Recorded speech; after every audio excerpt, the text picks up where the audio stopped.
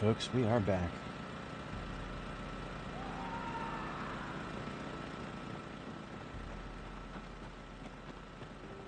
If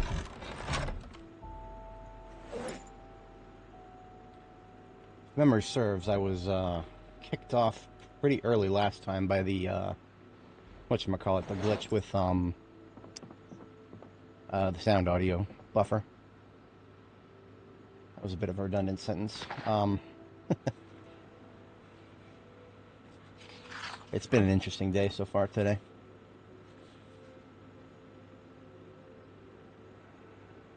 I'm looking forward to just relaxing and killing some zombies for a bit.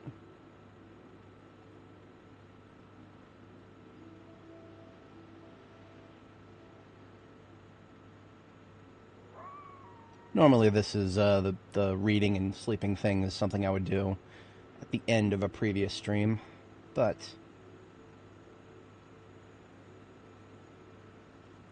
that's alright.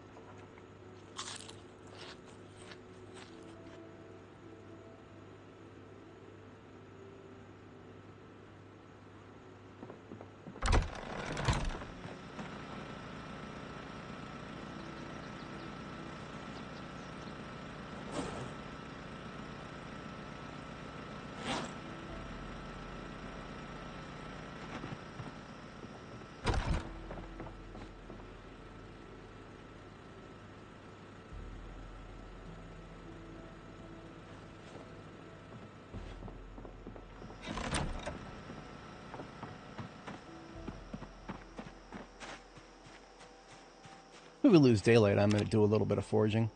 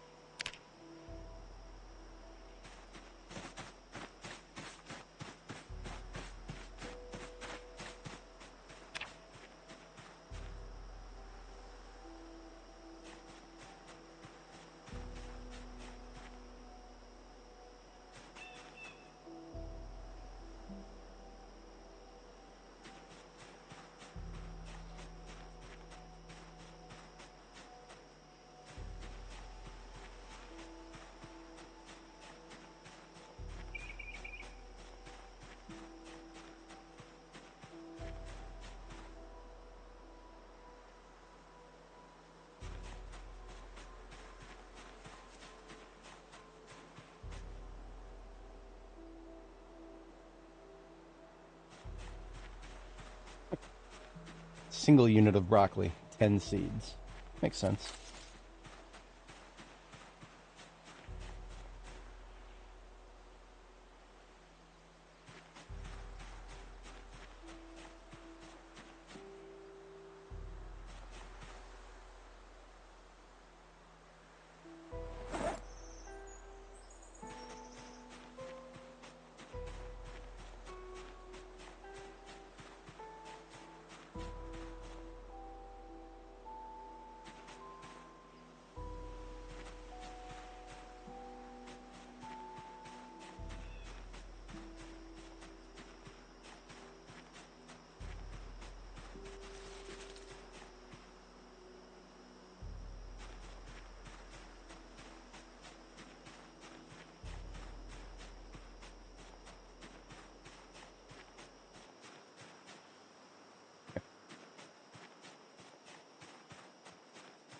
Don't get fooled by the remnants of cutting down trees.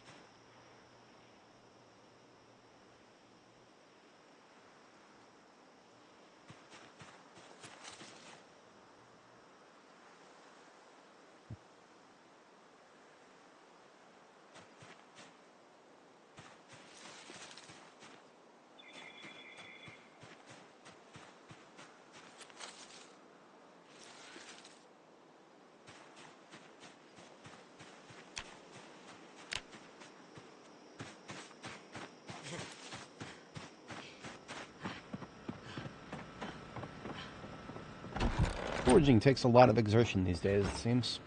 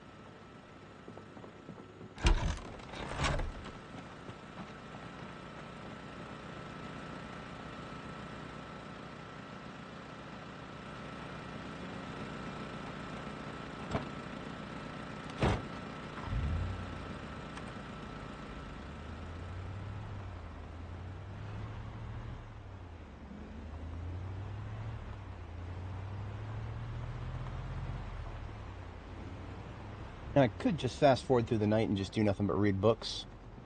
There might be a couple of other more productive things I could do.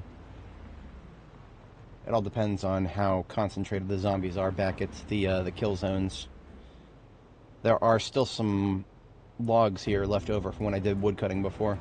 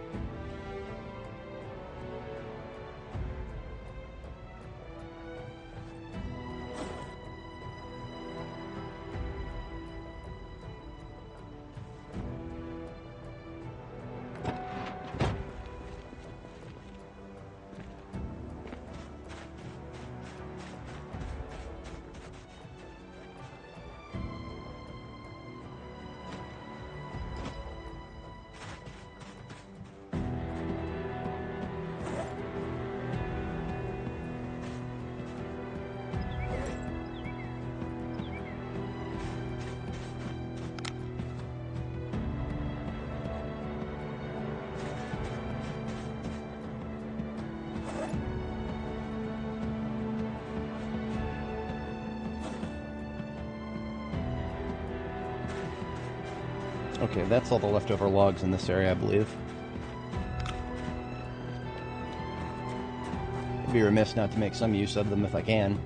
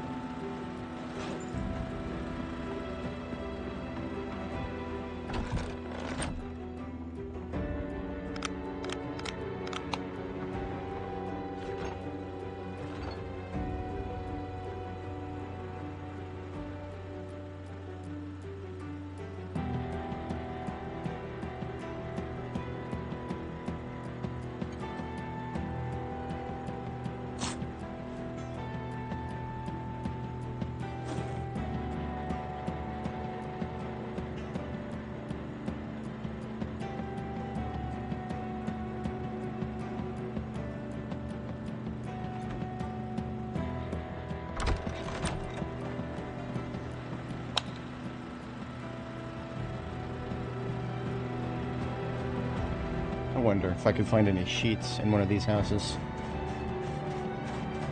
Would be a bit of a long shot.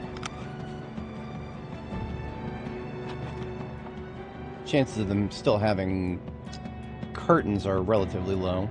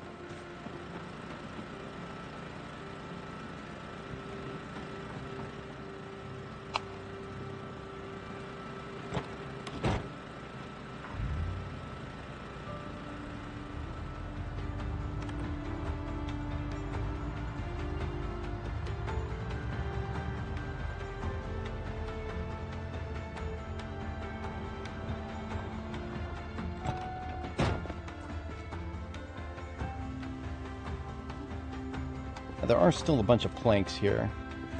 That's about all that's left in this area. So I can't make anything else out of the rest of the stuff that's left here. But of course, if you want to use planks for pretty much anything, you're going to need nails. And I don't have any nails, so I don't see that happening. At least not anytime soon. I will need to bring an entire box of nails with me if I want to actually, well, I mean, all these logs I've been picking up. Boy howdy, would it be great to saw them down into planks. But sometimes you just keep forgetting to bring something. I can, however, always make use of more water in this area, since there's no pressure in the plumbing.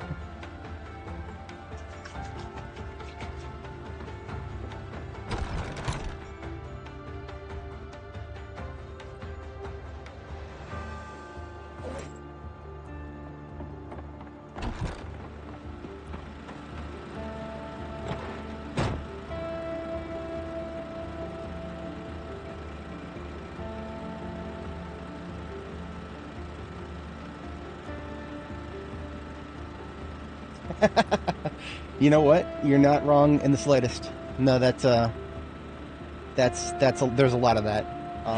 And I can bring, there's so many things that I do bring with me that I never end up needing. And then there's so many things that I could really use that I just sometimes forget. Like between my field kit, my backpack, the combat kit, my glove compartment, all that stuff. But alas. I'm finding a lot more usage for those barricades that I'm building out in the field, though, so I do think a box of nails is going to start becoming a regular thing in my field kits. It's not like I can't afford it. I can make all the nails I need now. And that's after I expend all of the cartons that I already have. We are post-scarcity for a time, at least.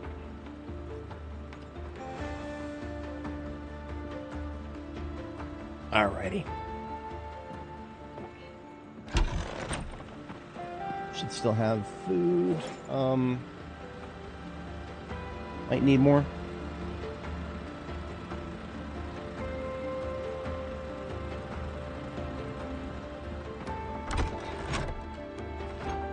Yeah, let's just bring another salad with us. Better to have a little bit more than a little bit not enough.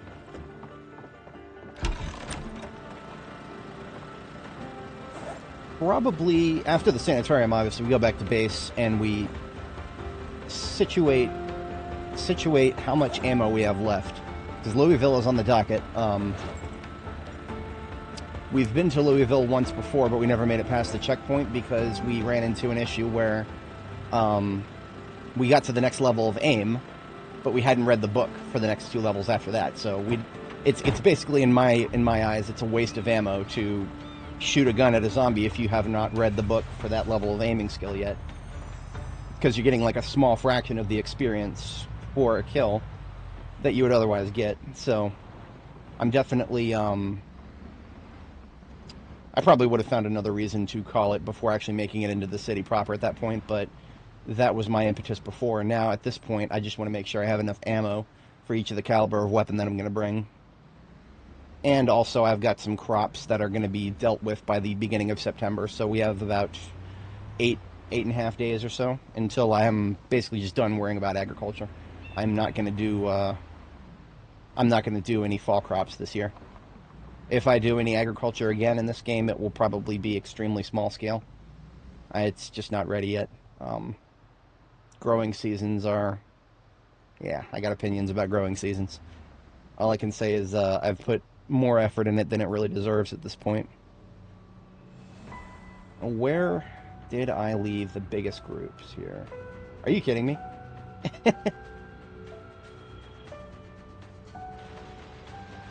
Raggedy Ragdoll Ann is still ragdolling all over the place, it seems. I don't know what's going on there. All I see is a shadow.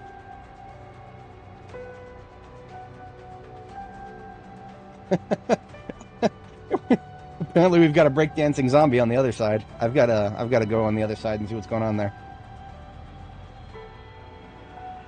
I thought, to be entirely honest, I saw a little bit of that last time. I thought that was just late game problems. I thought that was going to go away. Okay. I think I know where my next... Yeah, 180 days for tobacco. Did you know? Did you know that it has 180 days that it needs to grow, but it's only valid growing season for 150 days? I can never not point this out whenever it's relevant. Look very closely at the tobacco settings here. Average time to grow, 180 days. That's 6 months. Planting season, April, May, June, July, August. That's 5 months. What happens to a crop when it's outside of its planting season? It just fucking dies. And basically, it is 100% impossible to grow tobacco right now. Even if you just, 180 days, if you survive that long, guess what? After 150 days, you get to watch it fucking die. Alright. We've got an interesting distribution of them here, but it does seem like there's many more to the north than the south. And that is more or less what I wanted to figure out there.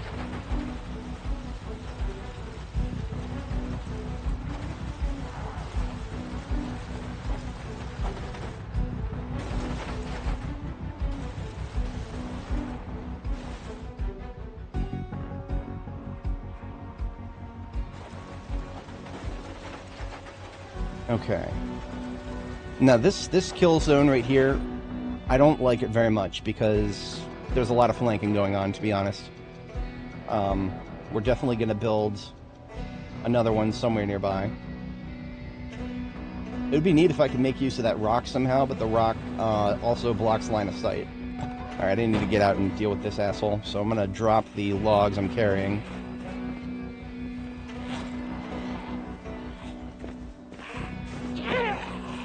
Come over here to take a pile and take a seat.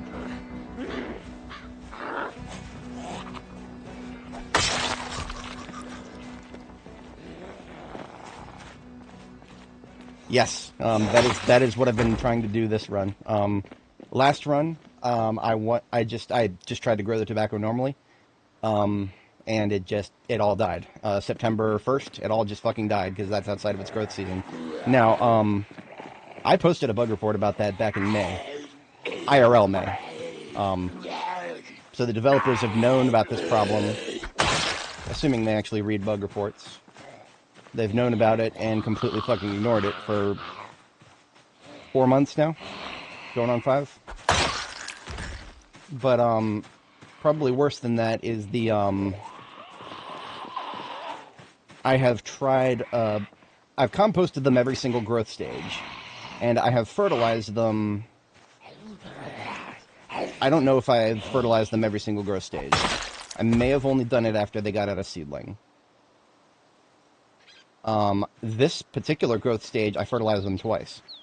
And I was hoping that they would, because obviously you fertilize it too much, it'll die. I was hoping that plants had like a health system, where if you fertilize it twice in a row, maybe it'll lose health, but maybe that health will restore over time, and I can fertilize it yet again. It has not. The tobacco at my base right now has not restored any health. It's still kind of yellowish looking, and it has quote-unquote weeks left to grow in its growth time. If it does not finish growing in 8.5 days, it will be September, and it will all die.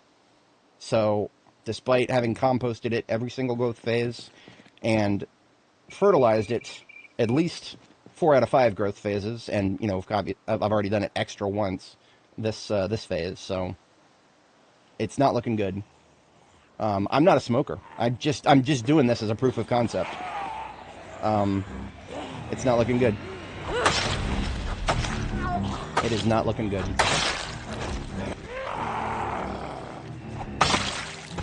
All I can say is that I'm very glad that agriculture is not a requirement for maintaining a healthy body weight in the current build. Yeah, you know, I've not actually peeped how much tobacco is there, but if you do go to Irvington, which I do recommend, Irvington has a trailer shop. I think that was one of the first things we did on this character, was we went on a map tour just to see what the map had available, but one of our major destinations was Irvington, because there's a trailer shop there with pristine trailers in it. Because in the current build, it already feels more difficult to find trailers, just even as wrecks. But you can find pristine ones that have not been wrecked, of the animal and the regular towing variety. It's at a rural supply store, kind of like at the very south side of Irvington. I would always recommend visiting Irvington for that alone. And if you are a smoke enjoyer, the tobacco shop could probably be a good destination.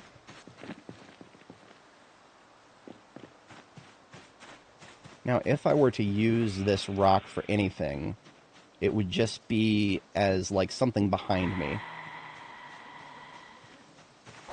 Just to give me like a single spot where the zombies are not likely to appear from.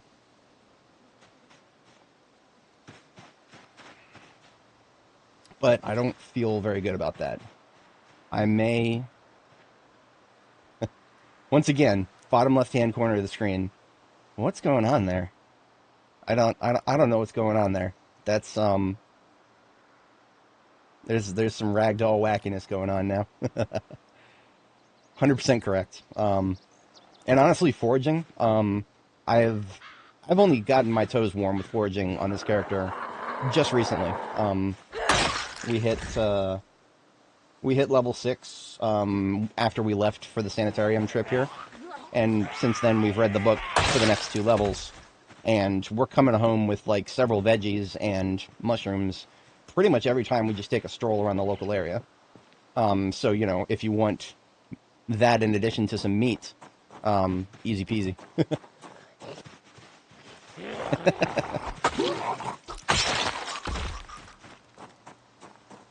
Damn shadow people. Okay, I'm definitely gonna, yeah, I'm thinking right in this corner right here. This is feeling like a good spot. Okay, you know what, I will back it up just a little bit so that anything that comes out of the doorway here. Now, on the flip side, there is still the main entrance here. The main entrance here is a very, as you can see, I've already killed tons and tons of them. All of them with melee, because there's no good, I use the low fences to kill zombies with firearms, because for some reason, in the current build, zombies are uniquely vulnerable when they spill over a fence. More so than they ever will be to firearms. I've tried every other scenario imaginable. With the 9mm, I can 2-shot pretty much any zombie. Unless it glitches and it needs to convulse, in which case, well, usually that's a 3-shot kill. As long as I catch myself. But, what does that mean? That means that if I were to set up a kill zone... Okay, now this is getting a little wacky.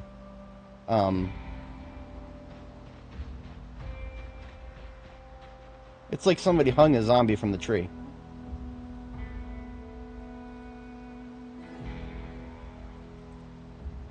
I can't even, it's not even working with my efforts to try to screenshot it.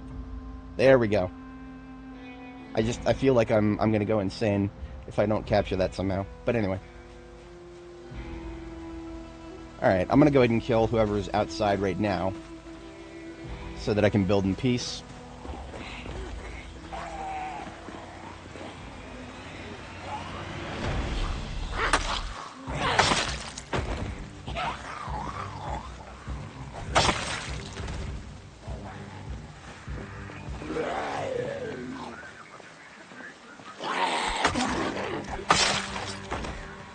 Okay, now, in my other kill zone, over here, I made use of the corner of a building to very great effect. Despite the fact that the building in question had, like, an exit right next to it. So I actually feel as though I probably could make good use of the corner here. Slight problem being, of course, the second and third floor zombies are getting stuck up there. Like this guy up here with the blue Kentucky hat on the second floor, he can see me. He's trying to get to me. But he is failing because his pathfinding is telling him... it's also kind of hard to see him. He's popping in and out there.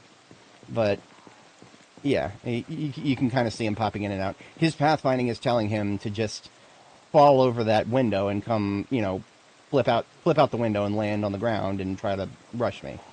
But his mechanics are not letting him flip out the window. So he's just walking indefinitely in that direction. This has been consistent, too, because I have seen zombies successfully throw themselves out of windows at me. It's just something weird with these windows in particular. Couldn't tell you exactly why. The map is definitely not done. Anybody who says the map is great and looks like it's finished, no. It needs work. There's silly little things like that going on. And once again, I would love to report that as a bug. But just like with the tobacco, I have tried to report bugs in this game, and it has fallen on deaf ears entirely. Yeah, that is true. And you know what? Some of these ragdoll zombies that we're seeing, I feel like those are the result of zombies falling out windows.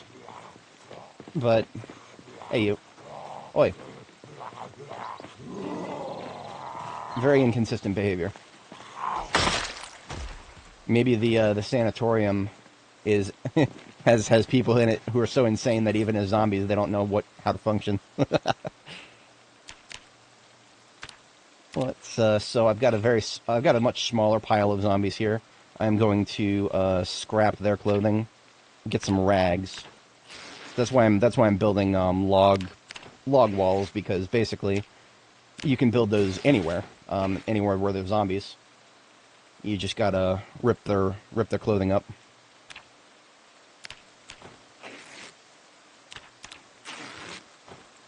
Being tailoring level 10 is also making it a lot faster to rip clothing than it normally would be. Trying to do it at level 0 tailoring is surprisingly annoying now. Now, I did just make a slight mistake. I should not have ripped up that skirt. I should have shortened it. Every time you shorten a skirt with the tailoring skill, you basically just get a free clean rag every time you do it, regardless of how bad off the skirt is. Okay, that's 17 dirty rags. Gotta go wash those. Let's get one more if we can. Even number would be nice.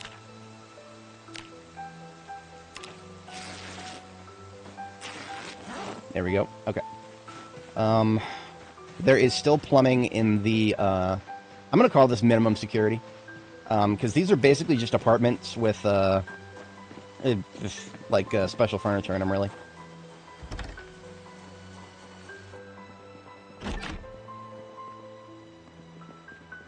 Now, this area cannot be considered safe.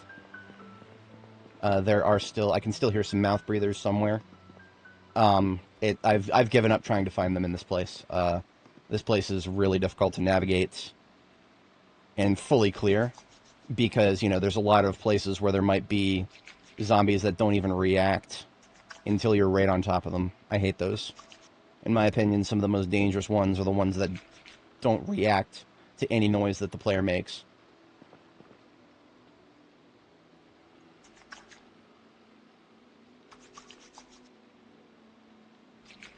I really wish I could just, you know, click a single button and have it wash rags until it runs out of water. But we can't have it too easy now, can we? There's got to be enough water for all the rags that you have, otherwise it will not let you finish. Oh, fascinating. Yeah. No, that could very much be it. There's, in fact, the elevator shaft. That sounds really close. Like, really close.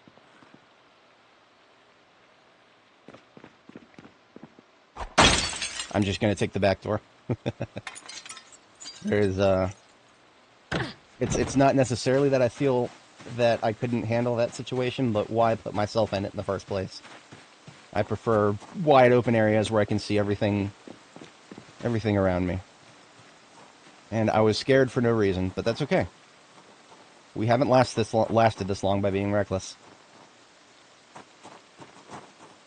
Wherever that one that I've been hearing is, it's probably this elevator shaft right here. That could absolutely be it. I would never be able to see it if it was in there, and it would never be able to see me, which would fully explain why it has not aggroed. It's just sitting there mouth breathing.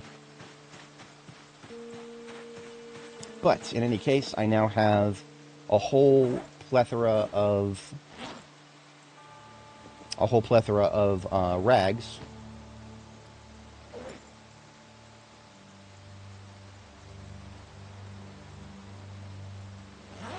So now I can take up some of these logs and make a few more of them lovely, lovely fences. Yes, yes, it is. Absolutely. In fact, that is 100% what led to the demise of one of my characters. Rest in peace, Barb the Builder. 104 hours on her. It was about February of '94. This was my 42.8 character. We were in Muldraugh, and we were moving a little too fast. Usually when I'm clearing an entire city, I take it block by block very slowly. I had an ambulance at the time, so I had no excuse to not be using the siren to pull zombies out of every corner. You see, he was so nice that he went over the fence, but I'm not quite ready to start discharging the firearms yet. But anyway, yeah, Barb the Builder passed away because I put her in a situation that I had probably 20 chances to avoid putting her in. But I just slowly got more and more overconfident that, no, it was bad. Never again. I'm going to purposely treat my character as if she is the most vulnerable flower, no matter how, no matter how many. She's coming close to 15,000 zombies at this point. Probably about 800 of those have been here. So, even though she is not a dainty, vulnerable flower, I'm going to pretend that she is, because that's going to help her stay alive.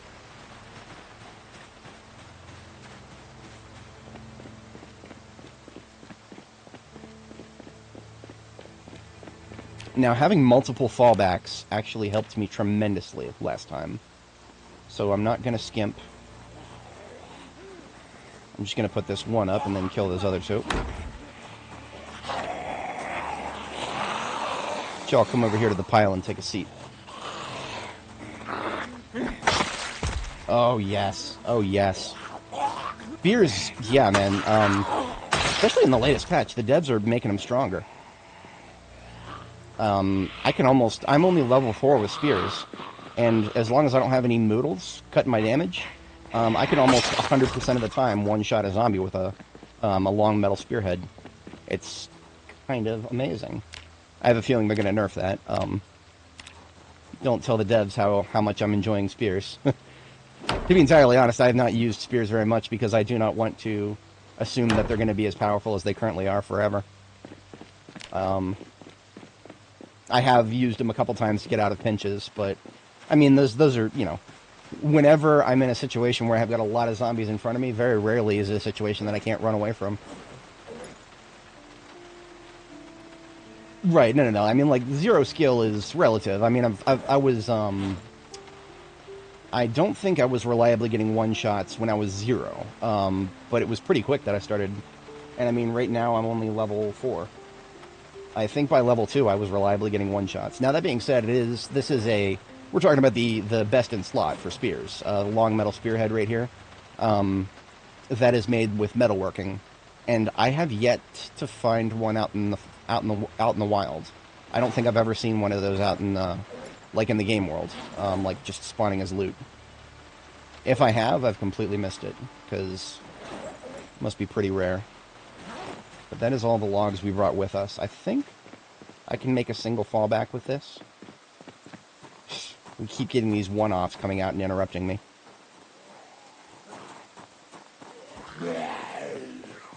Now, I don't know what's going on with this guy, this one flipping out. But if you guys notice, when I look away from it, I still see it. Now, what does that tell me? That tells me it's dead. Because if a zombie was still alive, when you look away from it, it would disappear.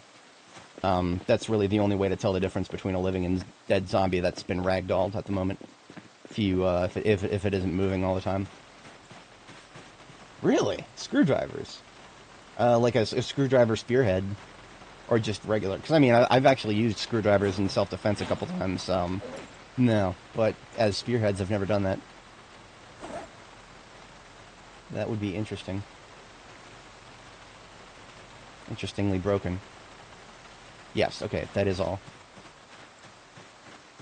I never even checked how bad the smell is over here. Oh, it actually is fine right here. In this particular spot, there's no smell yet. Big yet, but, you know. Wow, that is wacky. That is really wacky. Okay, I've got the logs for 3 more. Let's do this. Right here? Yeah.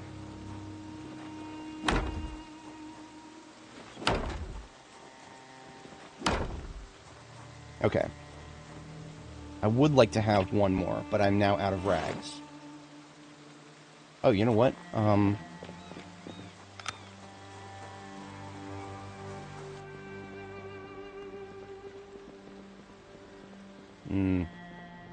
not... Okay, look at that. There's a water dispenser right there. I am going to check this from multiple angles before I go for that dispenser.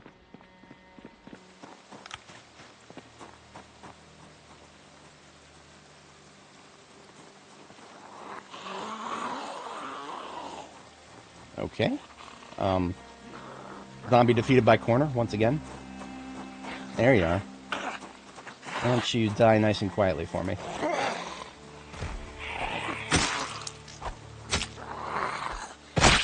Thank you.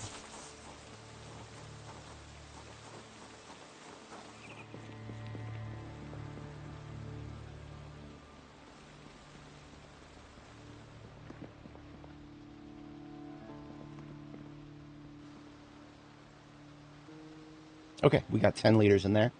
Now here's a problem. The latest patch... Now, this may be a fluke, because I converted my map from the previous build. Right, so this character was started on 42.10. The version is now 42.11. As of the update to 42.11, I have not been able to remove the dispenser bottle from these things anymore. And I don't know why. Usually when there's a update that has to, that changes objects on the map, that's what I would have expected to have happened. So I've tried, picking them up and putting them back down again, because that will very often correct any issues that occur with map migration updates. A new version of an object comes out, so you want to replace old ones just by picking them up and putting them back down again. That has not worked. For some reason now, in 42.11, I cannot remove the bottle from any of the dispensers. And I don't know why. I don't know if that's because that almost feels like an intended feature at that point. I've never had it, be so persistent. But I've also not created a new character, which also means that if I try to report this as a bug, the devs actually are guaranteed to ignore it. So, trying to remove the bottle when the dispenser is in a vehicle throws a bunch of error codes. Fascinating. Okay, how heavy is this? If I wanted to pick it up right now. Only 30. I could do that. So I'm just going to pick it up. This is safer than leaving it inside. I'm just going to pick it up, put it in my offhand, and move it somewhere. Maybe I'll just move it up here where it's least likely to get touched by a zombie.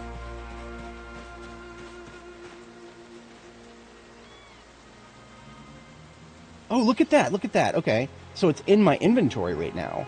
I can right-click on it and hit Take Bottle. But what if I unequip it and put it down?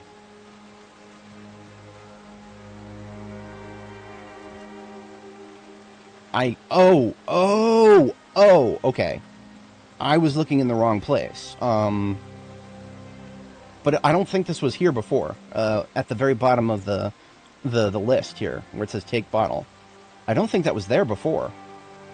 I would have to look back through my footage and find out. But in any case, we've got the water dispenser bottle now, and the most important thing about that is we can use it to clean rags.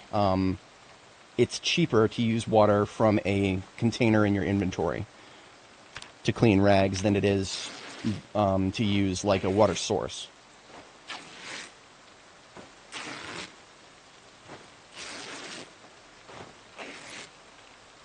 Put the dispenser in the trunk and try to remove the bottle. Well, I mean, I'll take your word for it if it throws error codes. I'm not particularly interested in throwing a bunch of error codes for no reason.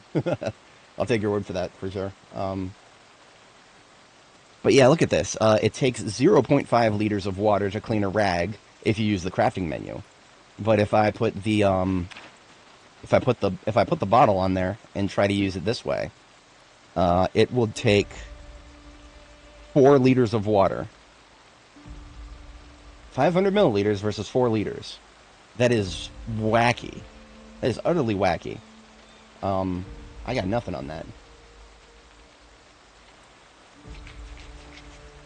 And of course it prefers my water bottle over the dispenser bottle in my hand. Whatever. Let's get some more rags.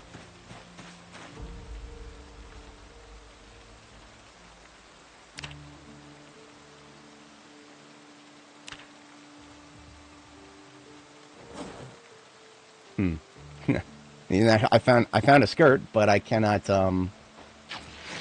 can't shorten it. It's broken.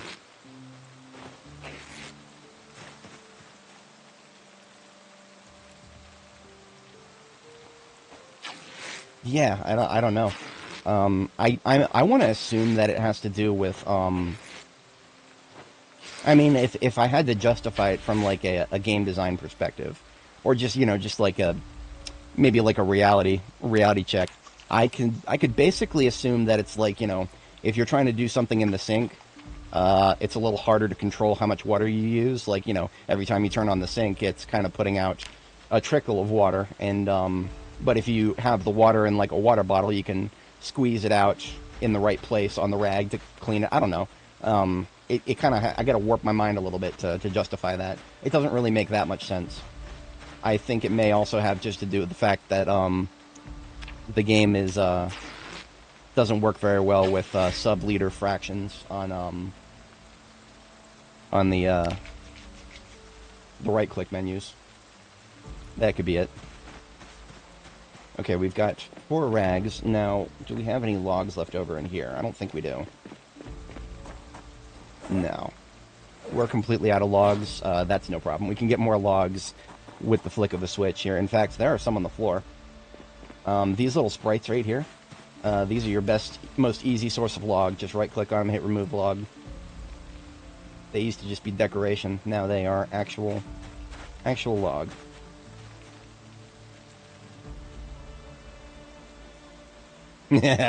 I mean, jank in this game, where we have zombie corpses literally flipping through the air in front of us for no reason at all. No. This is completely normal.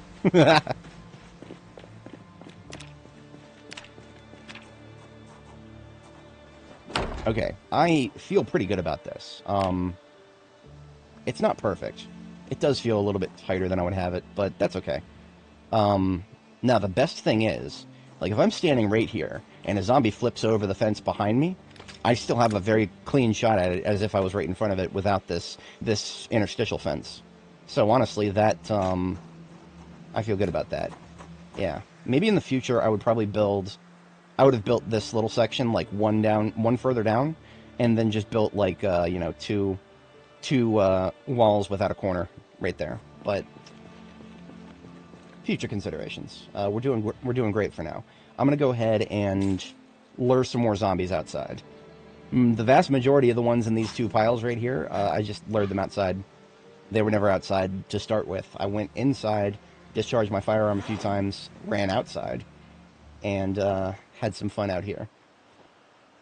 I think I can fit that, dispenser bottle into backpack. Okay. Let's see how this plays out. Primary M9 already needs a reload. Didn't even look at that.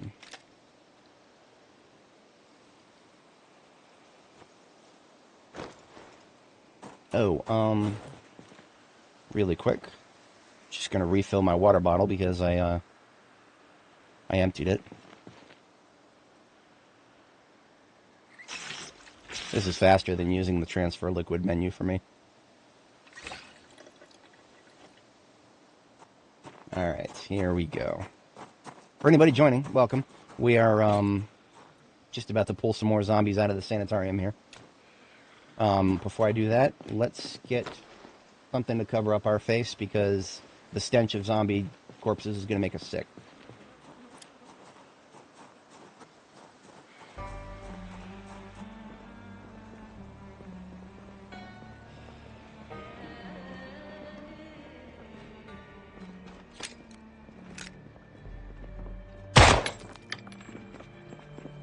That's all I need to do. They will come out and find me.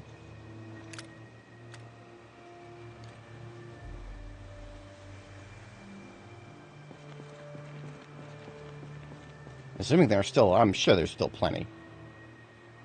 Somewhere. Yeah, they're not going the right direction, though.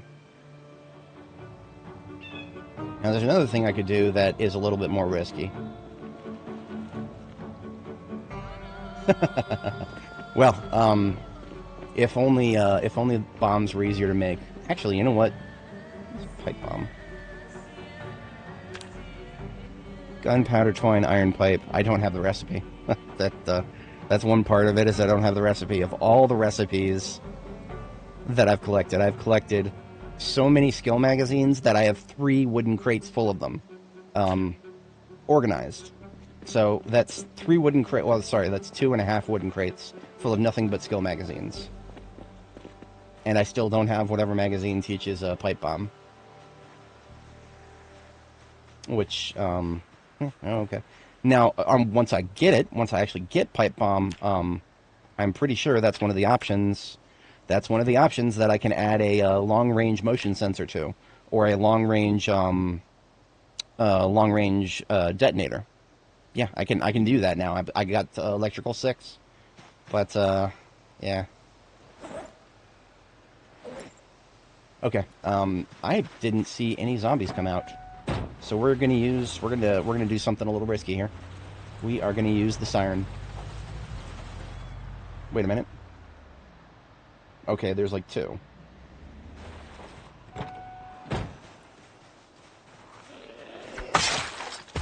Now, when I say this is risky, I mean it.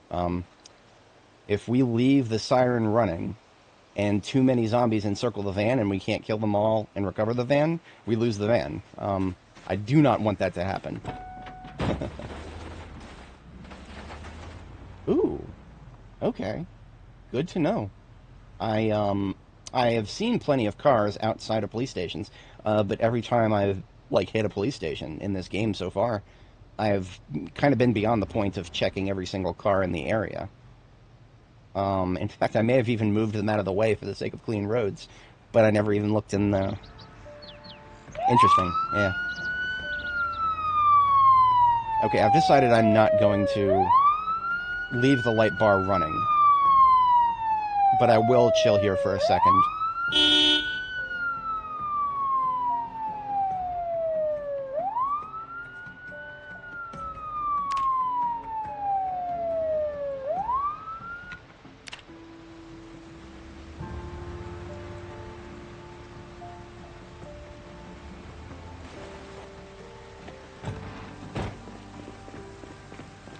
Fascinating. Okay. Yeah, I can make aerosol and fire now. Now, of course, fire in a place like this, well, it's interesting because, you know, I don't really need the loot from this place. So I'm not really... Oh, Jesus Christ! I don't know why I assumed that there would be nobody coming out of that door. Yeah, that defensive position really is not the best spot right now.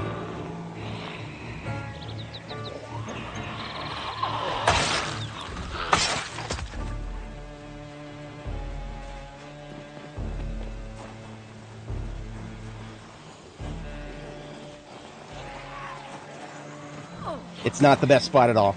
Nope, I can't make use of it. There's going to be way too many coming around that corner. Yeah, that's unfortunate. Okay. I sorely underestimated how many would be coming from that way. We're going to fall back again. That's okay. We have other defensive positions. I just kind of wanted to move up a little bit. That's okay. Hello, Hassan. How you doing today? Hopefully better than the other day.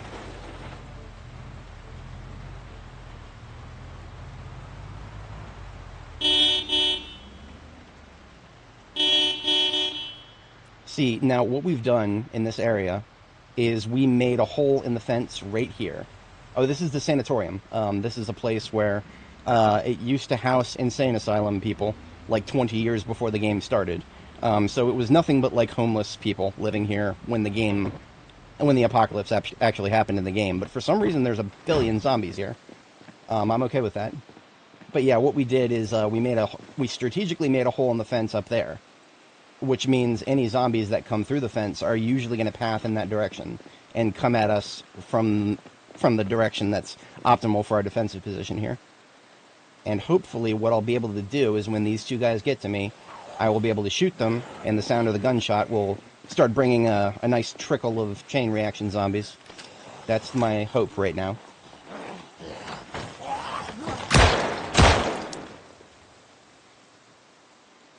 Yeah, okay. We've got a group of fast shamblers coming in, probably about 15 to 20. 12 rounds in the M9. Here goes. 10.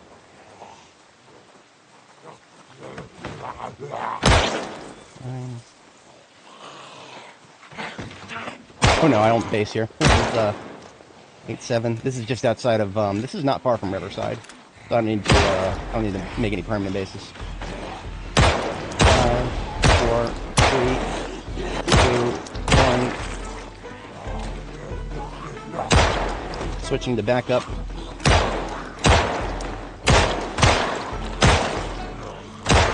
Multiple convulsing zombies there. I couldn't do anything about that.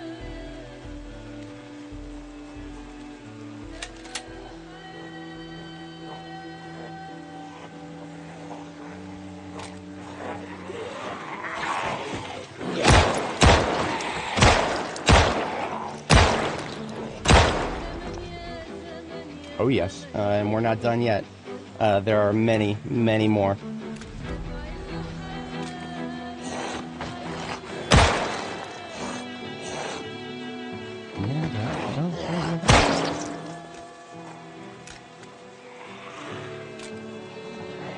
Hello, Jamie. 5 rounds left. Probably about 8 in the secondary. 4, 3. That's going to convulse. 2, 1. Reload. When I said 1, what I really meant was 1 loose round. Damn it. Okay. That's going to bring several more. We're not getting mediums yet. Only fast ones so far. Yeah, the only slow ones that we've gotten so far are still coming our way very slowly. There's a medium right there. Like I said, a steady trickle. We're going to get hit by fatigue any second now, but that's okay. I don't think fatigue reduces damage from firearms. I don't know, though. I do not know. I wish I knew. That's something I would probably not really be able to tell unless I turned on health bars or something.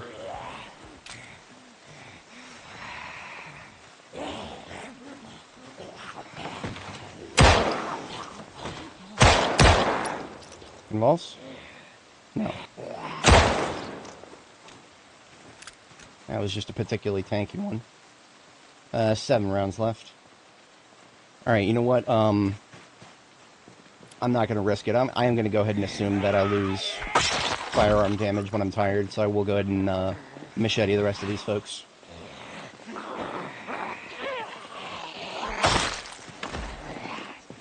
There is. Interesting. Interesting. I'm not sure what happened there. I'm not sure what happened there. But that's far from the first time I've had a zombie point blank on the ground that my melee attack just didn't hit.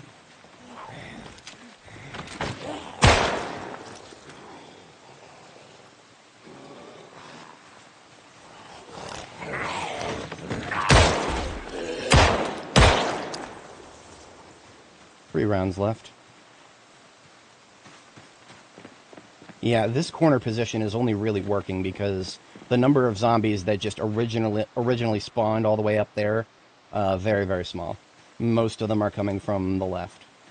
I would not be able to get away with this kind of setup in a place where zombies are very likely to come from behind. Because, I mean, you know, I have a countermeasure. In fact, this is a double countermeasure. If they come at me from this direction, they fall over once here and then second here. That's not going to last very long, though, if there's like a stream of 10 of them or more coming from that direction.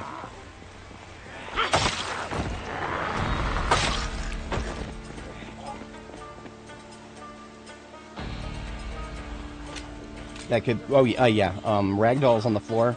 I don't shoot at them. I don't mail it. I use the knife only.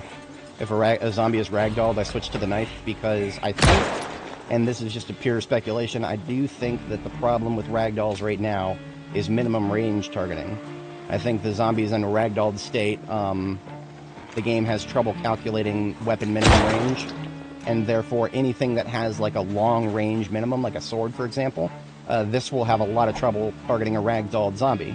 Because what's supposed to happen with melee weapons is if a zombie is too close to hit with our regular swing, our character is supposed to fall back into a push. That can't happen with the ragdoll because it's just not calculating the distance correctly at all. At least that's my theory. And so what's happening is we just don't hit them at all. We just do a swing and nothing happens. But for weapons like the knife, where the minimum range is really, really small, I have noticed that I can almost always reliably poke them with the knife. But yeah, I'm going to go ahead and melee the rest of these guys now that I've finished off that magazine.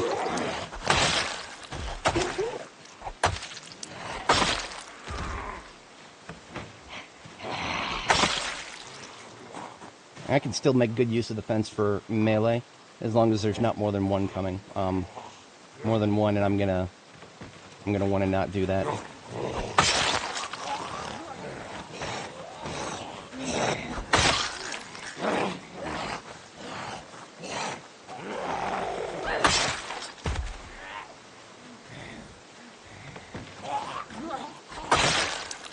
Okay. Yeah, it's 2000 hours. We're out of here. We are out of here. We had a good, it was a good day. We did spend the first part of it kind of just building a barricade that didn't work out as well as I'd hoped. That's okay. I'm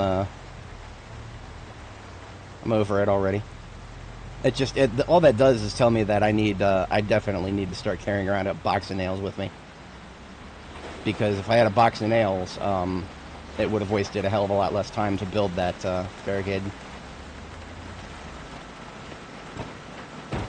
Yeah, no, ragdoll zombies are just bizarre. But yeah, it's just yet another reason that I'm glad I'm carrying around the knife. If I ever have an opportunity to demonstrate that, I'd be glad to, because it is a necessary thing. I have to do it a lot. A zombie is on the ground in front of me. Salads that I made yesterday are done, so we're going to spend a little bit of time cooking here. What have we got? We've got some shrooms we've got to use up.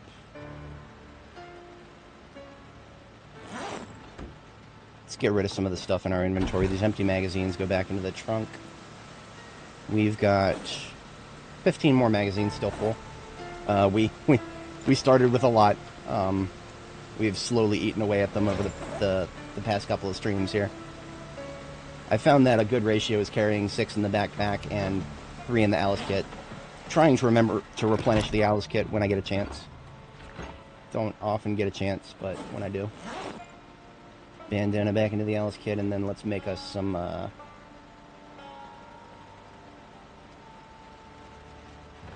I'll put a little bit of the steak in each.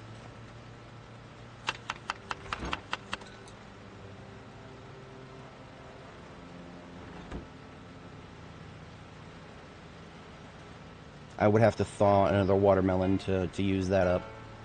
Maybe I'll go ahead and do that, actually. So I'll take 1 watermelon out and thaw 3 more. Optimal ratio of watermelons to make a salad is to slice 1 and smash 2. Because when you smash it, you get 5 chunks. When you slice it, you get 10 slices. So smashing 2 gets you an equal amount to the slices. In this case, though, since I'm not going to bother with the ratio, I'll just mash that into 5 chunks. Toss a couple of them in these salads.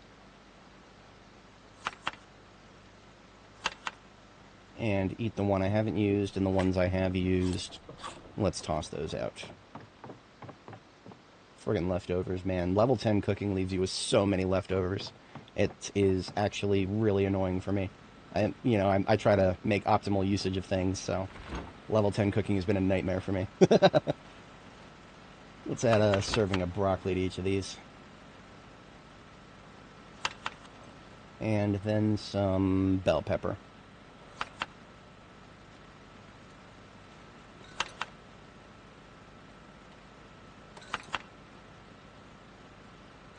Now, just for the seasonings, we've got a little bit of everything here. We got peppers, we got flowers. No herbs, that's fine. Oh yeah, that's a very nice 45 salad there. That will make us nice and happy. 40 salad it is. The other ones we made are also 40s, so I'm going to have to differentiate these. This is a 40 salad B. We're making a B series here. Just so that I know to eat the other ones first. Whole bunch of leftover bell peppers. I'm going to get rid of those.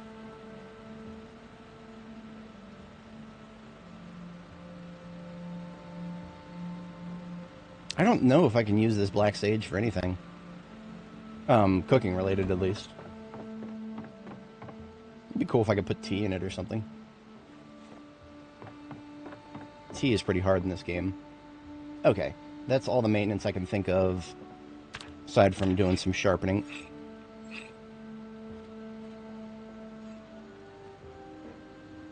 Machete is holding up great. Sword that's about 2/3. And once we run out of this machete and the sword, I do think we have at least one more sword? The weapon kit here, yes, I do have 1 sword left. Also a bunch of armor that I haven't even remembered to put on.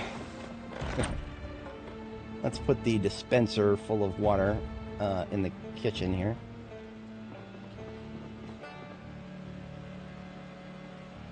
Consolidate my field water supplies into that.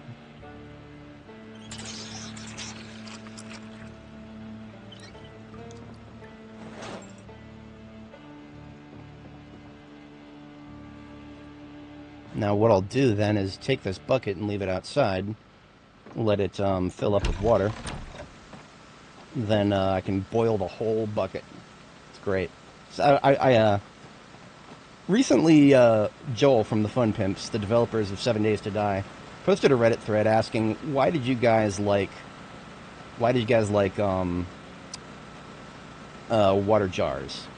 And my comment, a little bit of snark. I told him I never fucking liked water jars. I've never liked anything about the water system in 7 Days to Die. Because you just have so few options to do anything. You find the piss water in a toilet somewhere, you take it back to base, you boil it.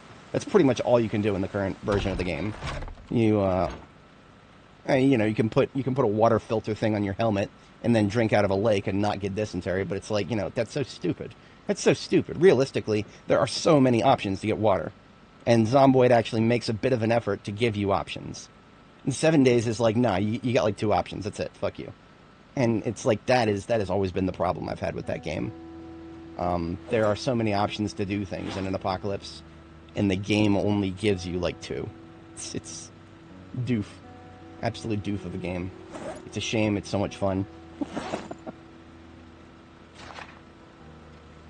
Okay, we are going to read till 22:30. Hit the sack. I think I will go ahead and read throughout the night. Not too much else I can do overnight. And when we're done with the overnight, tomorrow morning, time to kill more zombies. Lots more. I'm getting the sinking suspicion that this storm is not going to go away. So we're probably going to have to kill zombies in the rain tomorrow. That'll be fun. Believe it or not, the weather impacts your ability to hit zombies at range with firearms. I don't think it impacts your ability to hit them point blank after falling over a fence, though. So, once again, my strategy of building fences out in the field and having the zombies fall over them, vindicated.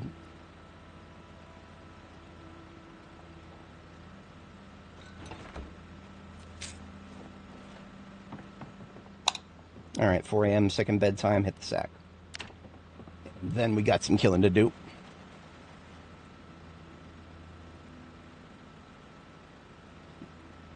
For anybody joining, welcome. We are hitting the Sanatorium pretty much just to kill zombies. There's not going to be much loot there. Whatever we do find is, you know, don't let the fact that there is, let me show you the map really quick. B42map.com, lovely resource. I initially was very drawn to the Sanatorium because of, look at this right here. Look at all these bookshelves. There's no books. These are bookshelves that visually look like they have books in them, but what they actually have are tattered hats and beard dirt, because this is a homeless encampment. There's no books. Homeless people don't read books. They use them for campfire fuel. So it's I was lured here before once by bookshelves. Never again. I'm not falling for that again. That's what it is. Do I bring the water with me? You know what? It can't hurt. I'll put the water in the trunk, because if I do feel like building more barricades, being able to wash a bunch of rags from zombie corpses would make that very easy. So into the trunk goes the spare water. After I top myself off.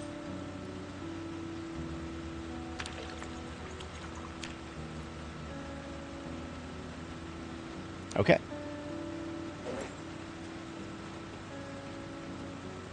Yeah, I'm feeling good about this. Now, the fog does not make me very confident for a number of reasons. This is not the best weather to be killing zombies in, but we've got a pretty strong kill spot, a very strong killing position here. We don't need to go too crazy with pulling them from a long distance and fighting in very wide open areas. We could, but we don't need to. As you can see, we've been in this area killing for quite a bit now. These zombies that we have slaughtered so far are starting to desiccate into skeletons. What I'm going to do is park for a quick getaway here. Just like my grandpa taught me to do, IRL. Okay. I'm going to start with just a little bit of mop-up. We're going to kill any zombies that are kind of just hanging out without discharging the firearm just yet. I get the feeling there's some in the trees to the south on my side of the fence, but I'm not sure. Now, what I did to make this position very easy is there's a hole in the fence right here that I made with my sledgehammer. That was very intentional, because what that means is most of the zombies that are on this side of the fence will hear my discharging of the firearm, which I'm doing right now. Zero intention to actually kill the zombie, but I can show you. Look at this. You can still hit them with a knife while they're ragdolled. It's great. But yeah, I only discharge the firearm to get the attention of those who are wandering south, because I want them to use this hole in the fence right here to get to my side. I don't want them going south. I want I want them coming through that hole in the fence and coming at me from this direction, which is only going to remain a valid strategy for so long as zombies don't attack these iron fences, which, you know, I think the devs are working on that, unfortunately. So this strategy that I'm using right now of strategically opening part of the fence, it's not going to work forever. They got to have their bendable fences framework.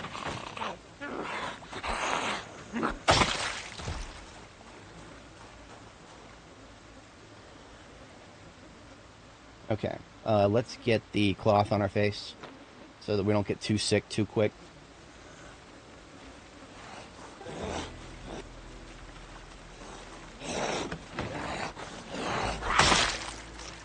I really should have shot that guy.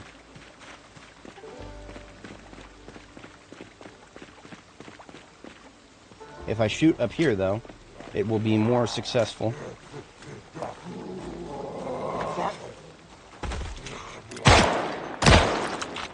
Yeah, that feels better. Because I'm still on this side of the fence, but there's much less likelihood of those guys who are on the south side there wandering south. So I'll probably kill a few here.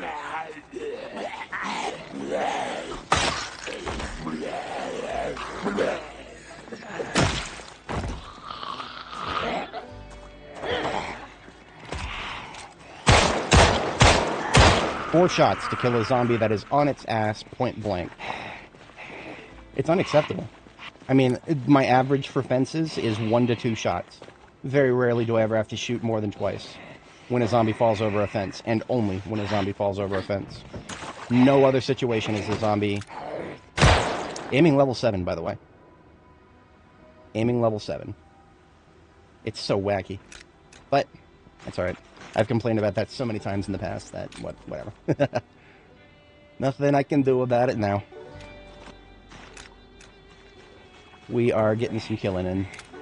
I have a feeling that we're going to get a nice, steady trickle.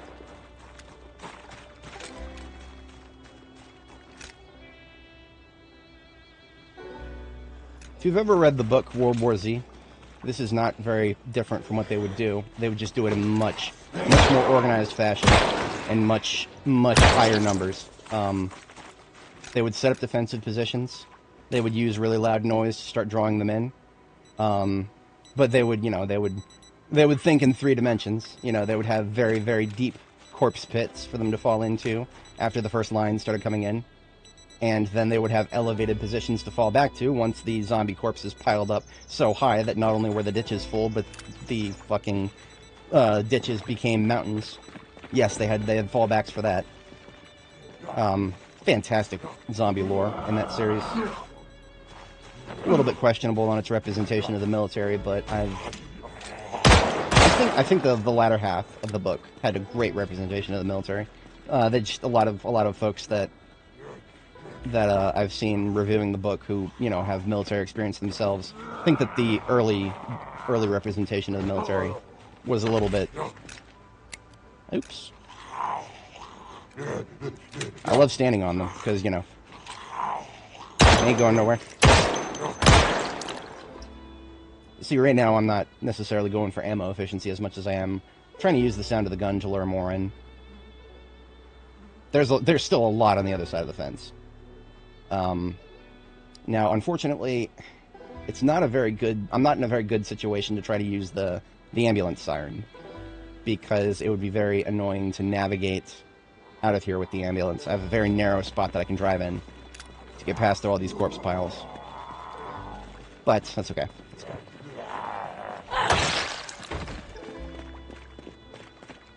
I might have no choice. The gunshots aren't doing the trick. What the... Are you kidding me? What are the odds of this?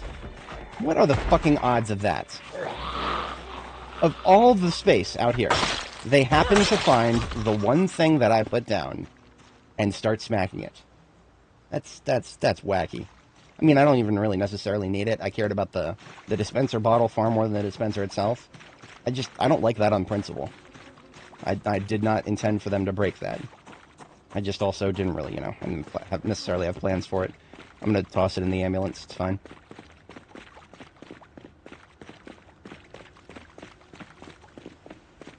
Now, on the flip side, I'm kind of okay with the fact that there's not a billion zombies here right now, because if there were, the fog would make it annoying to deal with them.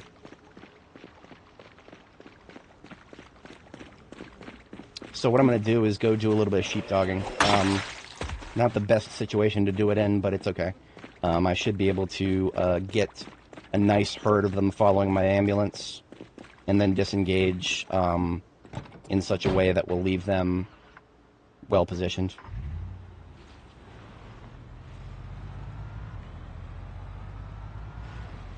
If you're not familiar with what I mean by sheepdogging, it'll make sense when I start doing it. Think of a sheepdog herding a group of animals. You know how the way they go back and forth in front of the herd. I might not even need to go back and forth very much. I only do that to keep the attention of zombies after they start grouping up and the slow ones start losing interest.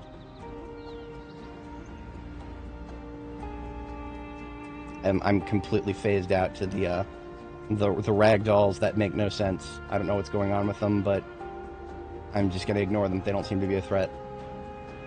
Something I articulated before is that if a zombie is ragdolled, but you look away from it and you still see it, what that means is that the zombie is dead. Because they can be ragdolled and still alive, but if they are still alive, they will disappear when you look away from them, because the game is still treating them as if they're a living zombie, and therefore living zombies you cannot see once you look away.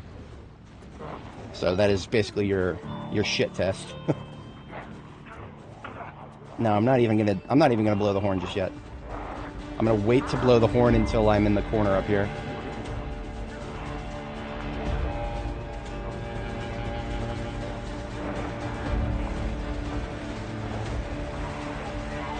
Fucking rats, dude. Friendly reminder that running into rats causes the same amount of damage to your vehicle as running into zombies.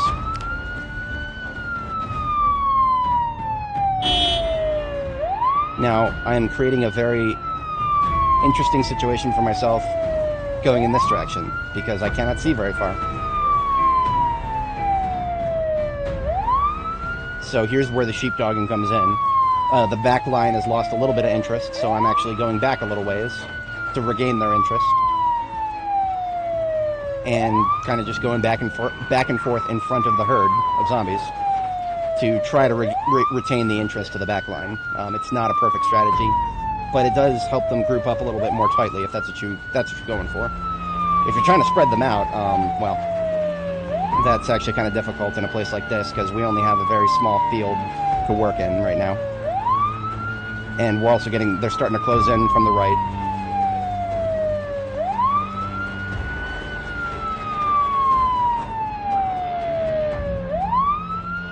See, I'm still technically sheepdogging them. I'm just encircling them from a much lower angle there. But now that I'm getting flush with the building, I'm not going to be able to keep that up very long.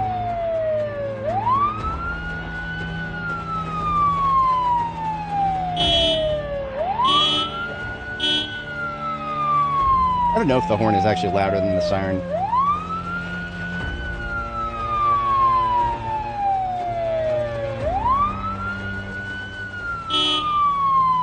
Now here's where we run into problems. You see the trees to the south of me? That's no bueno. That means my maneuverability has just been cut down to a third.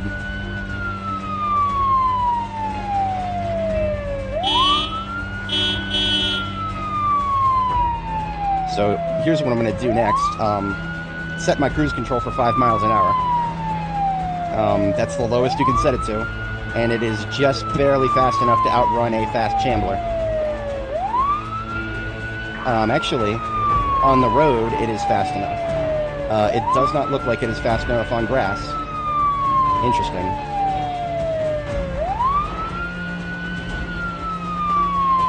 Learn something new every day. I usually don't cruise control off-road.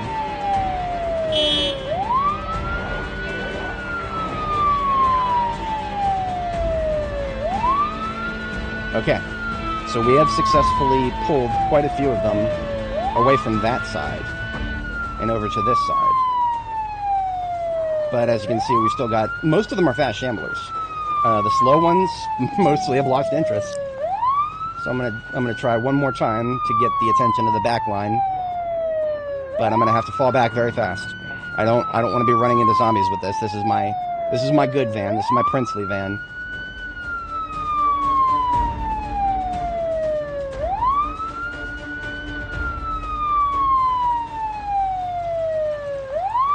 Ooh, that is a rock that I would run into and break my van. That right there. Gotta be wary of those.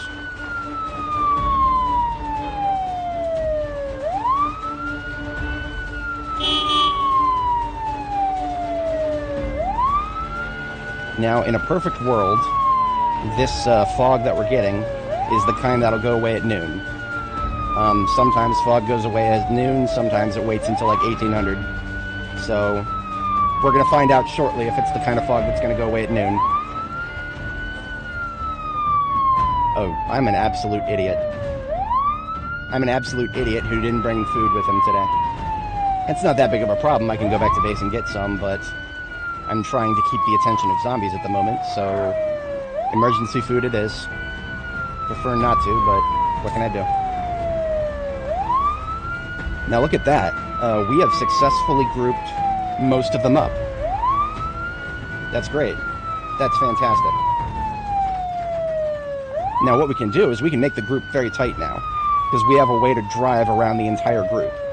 When you have a way to drive around an entire group, you can force them to move in on themselves and tighten up the group, so that you're basically just, you know, herding a group that is a lot easier to herd. Oh, they're still coming out. Okay. This is going to be the last time I can drive through them. I didn't realize they were still coming out from inside. Yeah. This is a very high level POI. My initial estimate of there being 1,500 zombies in here, I think that was lowballing it.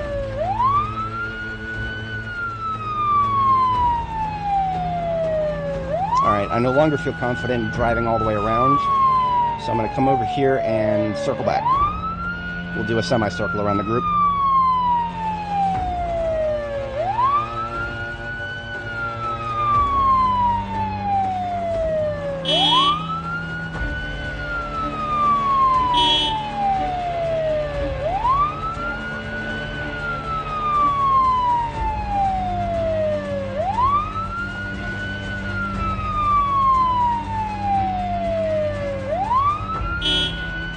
Woo! Almost hit that guy.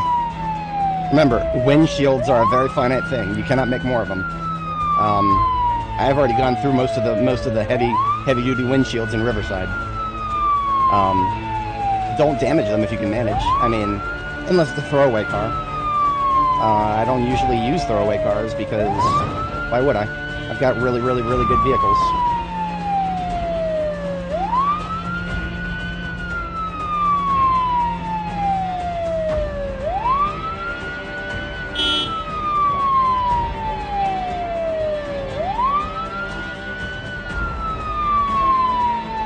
I could be wrong. I think the fog is lifting.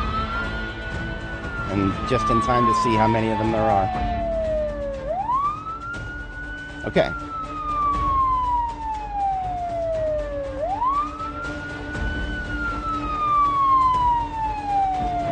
See all these slow ones back here? This is the back line. We've collapsed it in. I feel really good about this. Siren is going off now.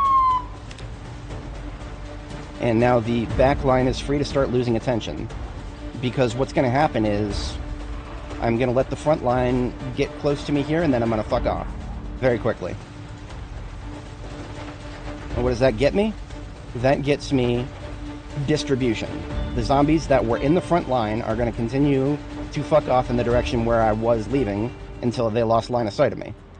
And so when I come back to this area, there should be a healthy distribution of them from the front line, and the back line will kind of grouped up a little bit. There'd be some intermixing. There still will be a lot of fast jamblers in the front line. You're not going to really be able to herd large groups of zombies and not have that happen.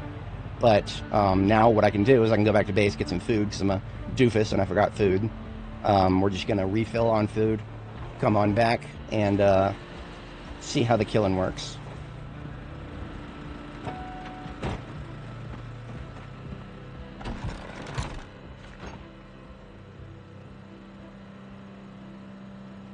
Just top myself off by eating a little bit of this.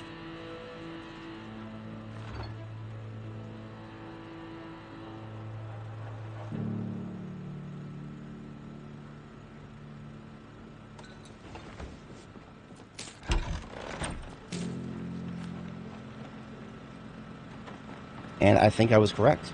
I think the fog is lifting. Fantastic. Alright, now, we've got a lot of zombies to kill. I'm putting my heavy armor on. Heavy armor, what is that? In my passenger seat, I carry around bone fingerless gloves, bone choker, a coat of plates, and a riding helmet.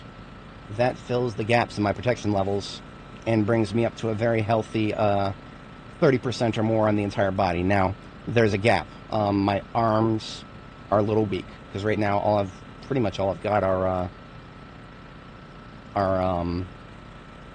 whatchamacallits, elbow pads. But I've also got a leather jacket here. I put the leather jacket on. I'm going to overheat. It's going to be miserable. We're still at the tail end of summer here. It's alright. We'll survive. As long as I don't overheat too much or too hard. Now, if I do, my plan for that is, I got a few bath towels for the sweat. I hop in the van. I cool off, basically, and then get back to it.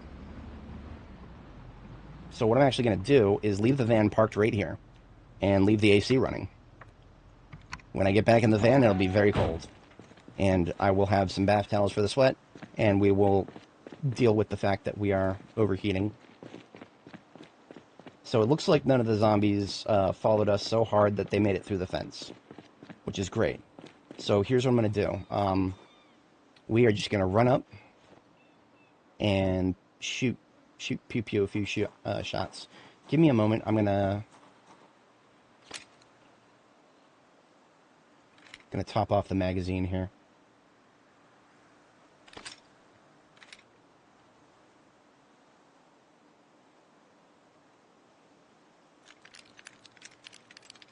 My magazines were uneven, and that bothers me. I mean, I'm already bad at keeping track of magazines. Yeah. Currently wielding 7. I need to have 8. Let's put that in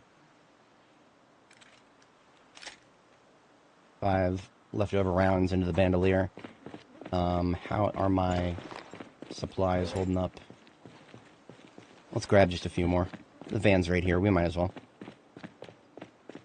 We're still giving the zombies a few minutes to catch up to where we stopped making noise up there. You know what? I have 11 magazines left. I'm just going to take them all. I've got room for it in my backpack now.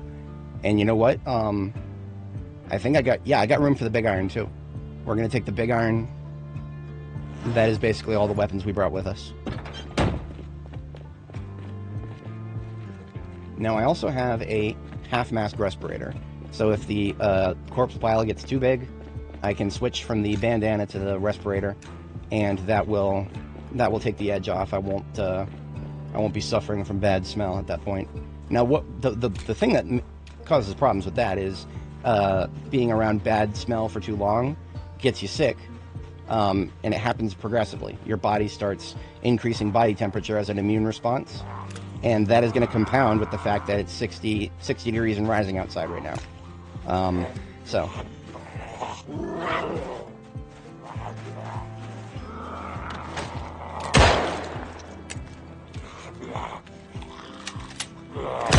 Forgot to reload like a doofus. It's okay.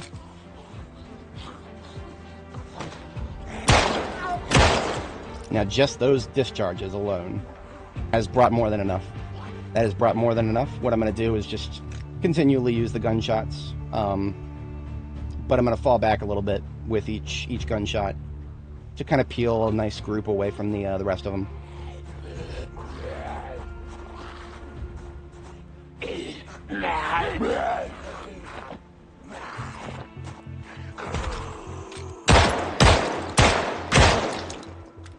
Four shots for a zombie on its ass.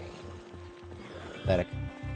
7 rounds left in the gun. Okay, we're done shooting outside of the barricade. We are now luring them straight to the barricade and no further up. Now look at Sally Silly there. She's going into the building because she lost focus on us, and she's basically just following that gunshot in the wrong direction for infinity. Lots of that happening in later Build 42 patches. Now look at this. Almost all of these are fast shamblers. This is going to be rough. This is going to be really rough. This is going to be so rough. You are 100% correct, Bloody. I agree wholeheartedly. Silk Song, it's probably a great game. The glaze is getting a little bit hard to deal with. So yeah. All right. Here we go. I am playing some music to get us hyped up, making sure that I'm awake, and we are gonna do some big killing here. Oops. Here we are.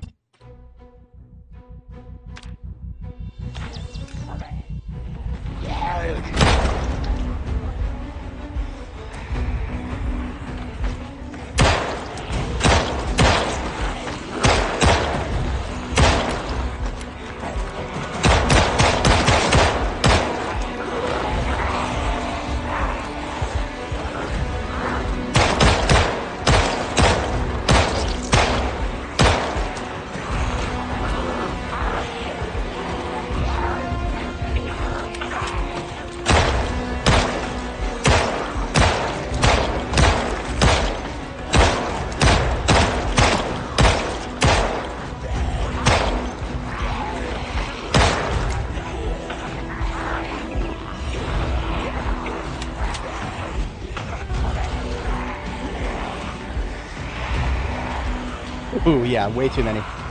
We are falling back a little bit here. Now, how am I going to go about this? Yeah, I don't know. That's an interesting question.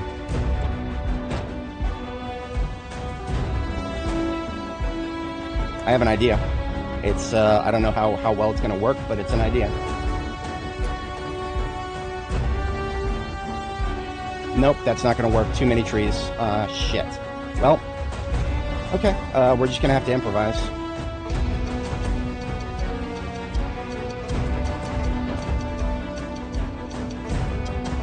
I have an idea. You can still shoot zombies point blank through fences.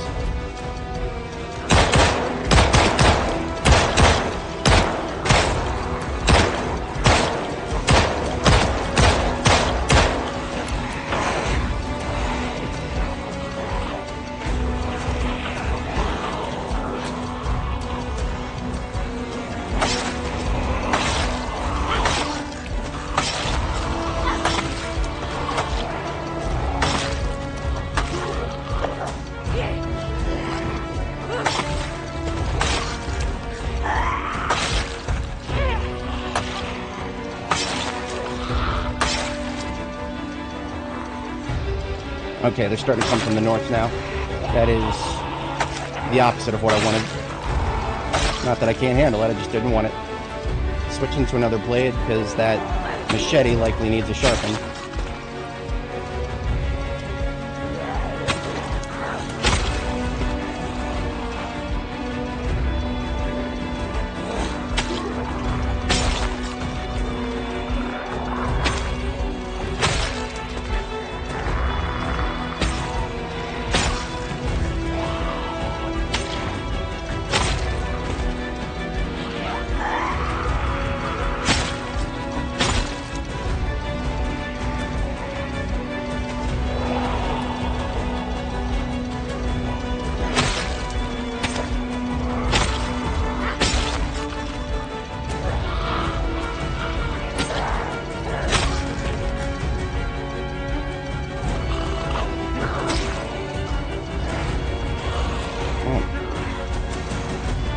I don't have a spear at the moment, so trying to poke him through the fence is a knife-only solution, which is... I can't do that when there's somebody free on the other side of the fence.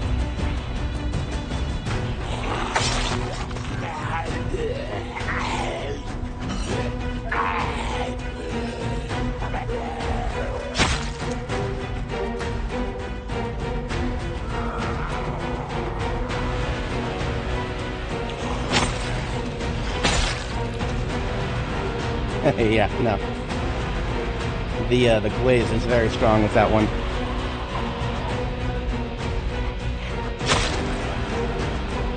Okay, so here's what I'm going to do. I definitely need to sharpen my blades. And I also need to cool down and get some exertion back. So I have the AC running at max. It is 23 degrees in my van. That's going to take care of us being hot very quickly.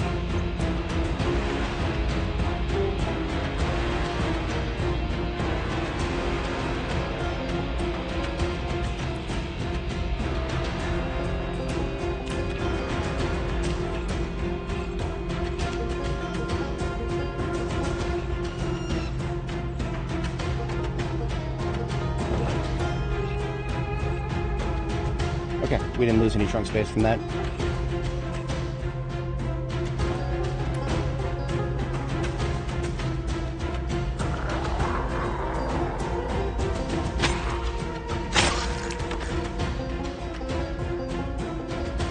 Whatever dev decided to add code to this game to make the rabbits sit in the middle of the road, specifically, a curse upon their houses. Nowhere near. There's no loot here. Bloody, we are here explicitly to kill zombies. There's no loot, so we have no need for the hauler. The ambulance is the combat vehicle. We are here for combat, specifically. Alright, so the ones that are up here, they're all scattered now. Scattered to the wind. That's not good.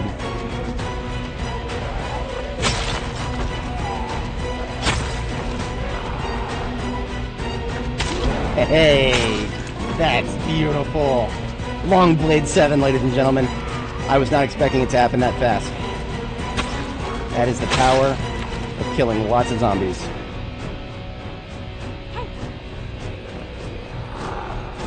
Alright, I need to try to get this, all the ones that have scattered to the wind up here. I need to get them out of the woods and into the ground.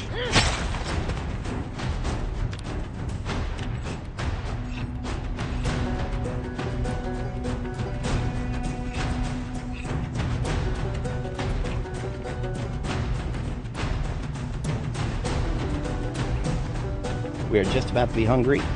Fix that now.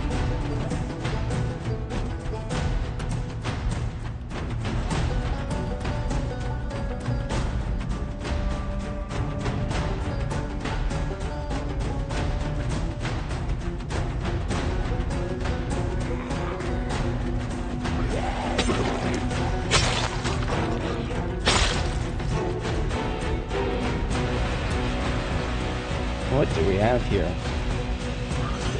Interesting.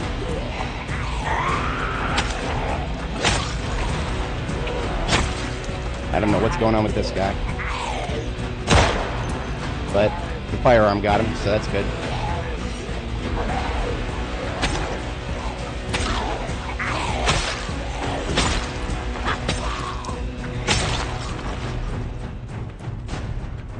Okay. We're back to the kill zone. We're at fallback, but that's okay. Come on, bitch.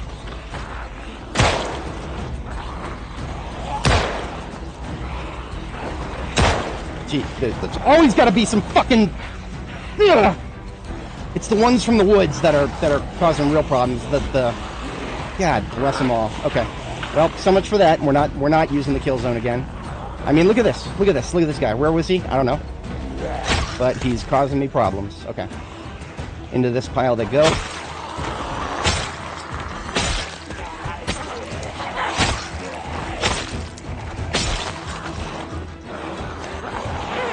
Everybody here is a fast shambler. That is not good.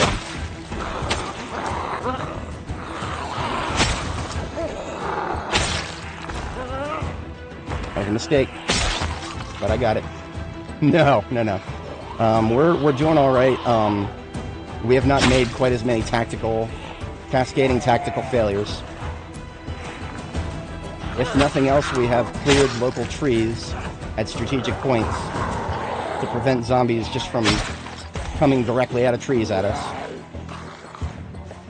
So that factor alone has pulled us out of the barb checkmate. Alright, switching off the sword to the machete, because I'm assuming the sword needs a sharpen.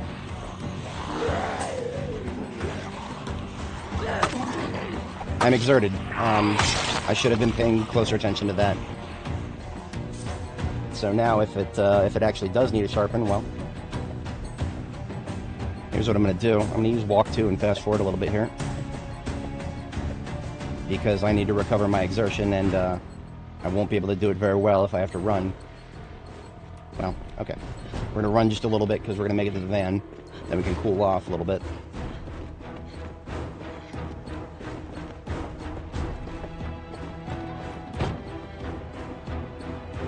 No sharpening. Okay.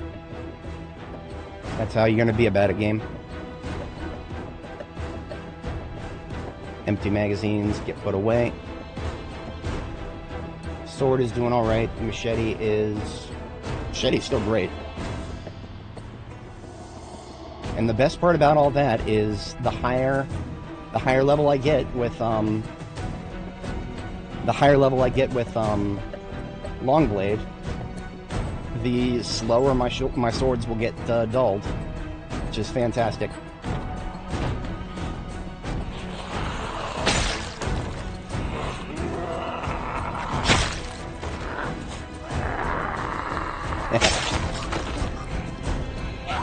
Well, look at that. I was just talking some shit about them popping out of trees, but at least this time it wasn't point blank. This forest, I would love to be able to call it secure. It's not. All I can say is that it's not absolutely crawling.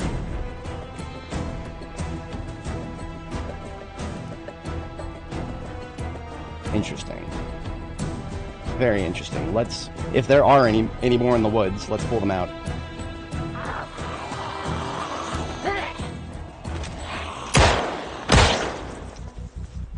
That was specifically for anybody in the woods.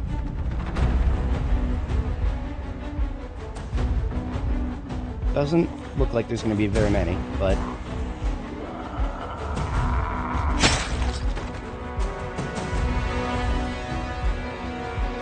Here we go. Shall come right this way and take a seat. 7 rounds left. Aha! Aha!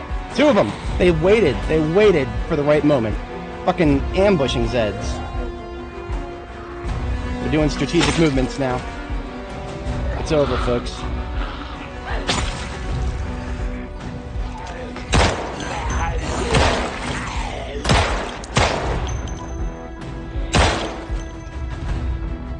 What was that, 5 shots? 2. 2 left. 1. 0. Reload.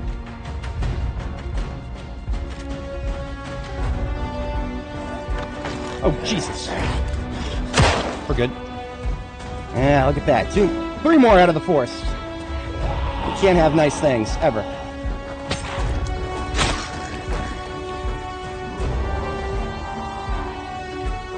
Right now, the corpse sickness is only, well, we've been getting away from the corpse piles long enough by, being forced back, actually. Being forced back has done a great job at preventing the sickness buildup. We're only currently at 8 sickness. We don't get the first noodle until 25. Okay. It's a little late in the day, honestly, but I can now move up just a little bit and observe the status of the rest of the horde. There's still going to be plenty. Yeah, look at that. As expected, scattered to the wind. But this, I want to say this is going to be a nice, healthy mix of fast and medium shamblers, as opposed to all fast shamblers, which is what we just had.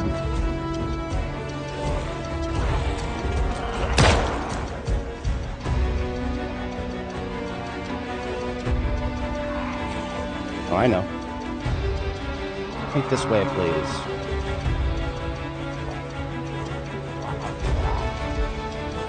If I keep his attention, he will beeline it at me until that happens. Now, I don't expect to stay here very long, but this gives me an opportunity to shoot them up here. Just gotta make sure I'm not getting flanked.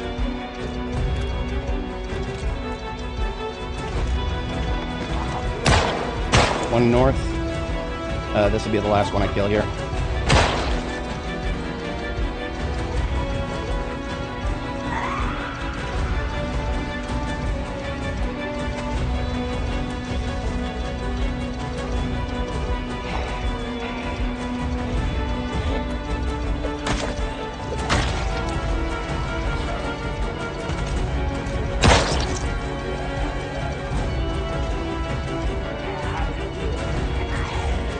We've got four fatigue left.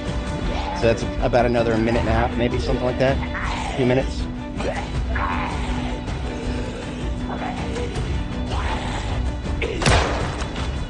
Ammo check. 3 rounds left in the magazine. 2, 1.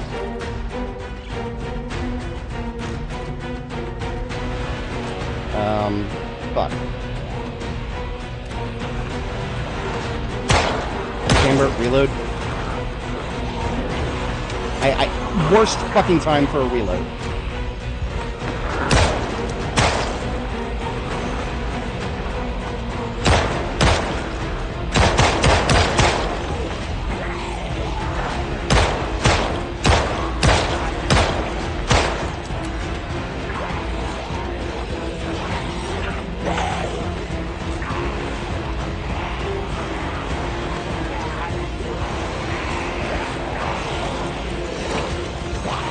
Speaking of worst time for a reload.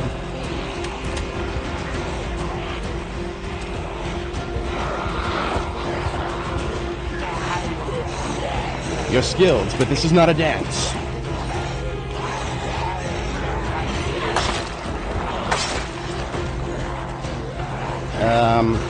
Hit and run would be nice, but no. Let's ragdoll a few of these assholes. That did not ragdoll anywhere near as much as I would have liked. Fuck. It looks like when you're panicked, your ability to even so much as ragdoll a zombie is impacted. See, when there's a lot of them in front of me, I'm too panicked to damage them. So I usually just try to CC them. Looks like too many of them, and not even that works. We're gonna have a quick bite to eat.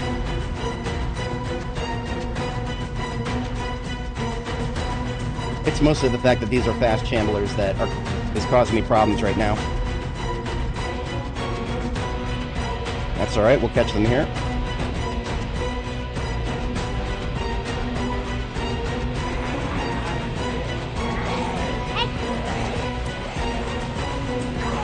I fucking hate the fact that some of them are still locked onto the vehicle, leading to shit like this. I don't want to be fighting them from that direction. I really don't.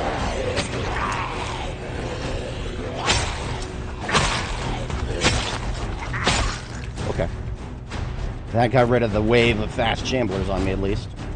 Now to just deal with the stragglers, and I mean, I'm not going to be able to retake the defensive position and still have fatigue left. So basically, I'm just going to try to get close to it, kill as many stragglers as I can, and then we're out of here for the day, at least. Yeah, I've got like 2 points of fatigue left to work with. Then my damage gets cut in half. We are only human after all. So naturally, when the fatigue hits us, our damage gets cut in half, as opposed to like a progressive reduction.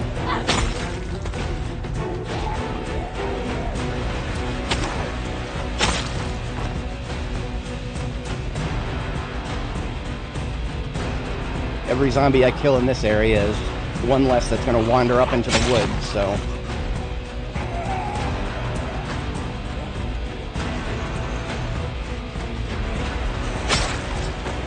Okay, fatigue is going to pop up any second now.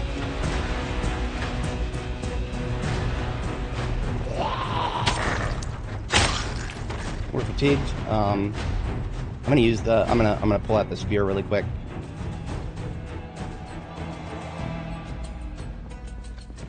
I'm going to show you why I'm pulling out the spear. Note that I'm fatigued, and yet I can still one-shot zombies relatively reliably with this thing. I'm not going to fight like this very long. I'm just going to get a little bit of kills in, and then we're out of here. Is this one close enough to the fence? Possibly. Yeah. No. Not quite. Spears are long, but not quite that long. Now, you see this don't be fooled by this. It might look like the area is not that bad, but what really happened is a ton of them have gone off into the woods. The flaw with this design, its fundamental flaw, hang on a second. We can chillax with the epic music mix because it is, major combat is over now. But the fundamental flaw of this base design here, or this just, you know, the defensive fallback design, is what happens is I very often have to fall back and shoot them here, which works very fine. It works okay for the very, very short term. But what happens is when I need to fall back in this direction, the zombies that don't catch me will start wandering off in the direction where they heard my gunshot, which will take them off into the woods over there. And there's nothing I can do about that. It's unfortunate. There's nothing I can do about that.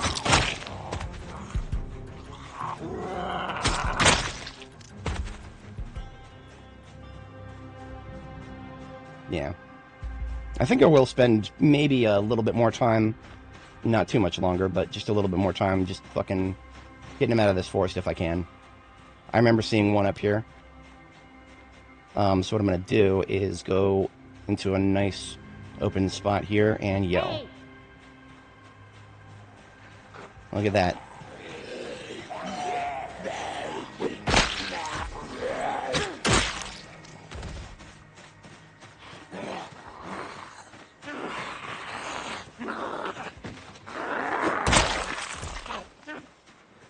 Now, once I'm at stage 2 fatigue, I can no longer reliably one-shot them with the spear. I'm going to be honest with you guys, it is a little bit exploitative what I'm doing right now because I know the spear is broken. These kill zombies way too effectively. Remember, the devs do not want us having fun. And the fact that the spears kill the zombies so quickly that I can keep having fun when I'm supposed to be running away now because I'm tired. But because the spear is just that good, I'm having fun. Which, that's how you know for 100% certain that the devs are going to nerf this. Because we're not allowed to have fun here. In fact, they're going to be I hate to say it, they're probably going to nerf spears into oblivion because of this. Because we're having fun. Never forget what they did to caffeine. Never forget what they did to caffeine. Caffeine was, at the very beginning of B42, caffeine was so powerful that we could stay awake basically indefinitely with just the soda we were looting from the local gas stations. You could drink like 150 milliliters of soda, shut the hunger up, shut the thirst up, and shut the fatigue up all at once. It was amazing. The devs nerfed caffeine to such a ridiculous proportion when they caught us doing that. It was kind of silly how much they nerfed it. And unfortunately, I hate to say it, the same thing is likely going to happen with spears. Because they're going to look at how much fun we're having when we do this. And they're going to be like, not in my game. Not in my game. No way. You guys have got to be fucking miserable. I'm possibly being facetious. I don't know. The devs, the way they handle certain nerfs, it really does feel like they're taking it personally. But in any case, we're done fighting for the day, so I'm taking off my heavy armor.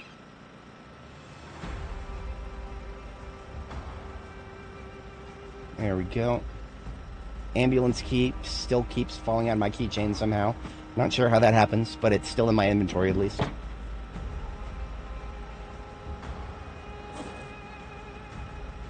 This water dispenser is not really needed, but I will go ahead and put it inside the field base here. So at our peak, we got to about 17 sickness. It's starting to fade. It's already lost 5 points. But what that's causing is, as you can see, we're still unpleasantly hot. Despite taking off the jacket and all of the other heavy armor, we're still unpleasantly hot. That's our body, that's our immune response. So we're going to be unpleasantly hot for a little while until that goes away completely.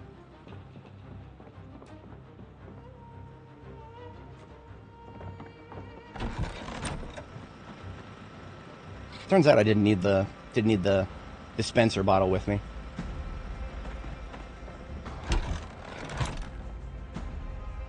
So I can just leave it there for now. It's fine.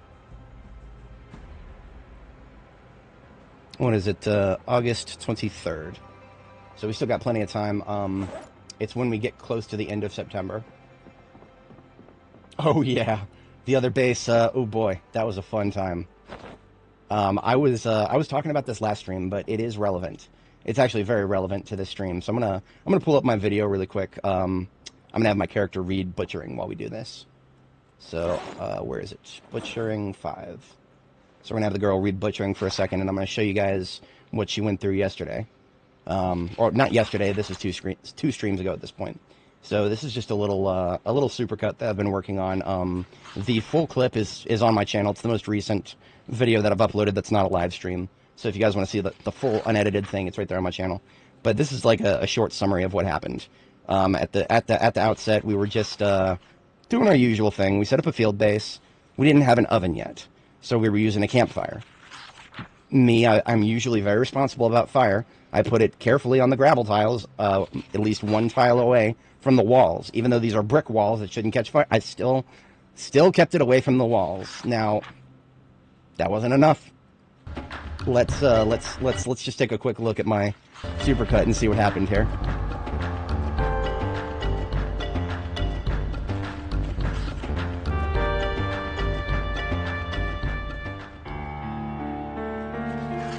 After I wake up, what happens? I start hearing a scratch at the door, and I don't know what it is. The audio is muted, but look at that. Look at that. We've got fire spreading. I don't know why. So I whip out my machete. I kill a zombie. And look at that. That one was on fire. Another one walks over, it catches fire. And now the fucking... before I really realize what's going on, it's a checkmate. I can now not escape from my base. At this point, I cannot escape from my own base. All the windows have iron bars on them. And I have no idea how long it would take to bash down an iron bar without welding equipment. It would take a while. I have no idea if I'm going to lose, like, more movement ability while that happens. Fucking bizarre situation. There is a way out of this place. It's the secret tunnel. The secret tunnel that leads to the inside of the Sanatorium, which is the building we've been fighting outside of. In my thumbnail, I said 1,500 zombies. That was just a ballpark guess. There's more. I have confirmed there is more. So we can see the fire is spreading. I need to get the fuck out of there. At this point, what's going through my head is my resources. I don't have any food. My fridge is in the area that's caught fire. I pick up that gurney and I fuck off. I leave the doors open in case I need to run out. I don't think I'm going to be running out anytime soon, but yeah. And this is where I start running down the tunnel, thinking I might be able to sneak my way out or something. No. Spoiler warning, no. That doesn't happen. I definitely need to shorten some of that.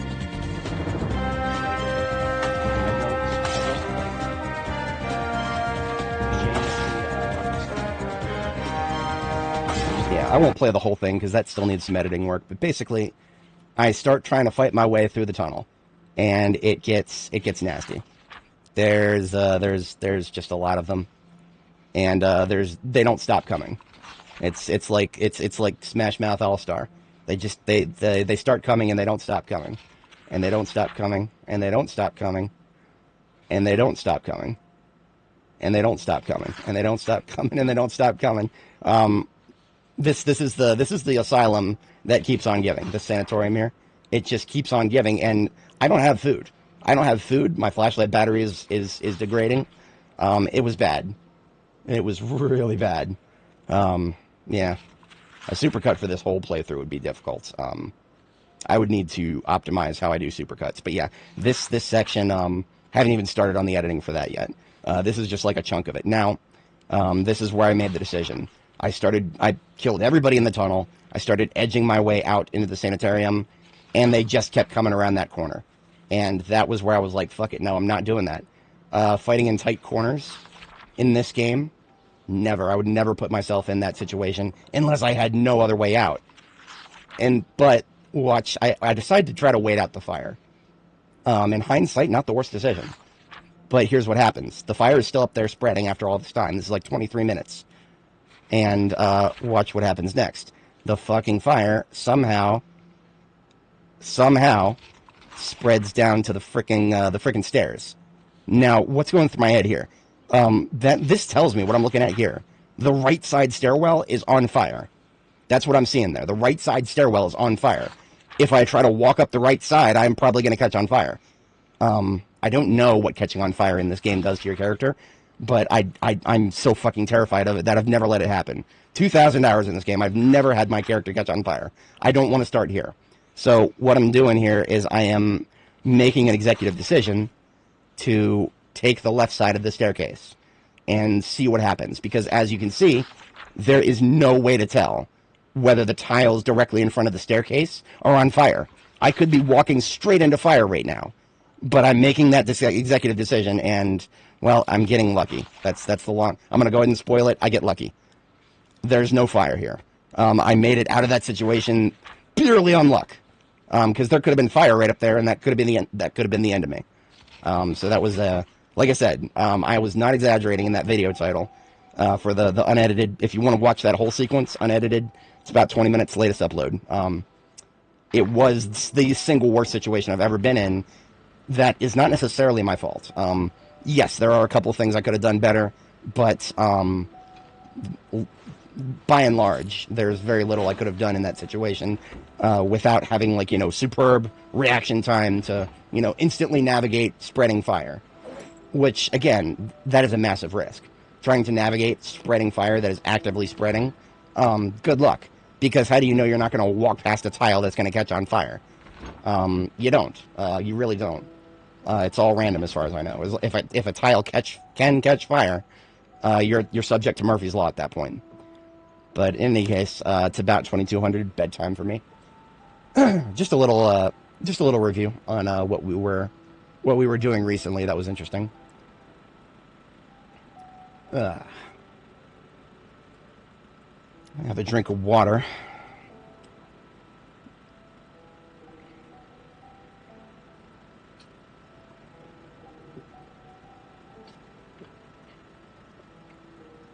What I'm probably going to do with that supercut is actually, what I was just doing is a little bit of practice. I'm trying to work on a script to narrate it so that, it's very clear what's going on. If I just show the footage, I have a feeling most people are not going to recognize the situation for how dangerous it actually was. Out of context, it probably doesn't look that bad. Because, I can kill all the zombies. I never get threatened by the zombies directly because I'm always killing them, and it never seems to be in question whether I'm going to kill the zombies that are directly in front of me. I have to kind of describe the strategic problems of the situation in order to get people to understand exactly why it was so bad.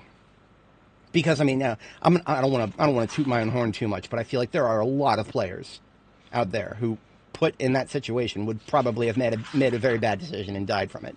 I can't say that for sure. And in fact, now that we're talking about it, people can probably think of other things I could have done.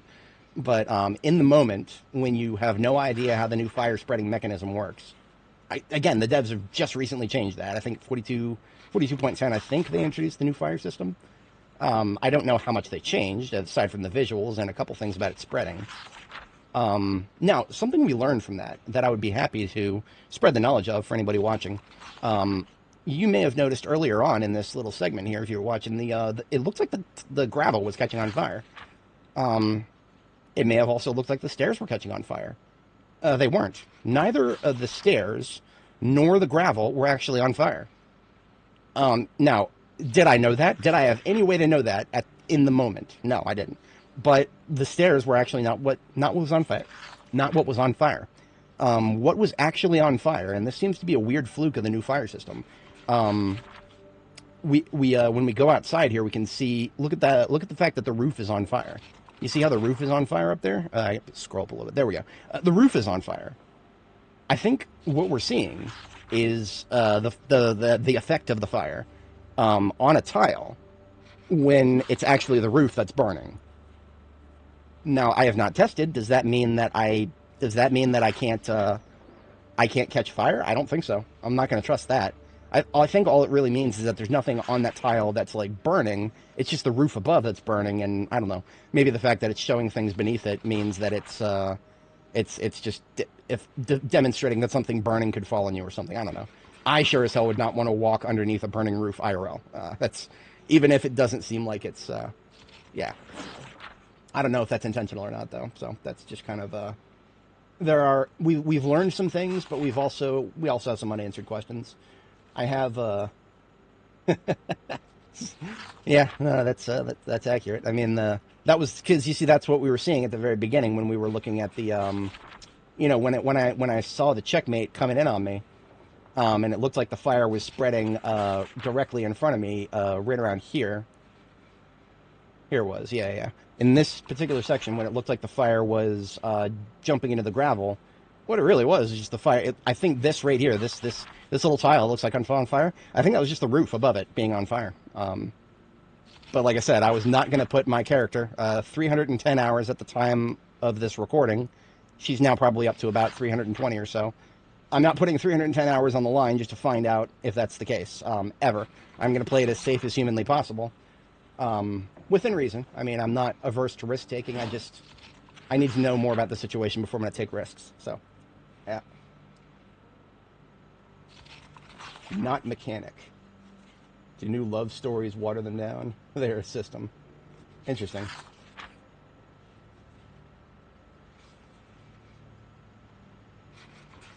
Huh.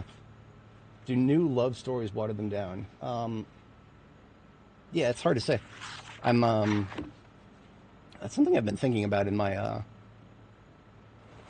my own book. Hang on a second, I need to fast forward a little bit. We've been reading all night, but the night's not over. Second bedtime is 4 a.m.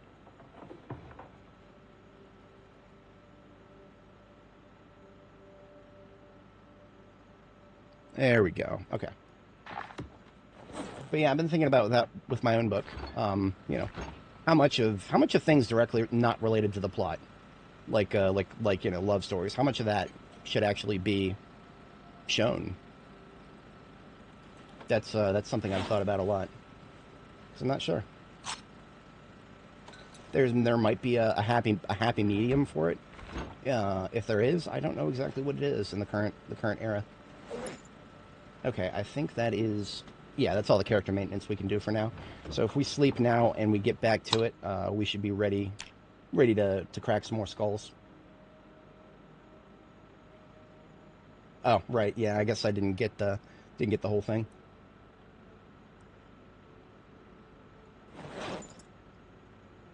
If the criticism is that the same stories are being told, that's true. There are a lot of stories that are the same that are being told. But I don't know if that's what it was looking after either. Now this time I'm not going to forget to eat, to bring some food. Last time I did, not this time. We're actually going to start with a breakfast of bell pepper. And we're going to take this 40 salad and one of the 40 Bs. And that ought to do the trick.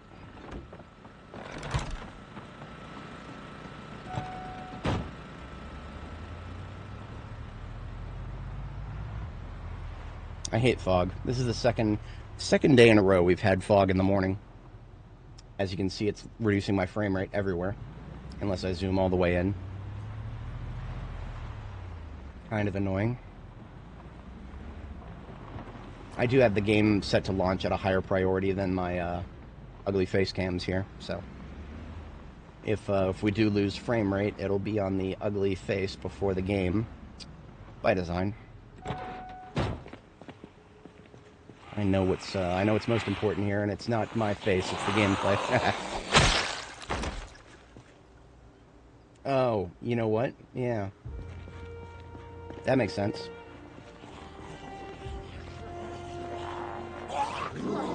Depends on the idea, I guess. Certain ideas are a lot more evergreen than others.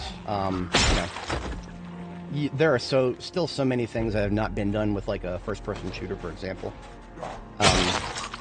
Sure, you'll still get the naysayers who come out and be like, oh, cool, another first-person shooter. Don't listen to them, because I am of the very strong opinion that there are still a lot of things that have not been done with certain formats, even though those formats are really popular and, there's a lot of games that have leveraged them. Yeah, no, there's I would say that it just depends on the... Yeah.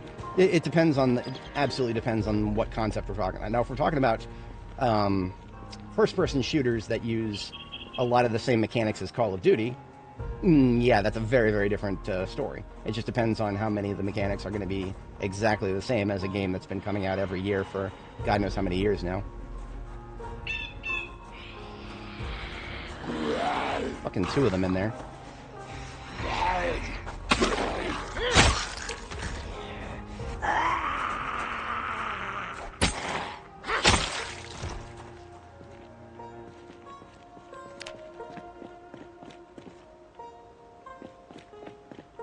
Okay, so here's my current idea. I am going to...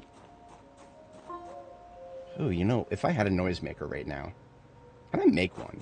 What do I need to make a noisemaker? Can I make a noisemaker with a couple of radios? Because these wrecked cars have radios in them.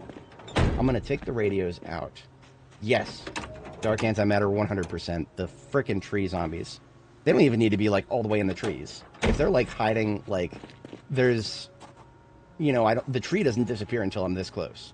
So, like, if there's a zombie back here, but it's just not fully occluded by the tree, that's still a problem. Tree zombies in every form can go fly a kite. What I would really like for the game to do is to just, you know, if our cursor, this little cursor right here, if we put it behind a tree, and we can see behind the tree, like there's nothing blocking my vision, I would not be able to see behind this tree. Putting my cursor there should call the tree, I should be able to see. And because it's from an angle that my character can see from, but I guess the game just doesn't have the mechanics for that. Yeah. There's a tension to that, and I think the devs realize that, and I think they're like, oh, look at that. Our incompetence has produced an interesting situation for the players. Let's just leave that like that. That's my suspicion. I'm not sure of that. Okay, what do we get? We got some receivers, amps, scrap electronics, batteries. Do I need a crafting surface? Most likely. Step inside really quick, very carefully, because I do not expect this place to be secure.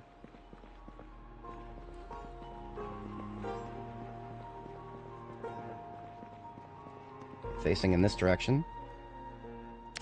Okay, I cannot make a noisemaker. What do I need? Pliers and a couple more scrap? That's easy. I don't think I have pliers with me, though. So I definitely need to start carrying around pliers, then. Not on my person, but in my glove compartment.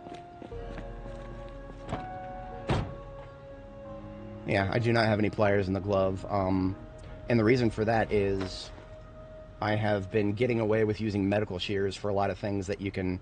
Medical shears or the multi-tool. A handy knife, rather. Medical shears or the handy knife. Those two things, one of those two will cover almost anything else that I can think of that I would normally use pliers for. It's just in this particular case, I would not be able to do that without pliers. And I don't think I'm going to get particularly lucky with any of the stuff in these backpacks I pulled off of zombies. I have seen a few zombies that look like survivor zombies pulled their backpacks off. Yeah, no, this does not look like anything particularly compelling. The caffeine pills, yes. The canned food, I'll probably just leave it here. I don't have room back at my base. A ball peen hammer that's almost broken.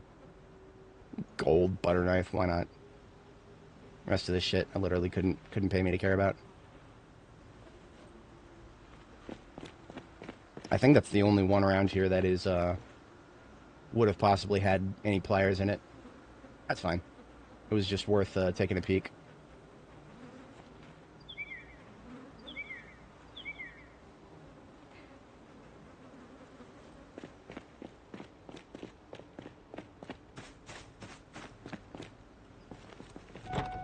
This fog really needs to go fly a kite. I'm not feeling very confident pulling massive groups in the middle of fog. I know I did it earlier in the stream, it's just, every time I do it, it's a bit of a roll of the dice. And last time, the distribution of zombies in the area felt a little bit less spread out.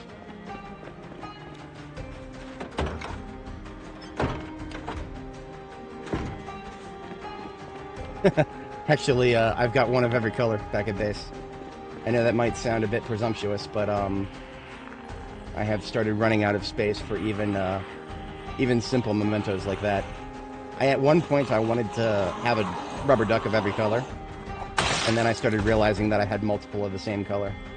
I have about 10 or so back at base, and I'm like, yeah, I'm starting to run out of space for so many other things. Mementos are being split across 3 different boxes now. Let's go ahead and discharge here. See what that brings our way. I'm mostly concerned about anybody that might come from this direction, really. If they come from this direction, that's basically expected. I'm much more concerned about them coming back out of the woods here.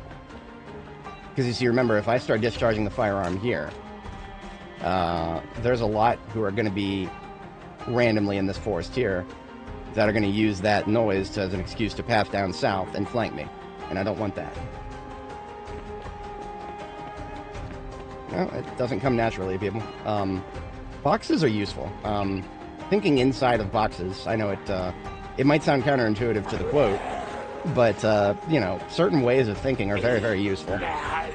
And so it takes a little bit of effort to break out of that, and that little bit of effort is probably more than a lot of people are just willing to put in without a good reason to. I think what people really need to do is they need to think outside the box in a way that actually rewards them first, and then they can start doing it more naturally afterwards. If somebody has never thought outside the box and been rewarded for it, then that's going to have a significant impact on their ability to think outside the box, like, ever.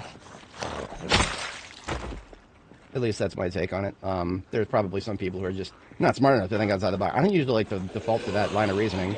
I think a lot of people are a hell of a lot smarter than they even credit themselves as being, but they're just not.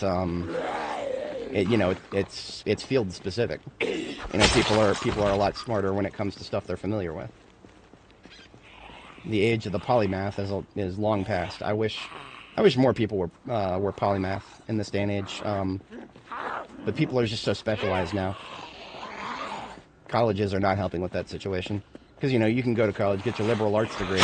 You're still going to major in something. And you're still going to focus on something. And it's still going to result in you not necessarily having the most open of minds afterwards. These 2 to the north are not aggroed onto me, so I will go ahead and do another discharge right here.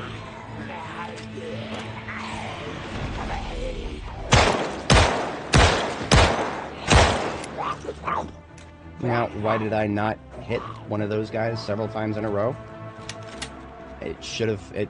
The convulsion. I don't know what causes it, but one of them needed to convulse.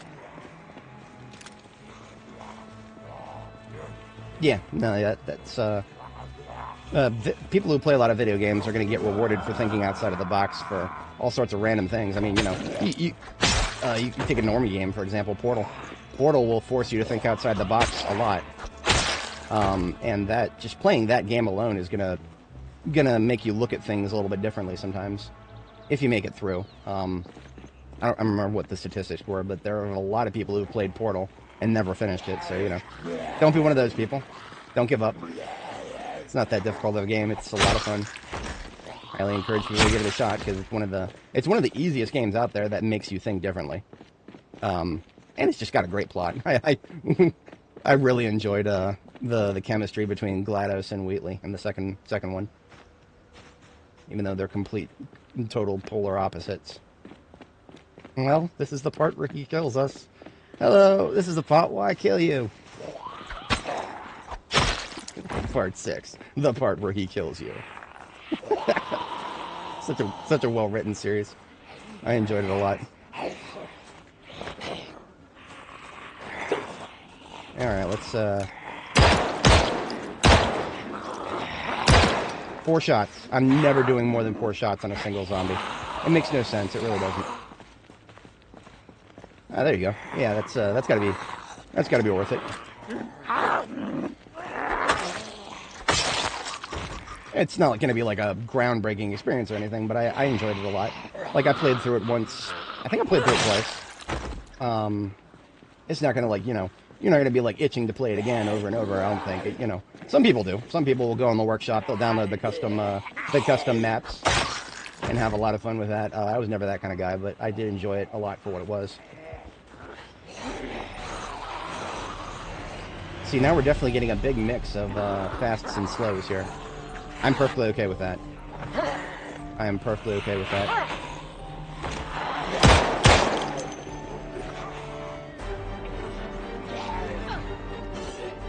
Ammo check. 8 left in the current magazine. So. Remember, the woods here are still not secure, so... Yeah. Well, I mean, this game rewards you for ridiculous over-preparation. And therefore... it may not have been the best game for me to play because I already prepare way too much for things that don't really need that much preparation. Like, I've been planning on changing my schedule around a little bit so that I can start doing a hike every day.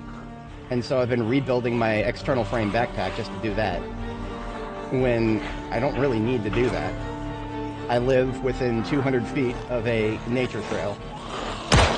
There's no reason for me not to just step outside and start walking. If I feel the need to wear a backpack, then I've got other backpacks. I don't need to specifically use my external frame backpack from my Eagle Scout days. And yet I just kind of have a fixation on that because it's my best backpack. What is Zomboid done to help with that? It's made it worse. And it's definitely made it worse, but it's not the worst thing in the world. It's just, it's a silly hang-up. Silly hang-up. But I also could barely even think of the ways that this game has optimized my personal nutrition. I've basically solved my own personal nutrition. Now, that being said, I haven't talked to my doctor about my cholesterol levels. That is one slight blind spot. I may be eating a little bit too much cholesterol, which is... There's no cholesterol mechanic in Project Zomboid. If there were, I'm pretty sure our characters would be having heart attacks within a couple of years of just regular eating sticks of butter. Yeah, well, that, you know what? That's, okay, maybe not being able to sleep without doing it is a bit much, but being organized, being neat and tidy, there's nothing wrong with that. One look at my apartment would tell you that much. I'm, definitely lacking in the keeping everything organized. Unfortunately, I enjoy organized chaos a lot. The fact that I know where everything is, and the fact that that's kind of good enough for me a little bit, not a very good thing. Okay, now we've still got a lot of them out here. Very interestingly, one of our ragdoll friends is appearing directly over top of the fog. That just makes it sillier. If you had told me just 6 months ago, yeah, we're going to have Gmod physics in Project Zomboid. What does that even look like? Well, we found out exactly what it looks like. And it's exactly as silly as it sounds. Yeah, no, that's amazing. And that's actually something that I would struggle with personally because I don't have any mountains in the area. The trail that I'm talking about is quite flat. I would struggle to find some elevation unless I wanted to just go up and down my own apartment stairwell. I don't want to be that guy because the stairwell around here, you can hear when people go up and down the stairs. I'm 6'4", weigh 230 pounds. I don't want to be going up and down the stairs constantly just for a workout's sake. So that's almost basically run out.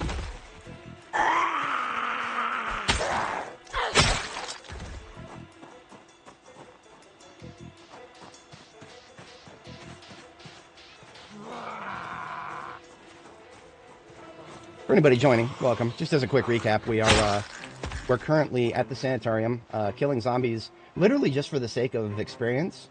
We've already gotten a level of Longblade on this stream. Just earlier on, we reached level 7 Longblade. Now, if you're confused by the Gmod ragdoll zombie to the south of us, I have no idea what's going on with that. All I know is that the zombies in the area that have been ragdolled are mostly the ones that throw themselves out of buildings.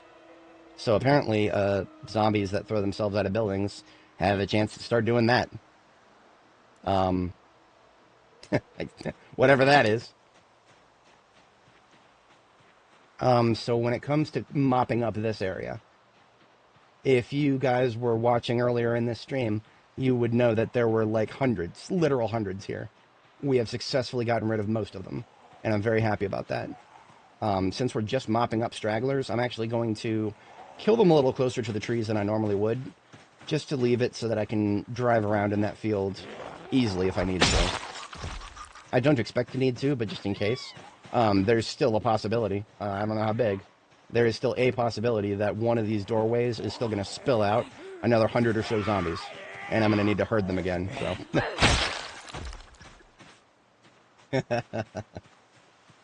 Became edgy. Interesting. Yeah, no, I mean, like, I wouldn't let a video game change you too much. Definitely check that out if it seems like that's the case. But yeah, take the good and get rid of the bad if there appears to be bad. Like if my doctor tells me that I am eating too much cheese, well, I'm gonna be very sad, but I'm gonna have to change my nutrition plan. Because right now I'm just eating a lot of meat and cheese all the time. And I feel so much better than I used to. But it may be too much cheese, I don't know. Don't know. Now this was the entrance that was spilling the most zombies recently. This, I think, is... I don't know if this is the main entrance.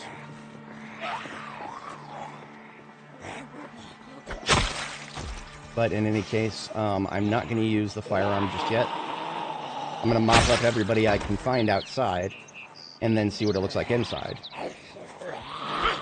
Oops. That was a very dark baseball hat. I will take that, thank you.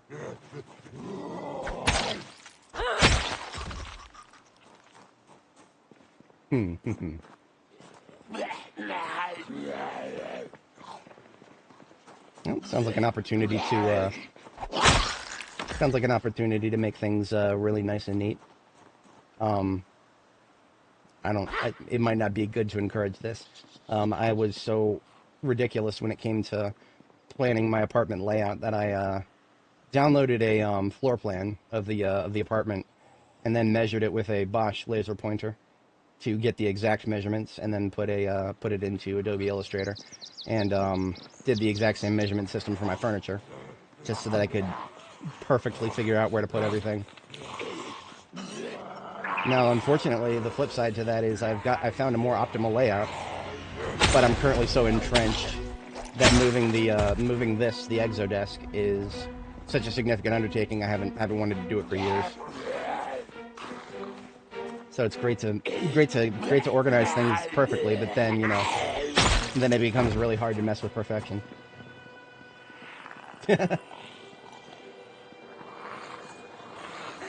Oh yeah, still plenty of them in here. Yeah, we're gonna be going in and out of this place for a while. We're just gonna kill them as they pop out. In fact, we may be doing that for the rest of this afternoon in game. I have not armored up yet. If it starts seeming like the group coming out of there is really, really big, I will probably armor up.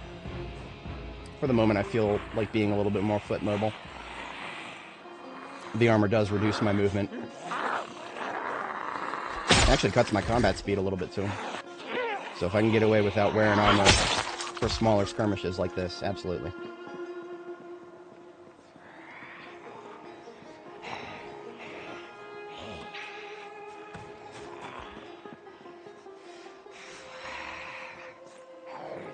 Now I would use that window there, that flip over window spot. I would use that a little bit more if it wasn't for the fact that the double doorway there is perfectly wide open. There would be nothing stopping somebody from coming around the corner of that doorway and grabbing me while I'm trying to hit somebody on the ground there in front of the window. So I don't feel very safe doing that. That being said, what if I just put a low fence right in front of the door there? I would do that if there was still like a huge number inside there. Which, maybe. I don't know. Let's kill these guys to the north, because I'm tired of them lurking around up there.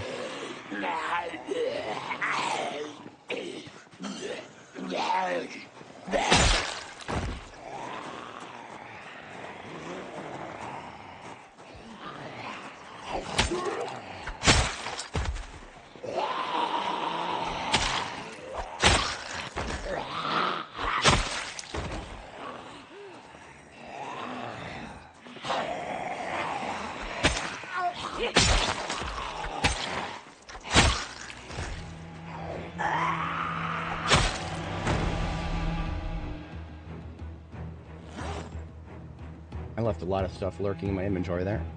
Put the handy knife away. These fragments away. I just had a thought. There is a janitor closet in this place. I don't know if I should expect to find anything there, but if there were going to be any pliers in the area, that's a place where I could find pliers.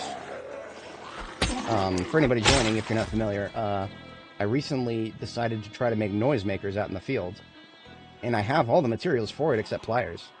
I could make a couple if I had some pliers right now, but no pliers, so no noisemakers. And I probably could use those to decent effect to make them congregate together inside.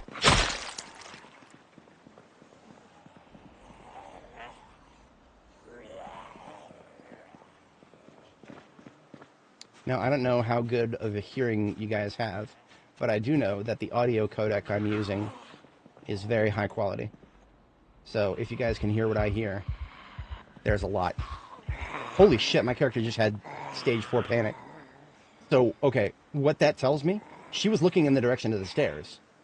So she saw something I didn't just now. Fascinating. There would have had to have been at least 4 zombies over there. Possibly way more. I don't actually know off the top of my head how many zombies I would have to see to get stage 4 panic. Especially this late in the game. We have survived for a year and at least 2 months now. Double check that. Yeah, 1 year, 1 month, 21 days. 15,165 zombie kills. And we're still getting very panicked when we see large groups, which is perfectly fine by me. I mean, I understand that completely. One-off zombies, we will get panicked for like a millisecond when we see it. And then the panic goes away.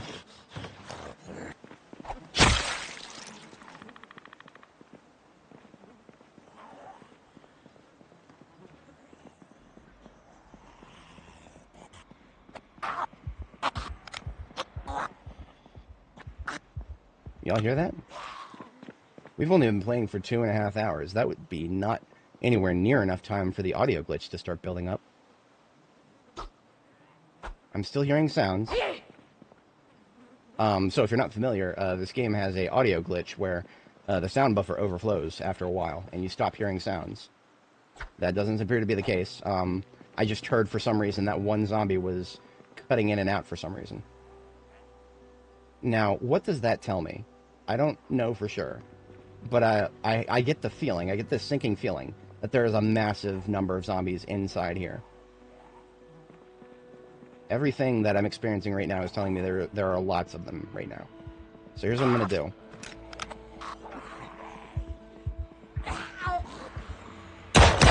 That's what I'm going to do. Discharge the firearm twice and run the fuck out. Because if my calculations are correct, we were just hearing a lot of zombie sounds. Like, literally so many zombie sounds that the audio system couldn't play all the sounds. I don't know if that was the case. But if it was, discharging the firearm a few times should start pulling them out.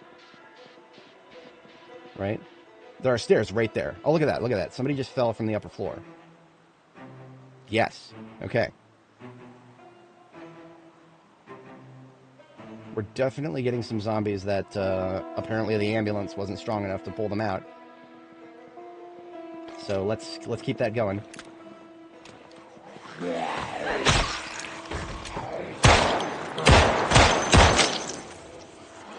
Are y'all seeing that?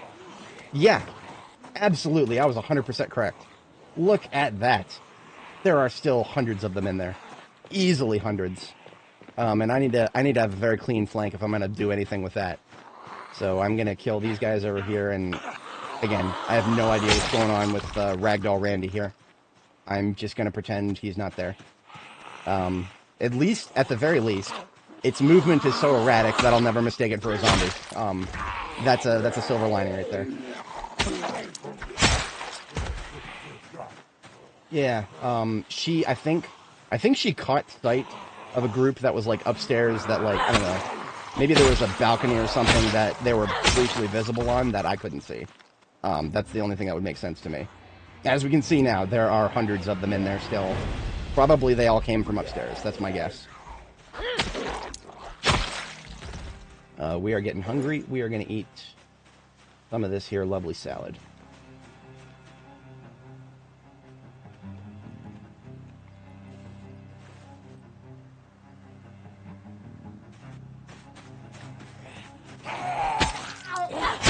Probably should have done this a while ago. I'm also going to sharpen check. We're good. I'm surprised at... Okay. Oh, look at that. Okay. This sword is literally done. Literally 100% done. Okay.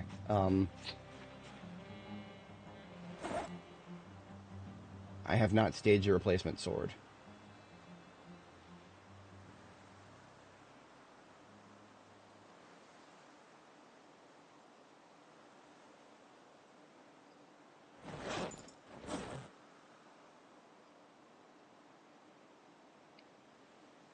I am going to go ahead and go back to the van. I've got a lot of loot on my person. My bags are full. So, now on my way, kill Karen here. Now here's the janitor closet I was talking about before.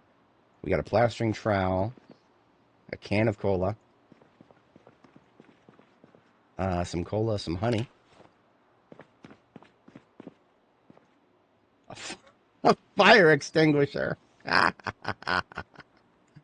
little late for that game, but I appreciate the sentiment. That's really funny. I'm chuckling at that. Yeah, no, we're definitely not. We're not continuing that fight with a sword that is almost broken and nowhere to put the sword that is almost broken.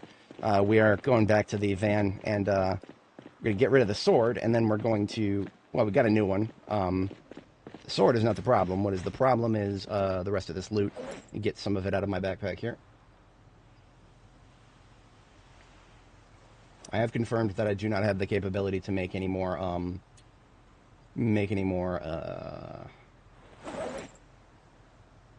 those brain fart sound noisemakers. I was gonna make some more noisemakers. No, not happening. I don't have pliers, and I don't think I'm going to be able to reliably find them anywhere, so that's not a thing. What we are doing now is just getting some stuff out of our backpack that we're not going to need.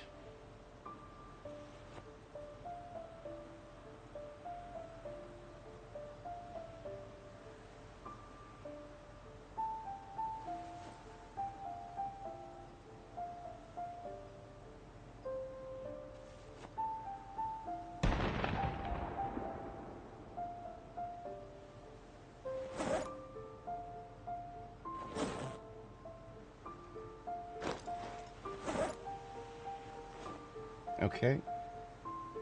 Cold pack would be nice if I mean, I don't really think I can think of a situation where I would want a smoke bomb right now. In the future, yes. But right now, no, that's what cold packs are for. You make smoke bombs with them. I can't really think of a use at the moment. Because, you know, the smoke bombs obscure your line of sight. Right now, I either want the zombies to see me, or I am getting away from them by running. Not necessarily, I can't think of a situation where it would be worth it to expend one of those.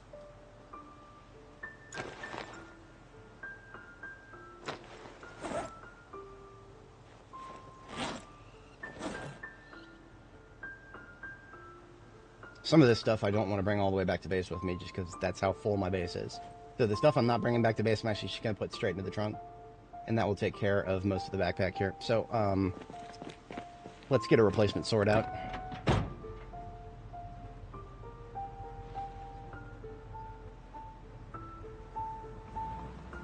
And I'm going to move the whole van up. No reason not to. We have more or less cleared this area, and I don't think we're going to have to use this fallback again. If we have to, no problem. That's alright. Yeah, that could be the case. I mean, you know, honestly, building into the river to prevent respawns inside the base, it's not preventing respawns in my front yard. So really, if I wanted to really get around respawns, I would have to build further into the Ohio River, which at that point would negate literally all of my strategic reason for being in Riverside. At that point, I would probably want to just set up in West Point. But I have not made any formal decisions on that. Gymnasium. Interesting.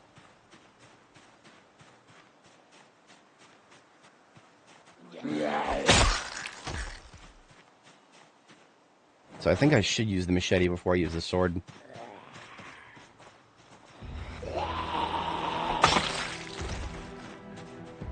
Again with this, I don't know what's going on with these zombies, man.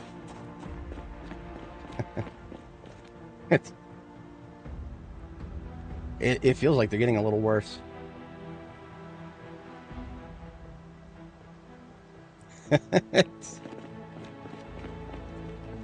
I've started thinking of names for them.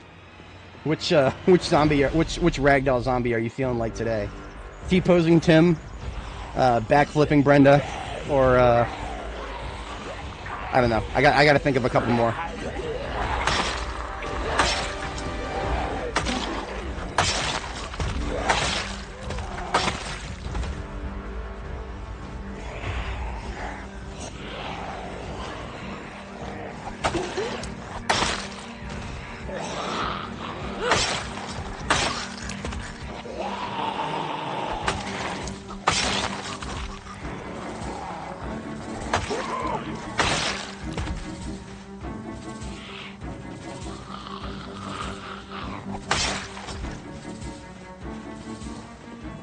Yeah.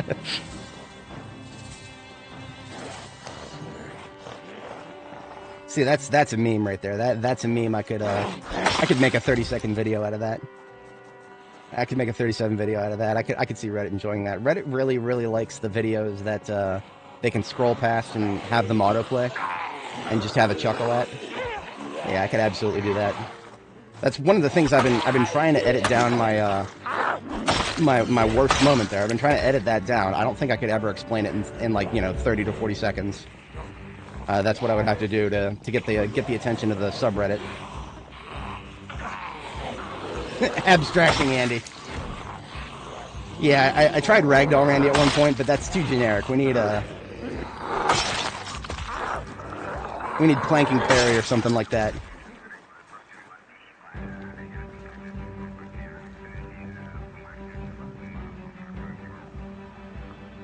Circling Cersei. Circling Cinderella, I don't know. I can't. Kind of hard to think of a female name that begins with C sometimes. Circling Cindy.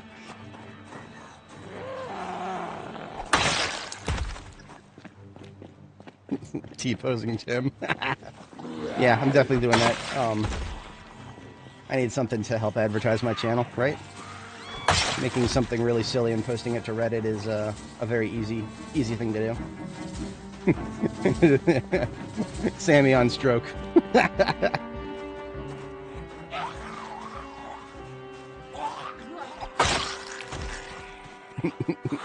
A-frame Andy. A-pose is a thing just as much as the T-pose.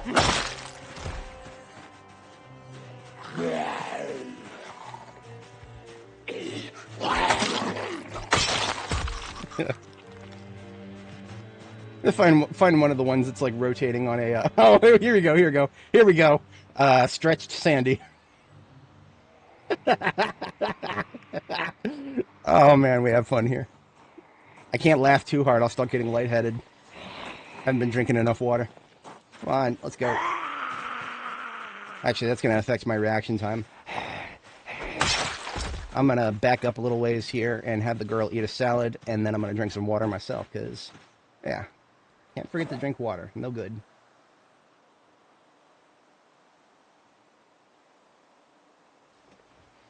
Ooh, hydrate yourselves.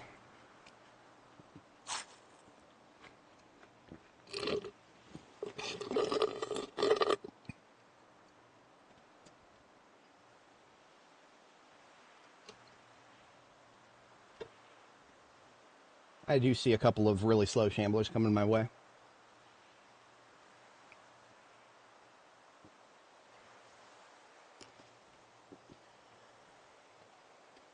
See, that's why I add the over-the-shoulder cam, because sometimes I'll do something and people will have absolutely no idea what the hell I'm doing. I just look like I'm leaning over.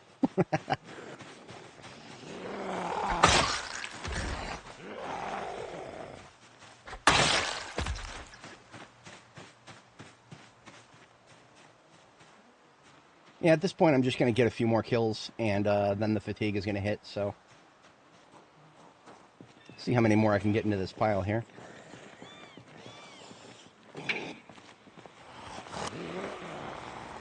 So I do a little sneaky sneak, and I run by. And look at that, I pulled about a third of them. Use my own conspicuousness against them.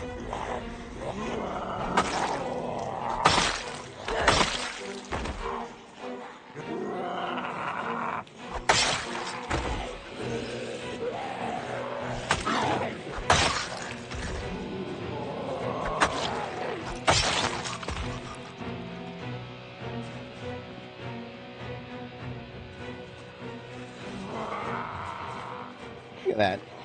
I'm getting better at sneaky sneak. I only pulled 2.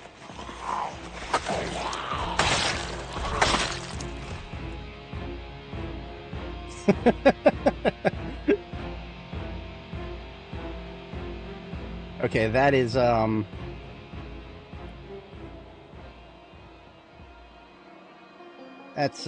that's super fast. Damn it, I can't think of a good name. Somebody who's really fast. barely Alan. Barely Alan. Because he's a corpse, but he's also the Flash. I have way too much fun here. Clyde on crack. Crackhead Clyde.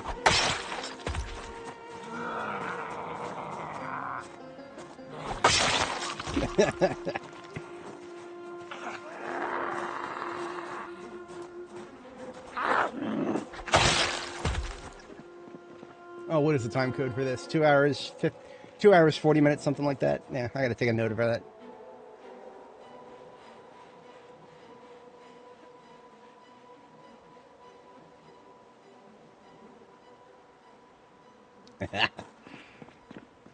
All right, there's still definitely quite a few in there. I have a feeling that, you know, just because of how many there were just now, that there's no chance we got all of them. Because the ones that haven't come downstairs yet would have probably congregated upstairs near the stairs, but then just not gone down them. Super fast, Samuel. Oh yeah, I can still hear a lot of sounds.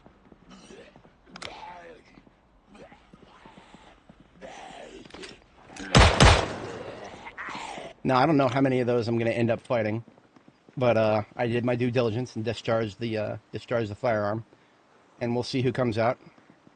You know, I probably left the ambulance running again. Wouldn't surprise me. Oh, I'm just going to get out for a couple of seconds. 10 minutes later. It's definitely not anywhere near as much as before.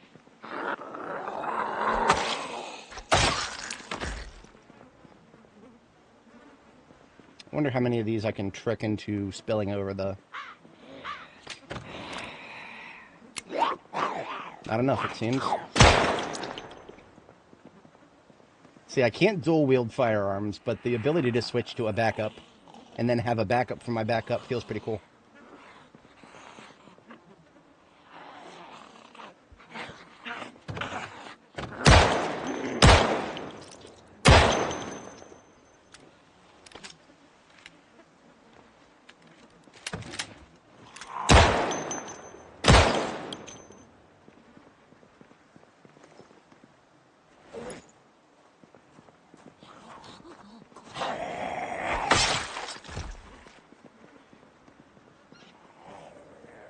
Yeah, you see, they're coming at me in a nice, steady trickle. I can actually use these windows a little bit.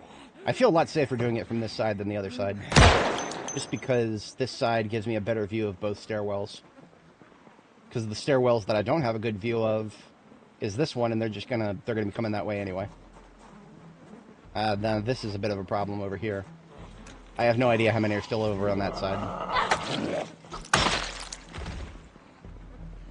It is, yeah, no, this is a game that has a lot of good streamers. I've looked at a couple of other ones. I don't want to watch them too much because I don't want to get to the point where I can feel like I'm stealing their ideas. I have absolutely no problem whatsoever with doing something that someone else has done if I didn't know they were doing it. But once I know that they're doing it, I'm like, nah, I can't do that. So I actually have limited the amount of other streamers I've watched. Yeah, unless it's like something really good. The number of things that I've done that might be unique to me are probably limited. I mean, like, I don't know how many streamers would go through the effort of trying to make their stream frames, you know, my ugly face and the YouTube chat over there. I don't know how many of them would go through the effort to try to make it look like that's a part of the game's user interface. But that actually feels important to me. Not just, you know, for aesthetic purposes, but also for making sure that nothing else that I put on screen myself is going to block something the people might want to see on the user interface. There's at least one around the corner here. There she is. Yeah, see, we're getting a lot of slow shamblers now. That's, yeah, I'm okay with that. Slow shamblers are okay to manage.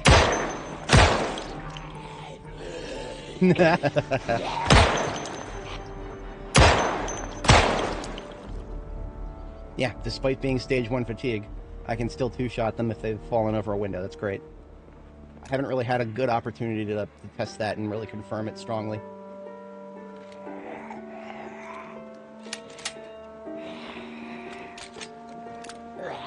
Oh, hello. She just ignored that door.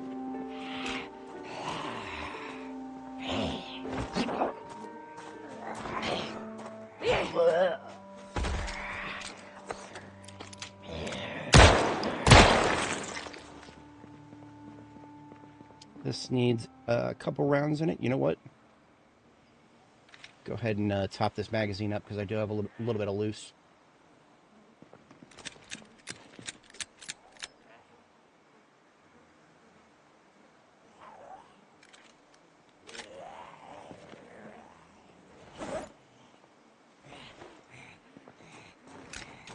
We're coming down the home stretch on magazines full of ammo. That's great. That means I have expended almost 100 magazines, the vast majority of which have been on zombies from the Sanatorium area. I think I may have expended several magazines from that 100 that I reloaded in Riverside before leaving. But otherwise, the vast majority of that, we've spent almost 100 magazines on the zombies in this area. Favorite weapon has now become the sword, which I find very interesting.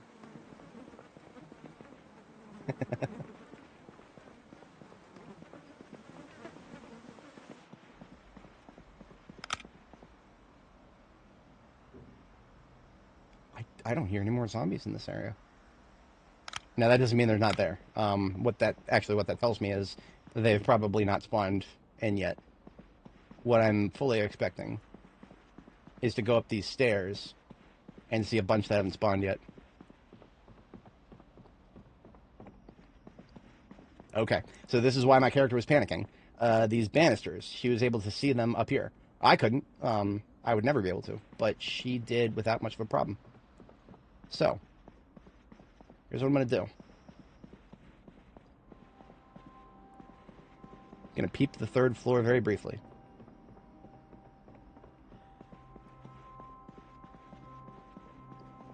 And then what I'm going to do, there are any of them up here on the third floor that have not gone down yet. I am now in the process of trying to lure them out of the third floor and outside. I don't know if that will work. I have tried it with the, sorry, what's it called? The, Community College, Ekron Community College. I have gone to, like, the third floor, shot the firearm a few times, and then come back downstairs and try to see if that would pull a whole bunch of them out. I don't know if that's going to work here. Because I'm pretty sure that most zombies that we could have killed, we are already probably dead. Yeah, I'm not seeing any action. I'm not hearing anything, most importantly. Usually, I step into any one of those doors, and I am going to be hearing mouth breathers in the large quantity. But yeah, no, I think, of course I left the van running. Why wouldn't I? That's okay. Let's just do a perimeter check on the perimeter check around the building and see what we can see. Because a lot of them initially came from this side, and we've pulled them, pretty much everyone we could, we've pulled them out from that side and onto the other side. Very carefully dodging the rats.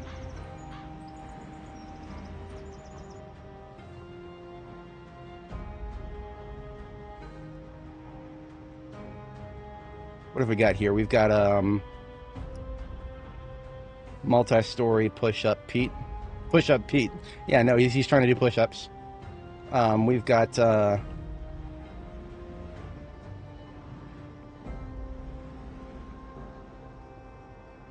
I'm gonna need to come up with some names for these.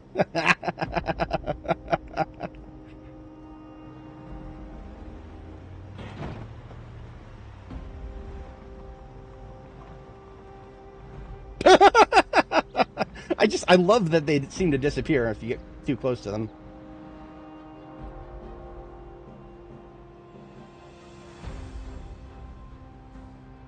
And who do we have over here in the vines? I'm thinking that this is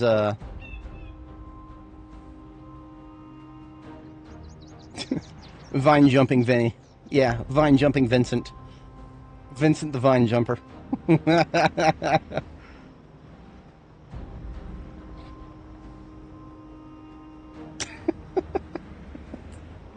What do we got over here?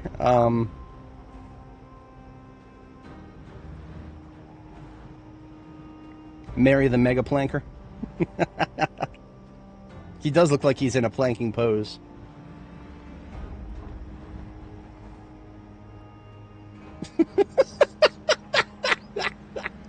I don't know why I find this so funny. I mean, like, mostly I'm trying to see if there's anything I can do to make them stop doing that, but it doesn't look like it. Now, something I could do, I don't think I'm going to actually do this, but something I could probably do, I could probably, like, change the setting on the save so that ragdolls are disabled. Just change that setting to turn off the ragdolls, load the save, exit the save, and then turn the ragdolls back on. Basically, just turn it off and on again. Because apparently, closing and reloading the save by itself is not enough. Because some of these guys were here before we loaded in this current save. So definitely that by itself is not enough. But that's fine.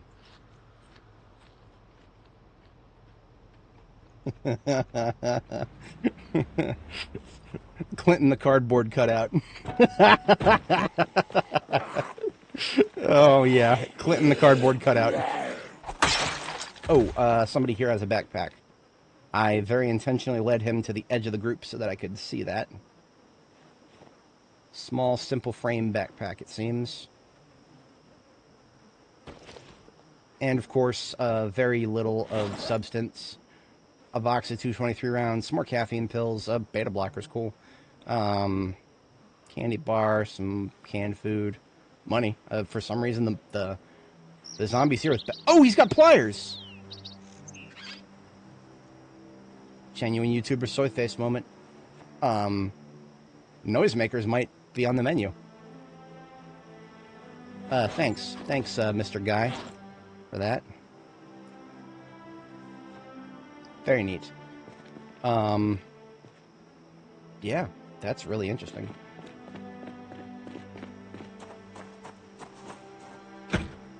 Now, why would there be seats in front of the door? Interesting. I hear a sound that sounds like a zombie very close, so I'm going to assume she's around this corner somewhere. Yep, look at that. Ah, okay. She is,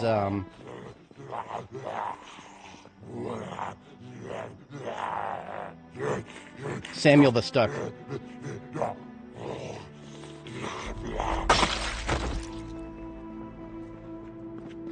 I've used Samuel several times. I'll have to come up with another one.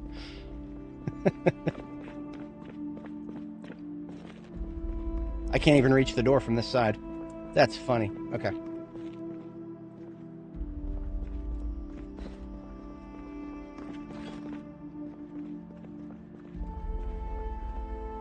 Now, as I expected, we've cleaned out the first floor for the most part. The first floor is very much cleaned out at the moment. I do expect there to be stragglers on the upper floors, though.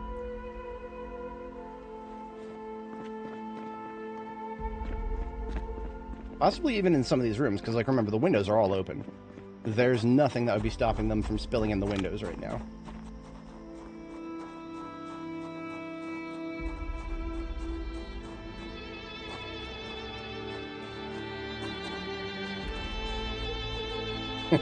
There's a single barricade right here.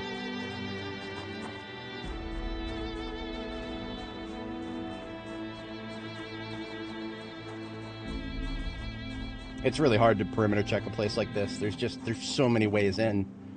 There are so many ways into this place. It is wacky just how many ways in there are. Every single one of them has its own little door to get through. Look at that, we actually found an intact window.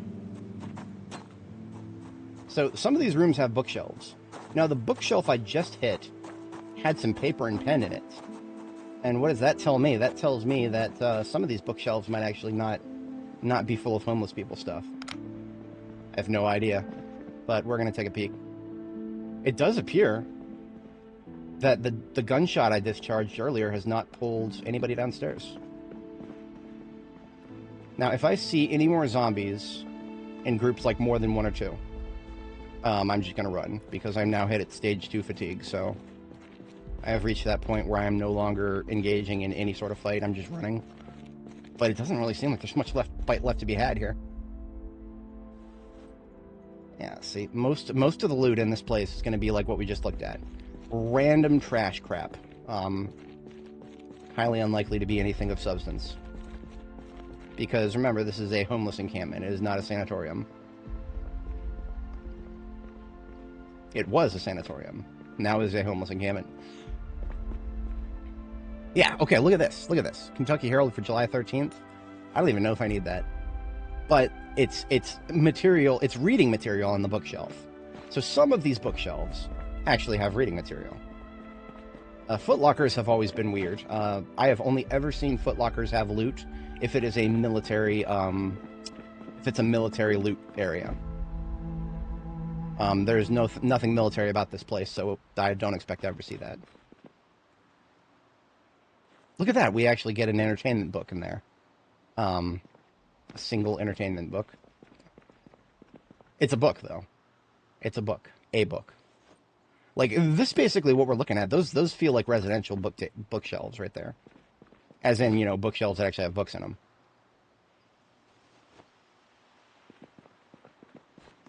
What quality of beds are these? These are good quality.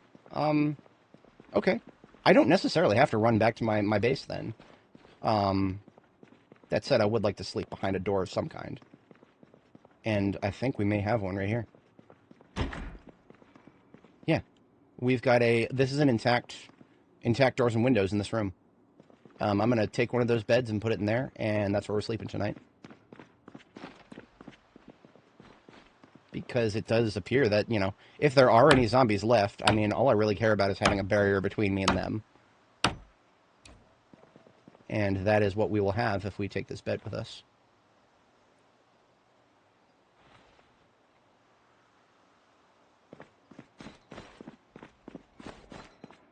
Look at that, there's already a sleeping bag there.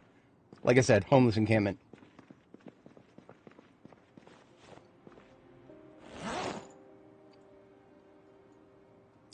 Do I feel comfortable sleeping right next to a permanently ragdolled zombie? Not really.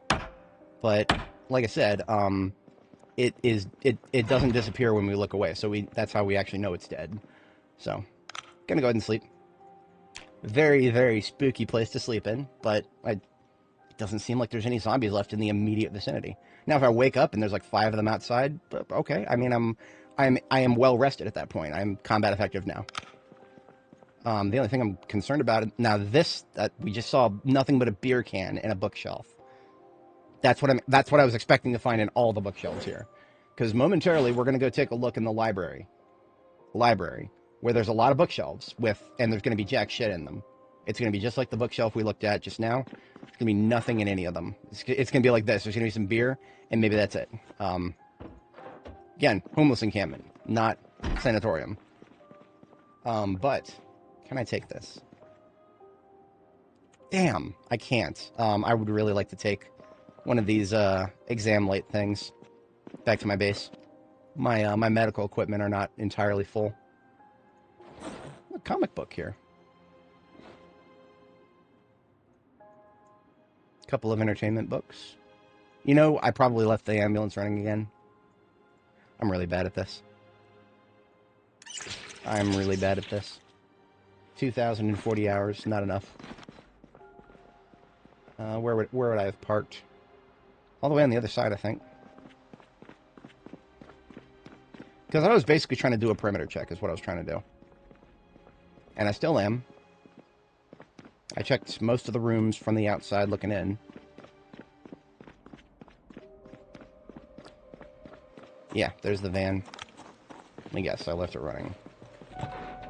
Yep, okay. Idling doesn't use that much fuel. It's just the principle of the thing.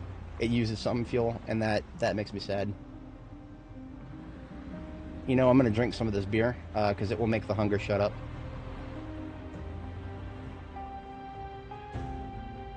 Another thing I'd like to find out is how to easily get to that place that I'm using as a sleep spot.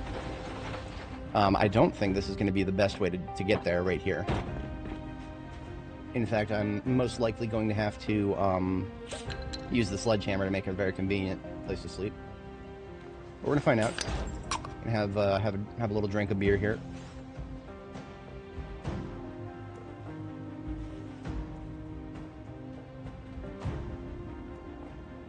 Not even tipsy. Your girl's not a lightweight.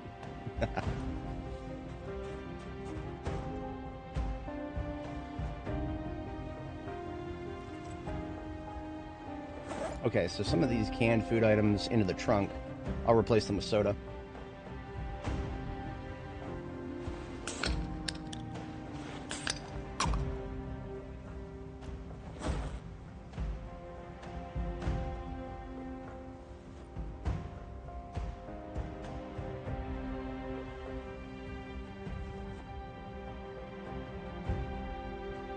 I am going to go ahead and put away my, I'm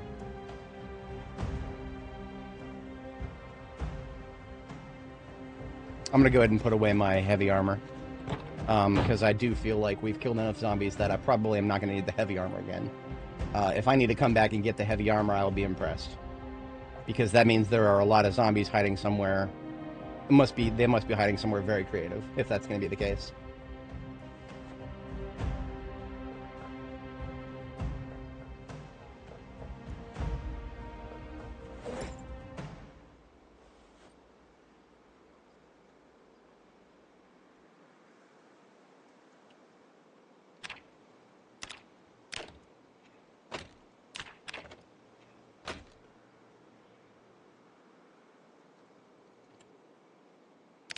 Okay, I do have all the materials to make a noisemaker now.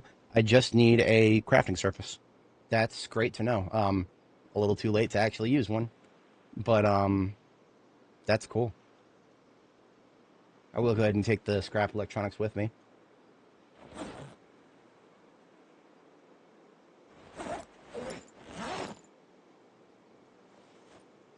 Drink this soda now.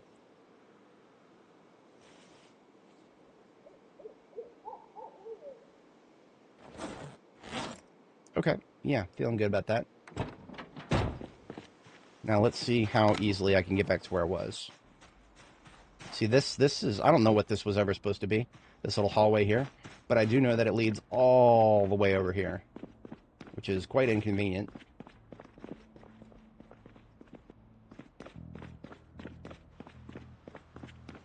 Now, in the past, when I hit this place before, because I thought the library was actually a useful place, spoiler warning, it's not. I actually would use the sledgehammer to break into the library. Would you look at that? Okay. See where this crack in the wall is? If I break that with the sledgehammer, then this sleeping spot right here actually becomes convenient from both the outside and the inside. So I'm going to do that. Not that I'm going to be establishing any bases here, but having a safe place to sleep in this place, I would feel very good about that. Because that just, you know, look at how big this place is. I would like to sweep it floor by floor. I'm not going to loot everything. I just want to, like, look through it and just see what there is. I have never cleared it this thoroughly. In the past, when I hit this place, and I realized that there is no, library, and it was just full of tattered hats and beard dirt, I was so pissed off I just left. I'd never cleared this place floor by floor before. But now that I have, you know, tempered my expectations, I'm not expecting to find anything crazy here. This is just basically me securing a place of rather large, you know, size. Oh, interesting. That's fine. Okay. I can now put an S on the map. Well, look at this. I don't know if y'all saw that. For a moment, there was a ragdoller right here. This place is really fucking spooky. And not for the reasons the devs probably want it to be. There we go. So I'm just going to put a little S here.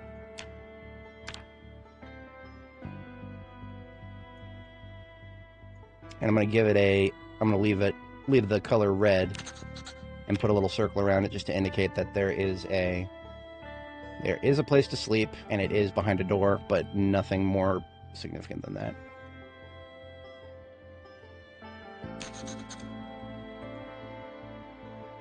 Perfect. So we've got about another half an hour to screw around. I'm going to put away the sledgehammer. Am I? No, because I don't know what the layout of this place is going to be on the upper floors. I'm actually going to put the sword away, and I'm going to hold on to the machete as my primary weapon, and I'm going to put the sledgehammer on my back, because I may need it. Who knows what the layout of this place is going to be like.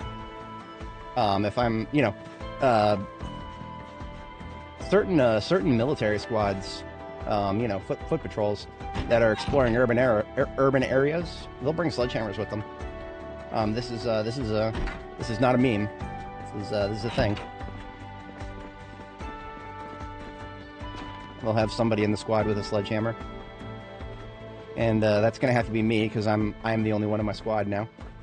Boy, wouldn't it? Okay, so Build 42 has no multiplayer. Build 42 has no NPCs. You know what Build 42 does have that it actually officially supports? Split screen. Build 42 has split screen, officially supported. Does that mean anything for me personally? Maybe. What are my live streams currently, other than me just kind of playing with myself? What if I... No, don't read too deeply into that. What if I played both characters? What if I tried to play both characters? And just, you know, obviously one would be a primary, the other would be a secondary. I would love to try that, because that sounds like a very interesting challenge. I don't know if other people would have tried it before. I would be down for that. But I have no idea if there would be any niche appeal to it. Yeah, I don't really know. Is that something that somebody would be interested in trying? That is probably something I'll end up posting to Reddit, because, like, you know, it is always hit or miss as to whether people on Reddit would even respond positively to an idea, regardless of how good the idea might be. But I do know that if you try to make a discussion out of it, is this something you would want to watch?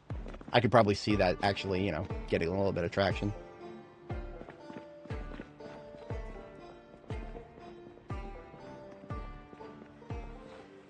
Okay.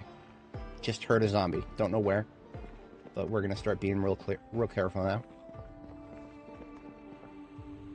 Multiple zombies. And I have no idea where. I don't know what's going on with the bars here, because I cannot see on the other side of them.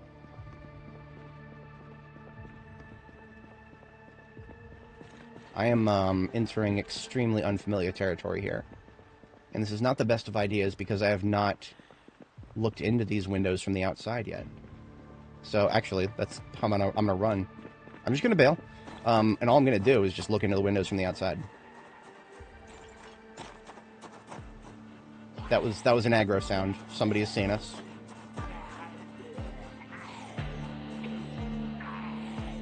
Whoever they are, wherever they are, they're having trouble getting to us. Now listen to how often they're making the sound. That actually sounds like somebody who's stuck. I don't know that for sure, but it sounds like somebody who's stuck. They may be stuck at the window upstairs. But in any case, it's about time to sleep again. I'm going to go ahead and just scan these rooms from the outside to confirm my paranoia is nothing but paranoia.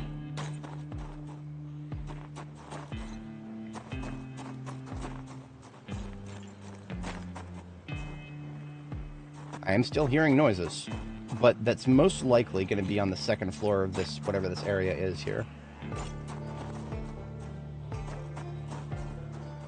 That was an aggro sound. So once again, I'm hearing zombies aggroed onto me. But I'm not hearing any sounds of bashing anything. It's got to be the second floor. That's the only thing that makes sense. But yeah, we need to sleep again, so I'm going to go ahead and... I want to say that this side of the building is much cleaner, relatively speaking.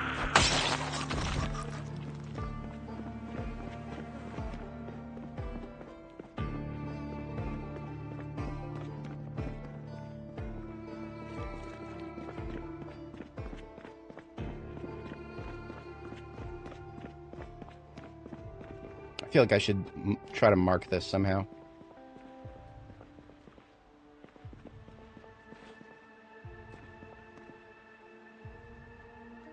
Here we go. So all these hallways look the damn same, but if I put a small chest in front of the one that is the place where I'm sleeping, that will tip me off a little bit better.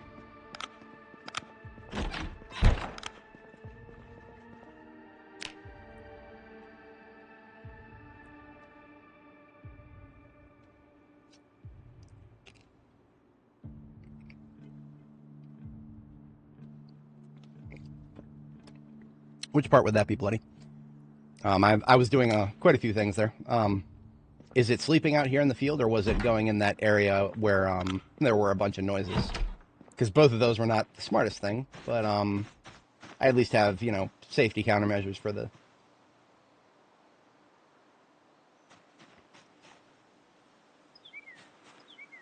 Pandala the Pendulum. Yeah, that was Pamela the Pendulum right there. Hang on a second, that was at 3 hours, 18 minutes?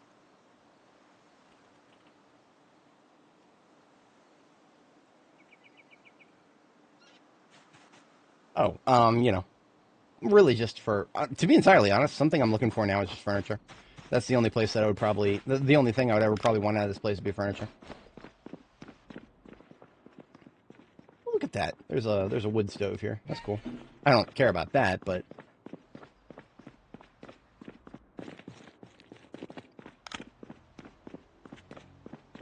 See, another thing, double fluorescent wall lights right here. These things I actually would like back at my base. There are many places you can find those. In the current paradigm, I'm just picking up because it's right in front of me. That is somebody upstairs coming downstairs. The bunker is, well, okay, so one of the reasons that I'm doing a place like this that has a lot of zombies and very little loot, the bunker is going to be similar. One of the reasons I'm doing it here is because this is very close to base. I need to be back at base within a couple of days of September 1st. And, that's a very easy thing to do right now because it is like barely an in-game hour to get back to base if I needed to. I'm hearing them. They've got to be really slow. They're aggroed and they're coming at me. I just don't know where the hell they are.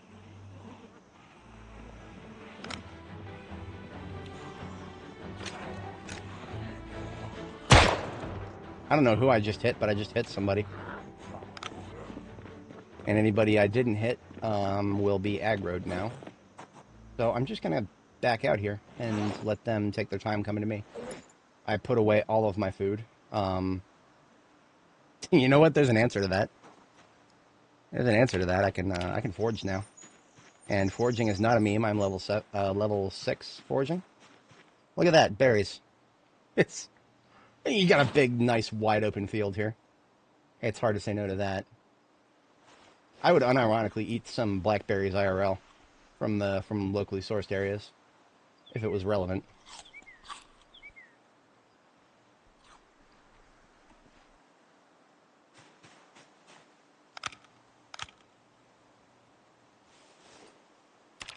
Look at that. Hunger shut up. Ah, there's our guests. As expected, all slow shamblers. That's okay, we don't discriminate here. We slaughter zombies of every variety.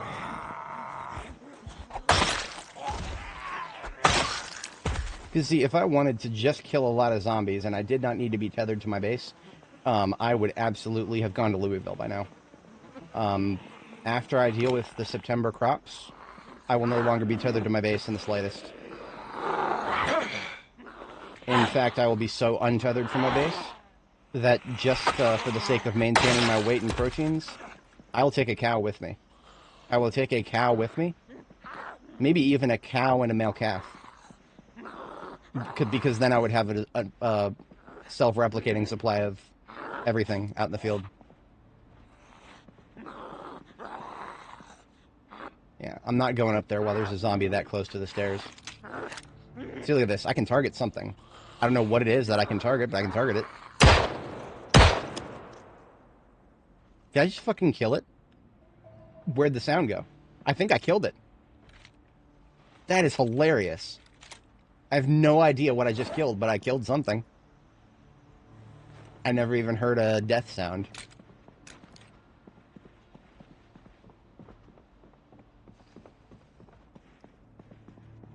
There she is. R.I.P.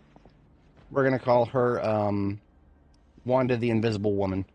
Because I couldn't fucking see her.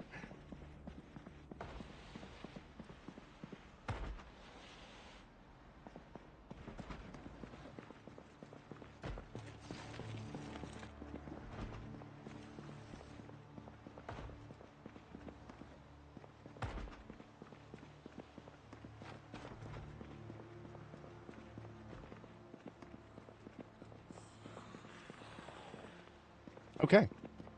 We have found more than one zombie in an area.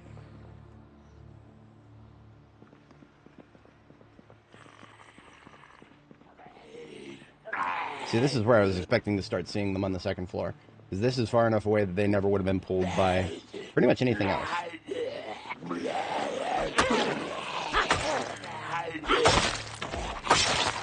And these hallways, I don't like them particularly, but they are nothing like other hallways in this game. As far as hallways go, you could find a lot worse than this. And the sheer amount of windows.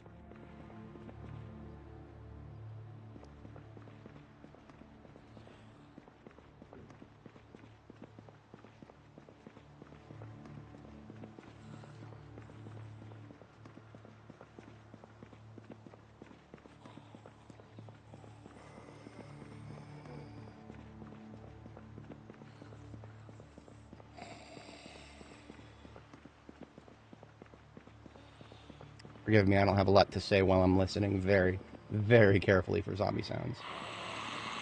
Okay, I have a very interesting idea about how to deal with this place. First, I'm going to get the hell out because I don't like what I'm hearing. I'm hearing a lot. Is this some... Hello! Hello! Michael Rosen moment.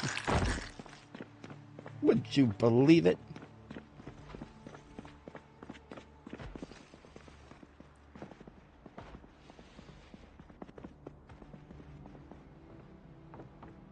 Okay, so my idea to deal with that nonsense is a little silly.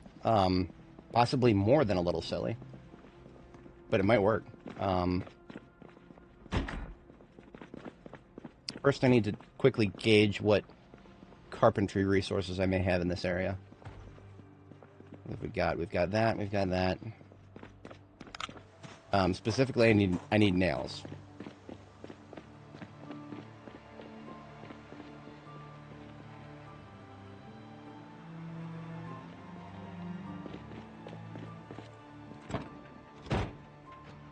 I have used up every potential nail I could have ever brought with me. I am close enough to base. I could go back and easily get nails. I just want to gauge how difficult this would be if I wanted to do this, which again is a silly idea. I'll fucking kill them all. I'll kill them all. I will kill every single one of these fucking things. Damage my fucking windshield. Fuck you. Damage my fucking windshield. You're gonna have to run harder than that, you stupid fucking things. Sorry if you guys are not interested in casual violence against animals. I am so sick of dodging these little 5% damages to your windshield. That's what these are. These are not animals. These are not living creatures. These are 5% damage to your windshield for running over them. That's what these are. They're not thinking living creatures. Just don't fall down that road. Otherwise, your windshield will never forgive you for it. Sorry if this is cruel, but windshields are a finite thing. You will never be able to make more of them in this game without a mod. I mean, I'm sure the devs would not object to a mod that lets glass making make windshields. You know, glass making, that thing that lets us make glass. I think windshields are made out of glass. But no, we can't do that. Not right now. Once we run out of windshields, that's it. And we just lost 5% integrity because of a fucking rat. The devs do this. The devs make me do this. Because that is the most prosaic choice of action, is to remove the stupid little threats that are constantly running underneath my vehicle, threatening to damage it. I am sorry to subject anybody to that if they're not interested in it, but you know, we value our limited resources here. We value them a lot.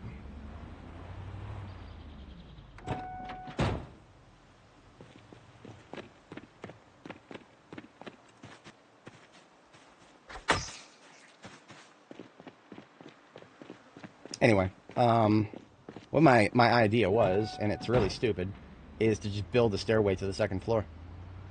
Because there was a way in, if I did that, there was a way in right over there on the other side where we just were.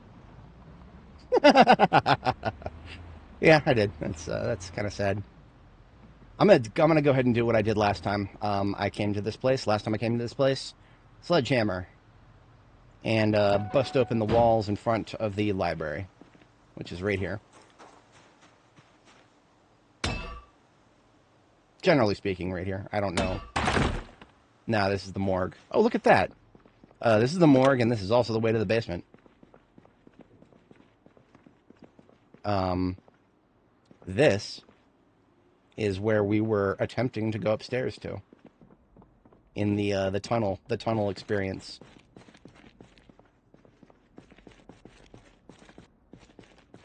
All of the corpses from the tunnel experience have long gone. What do I want from down here, actually? I will take the single fluorescent wall light, gladly. Thank you very much, game. What happened with that M9 magazine right there? Did I get a jam? I might have gotten a jam. Because I remember reloading and it feeling weird that I had to reload. Don't know what happened there, but I'm going to consider this an empty magazine and just unload it.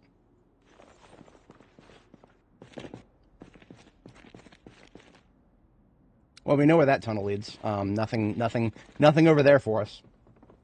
We have, very nice, very nice. Now, these blue curtains, I actually do need a couple of those for my lab at the base.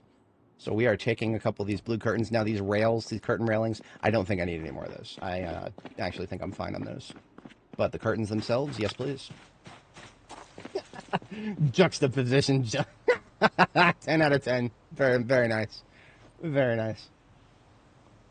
I will absolutely use that if I can find a good candidate. Let's go ahead and check to see if I actually need that newspaper. Kentucky Herald. Nope, I don't need. Okay, it has been so long. I'm starting to wonder if these even exist. We have had so many opportunities to find those missing days of newspapers that I am starting to think that they just don't exist.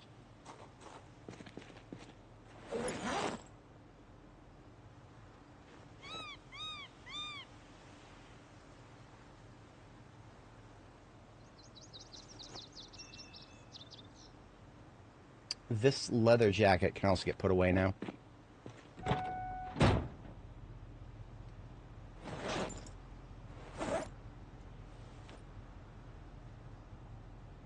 Okay, I am out of field food.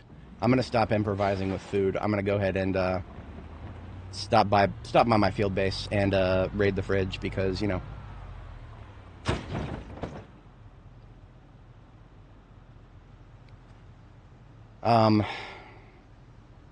What are we going to call that one? Windshield wiper Wanda?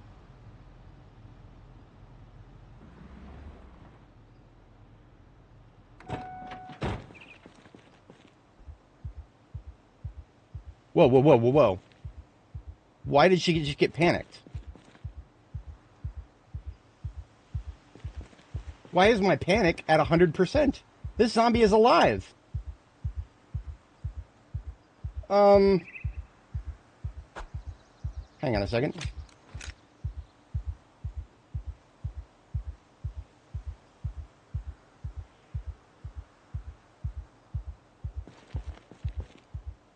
My heart is pounding in my ears.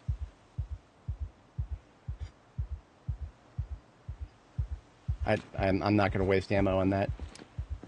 We're just going to... Yeah. The spooky sanatorium is starting to edge my sanity in real life.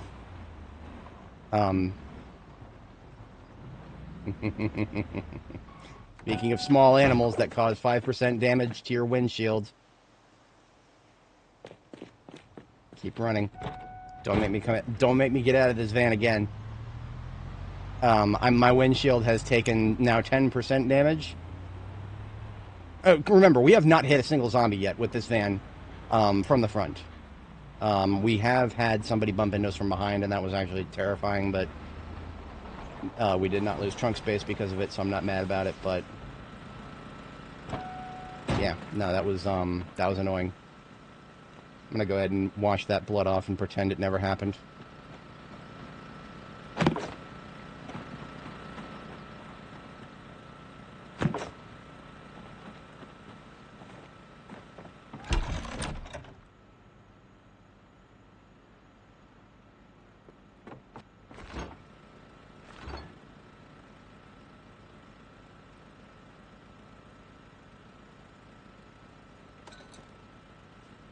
If it seems like the music stopped, yeah, it did. That is a problem that happens. Isn't that a good question, Bloody? I saw this happen before. In fact, I saw it happen, and I posted a discussion thread about it. I don't know why this happens. As you can see in this screenshot, this is from back before we hit the 1 year marker. This is December 20th in this character's lifetime. The protection window was separate for that one, and then for some reason, look at this. I reloaded the game, and protection became one with the other menu. I don't know why that happened. I genuinely don't. All I know is it happened a couple of times, and then it seemed to go away. And now the protection window is its own window. Now, I'm going to be real with you. I would prefer if every single one of these goddamn windows was their own window. I hate the fact that they're locked tabs in the same menu. If I could have my character info, my skills, my health, all on the same, like, you know, just all separate windows, I'd do that in a heartbeat, but I can't. These four are locked. Protection, I can't explain it. There's no UI setting for it.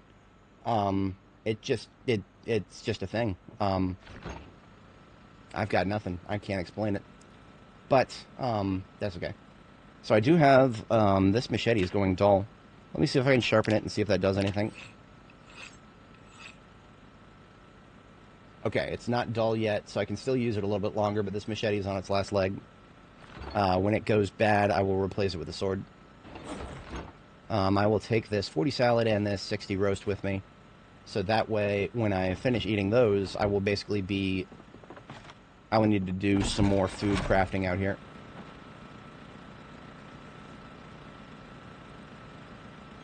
I am going to take all of the stuff that I'm going to leave here and put it here.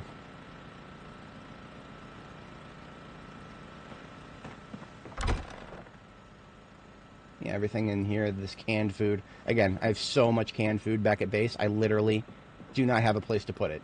So any canned food that I find at this point is going to be left strategically laying around at my field bases. Because canned food is great for that. You know, it doesn't expire, whatnot. Okay, we're done here. We got some food. Turn off my foraging menu here. Generator is looking good, down to 70% fuel.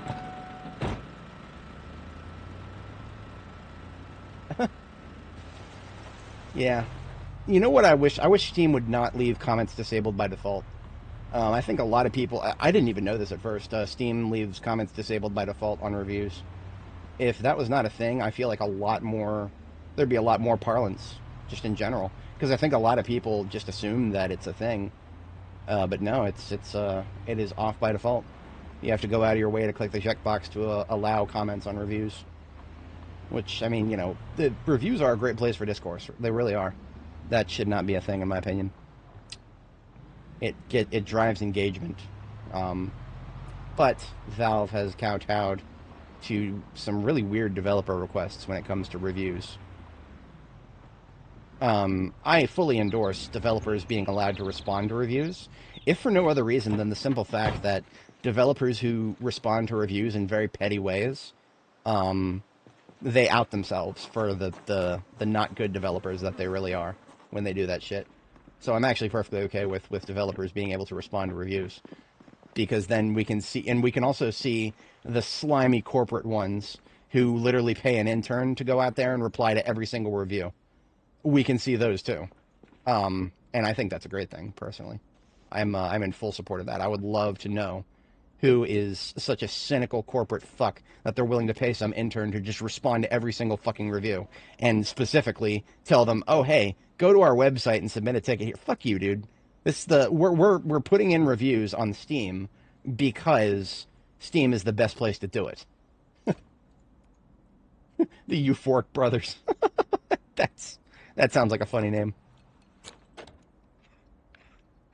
But what are we doing currently? We are going to make... We're just disassembling some of these cabinets. We're going to make our own... we're going to make our own stairwell. With blackjack and hookers. Because that way, we don't have to deal with this shit of zombies potentially being around the corner. This is a tactic that I would probably use in Louisville. So I actually do kind of want to... I kind of want to, like, refine this tactic.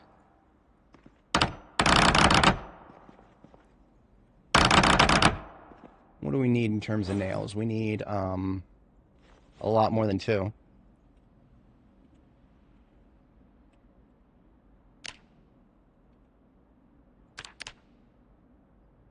Eight nails. That's asking a lot. It would probably be easier to find 12 rags than it would be to get 8 nails. Silly as that sounds. Planks are never a problem. I can make planks basically indefinitely. There's enough trees in the world for that. I will never run out of planks. But nails, yeah. Oh, look at that. Exactly 8 nails, plus a couple. Okay, beautiful. We're going to make our own stairwell.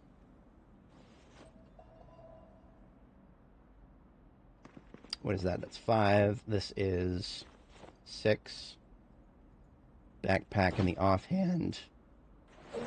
7, 8. We need 13.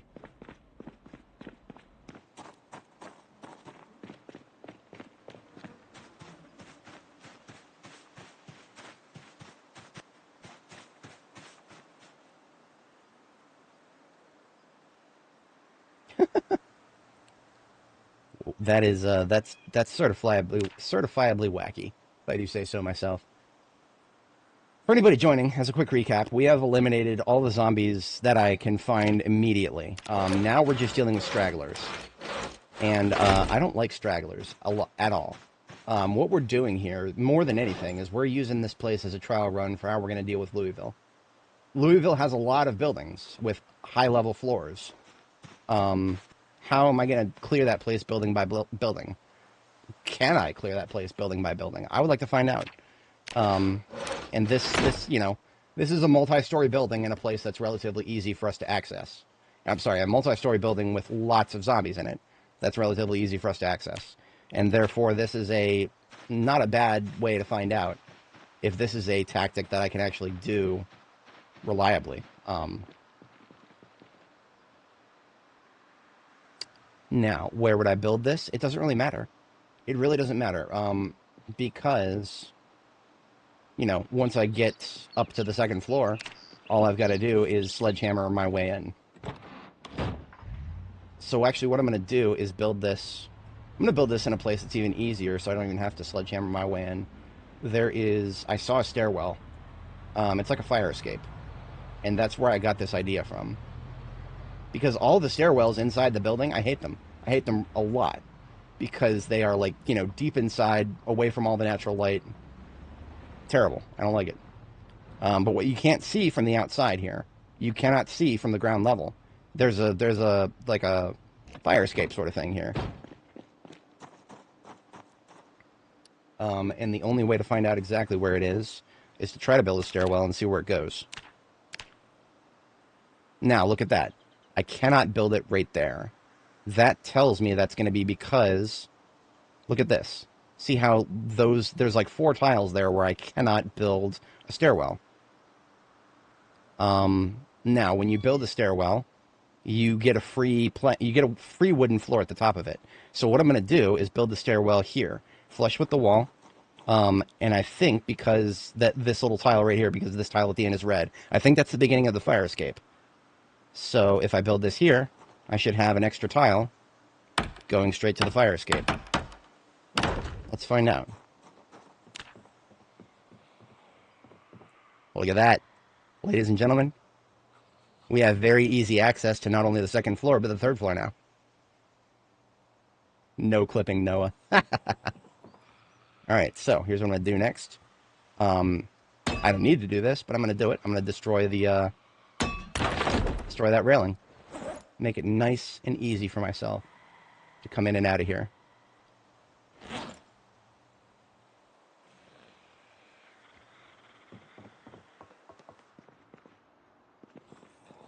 Now, I hear several in here.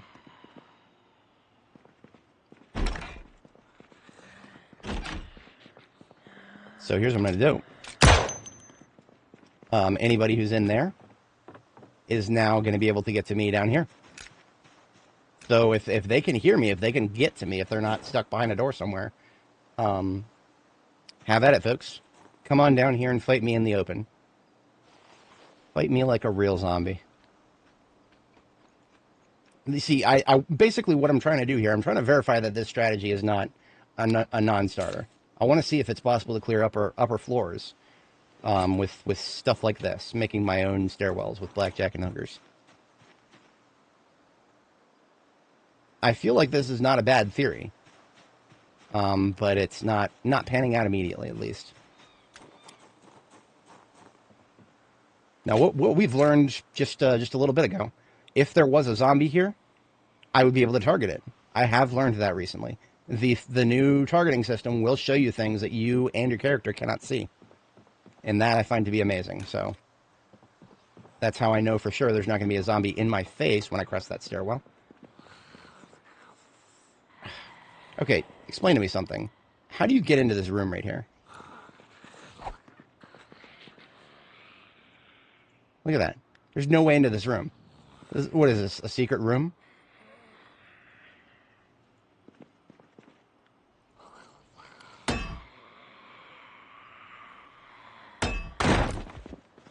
Not only a secret room, but a secret room with multiple zombies in it.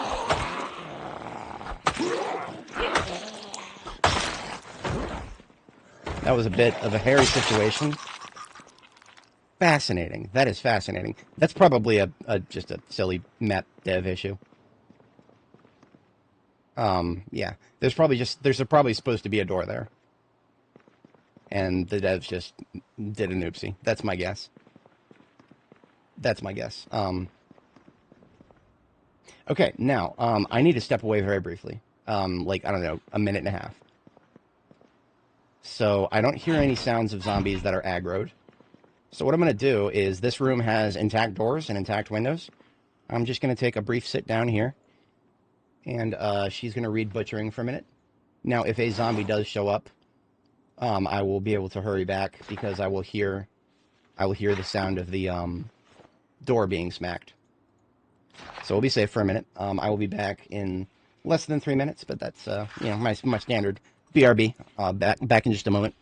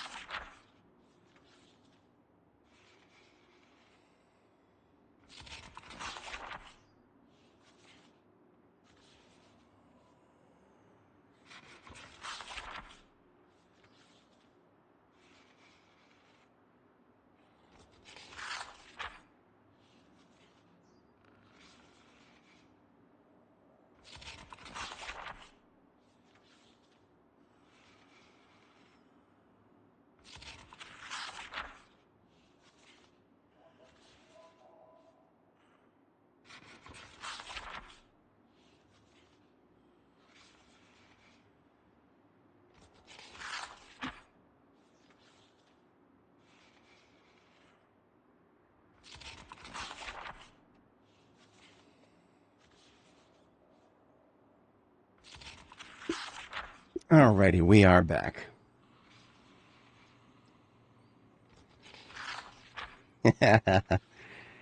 No, that's a valid question. Absolutely.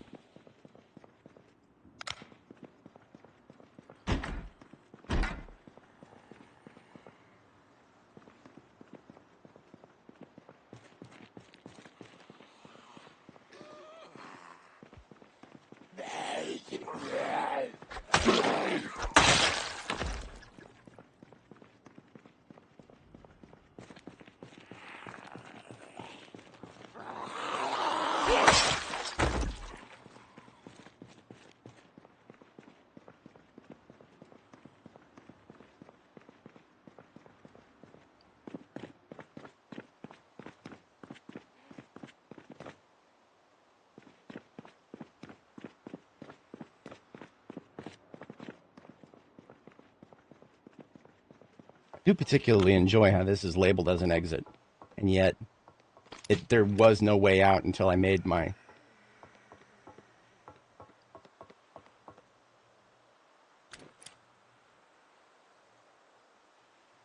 Forgive me, I need to listen carefully.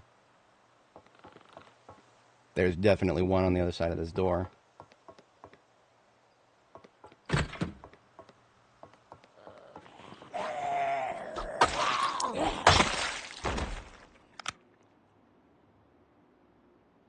Yeah, see, look at this. There's a door right here. Probably supposed to be one on the lower floor, too.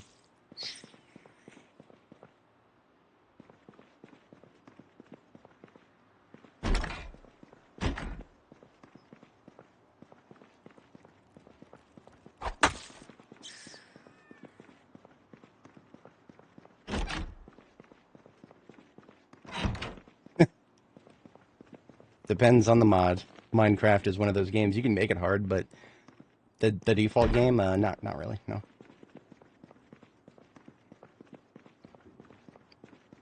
Minecraft, I don't want to say it's too much of a sandbox.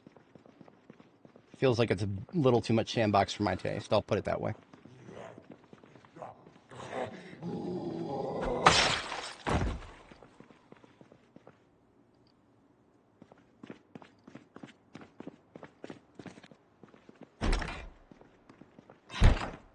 So I would like to ensure that I've hit these rooms and then close the doors. That will... Once again, homeless crap. So remember, if I want to do Louisville, I need to be able to clear buildings like this. Otherwise, I'm not going to get very far, am I? Ooh, a Spiffo tie? What are the odds of that? Look at that. I've got a Spiffo on me. He appears below my bandolier. Okay, everything I've done so far has been worth it. I have seen that before. I don't think I've ever seen that on this character, though.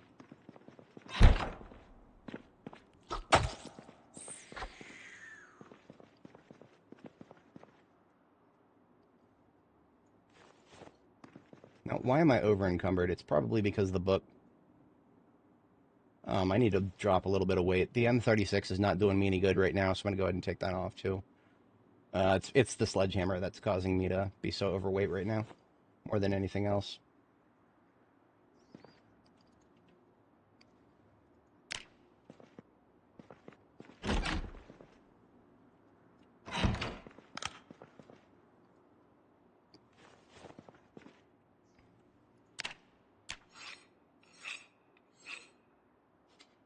We've got about 3 fatigue left to work with before we start getting tired.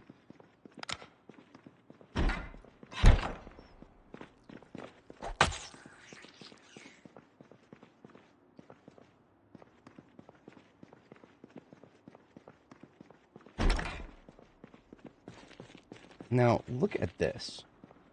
This place is a maze. And not in a good way. I've been keeping an eye on ways to get over to the left side of this area for a while now. There's none. That doesn't make any sense to me. That's really odd. So here's what I'm going to do. I'm going to make my own. We've got a sledgehammer. This is what we have it for. Wait a minute, not the corner. This ought to be fun.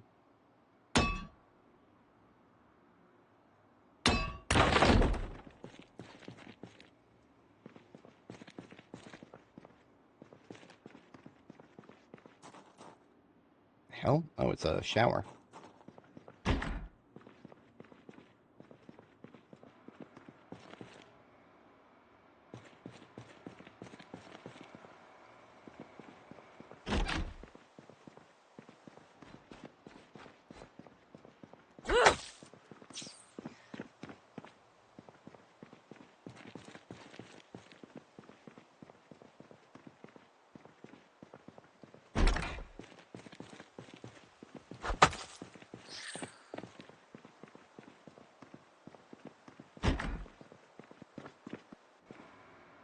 Mini skirt. What an interesting homeless person that is. I wonder why he would have a mini skirt.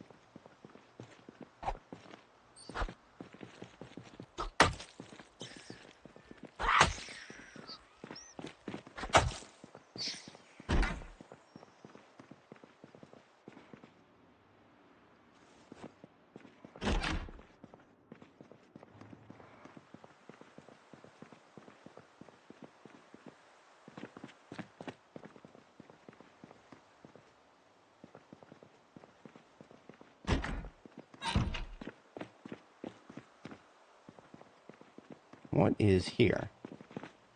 Interesting. There's nothing. With a place like this, you gotta ask yourself, does that mean that there's a secret room there, or does that mean that the devs just haven't finished whatever their devs just left an opening? Places like this, it's hard to say. Because I've already identified something that just put question marks over my head, where I thought it might be a secret room, but it also just kind of looks like they copied and pasted the wrong tile. Okay, there's definitely a zombie around the corner somewhere here. Possibly multiple.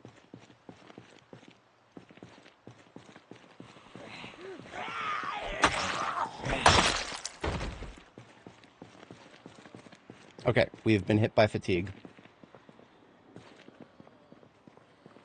We've been hit by fatigue, and that's not a good thing. I do not feel comfortable clearing corners, even at stage 1 fatigue. I don't feel comfortable with that, so I'm not going to do it. I will sleep, and I will hit this place. I'll continue hitting this place at night. Because remember, at this point, what we're doing here is we're just doing a dry run for a Louisville skyscraper. Because I mean, you know, we're going to Louisville someday. I've never been to Louisville deep inside the city proper on any of my characters. For many reasons.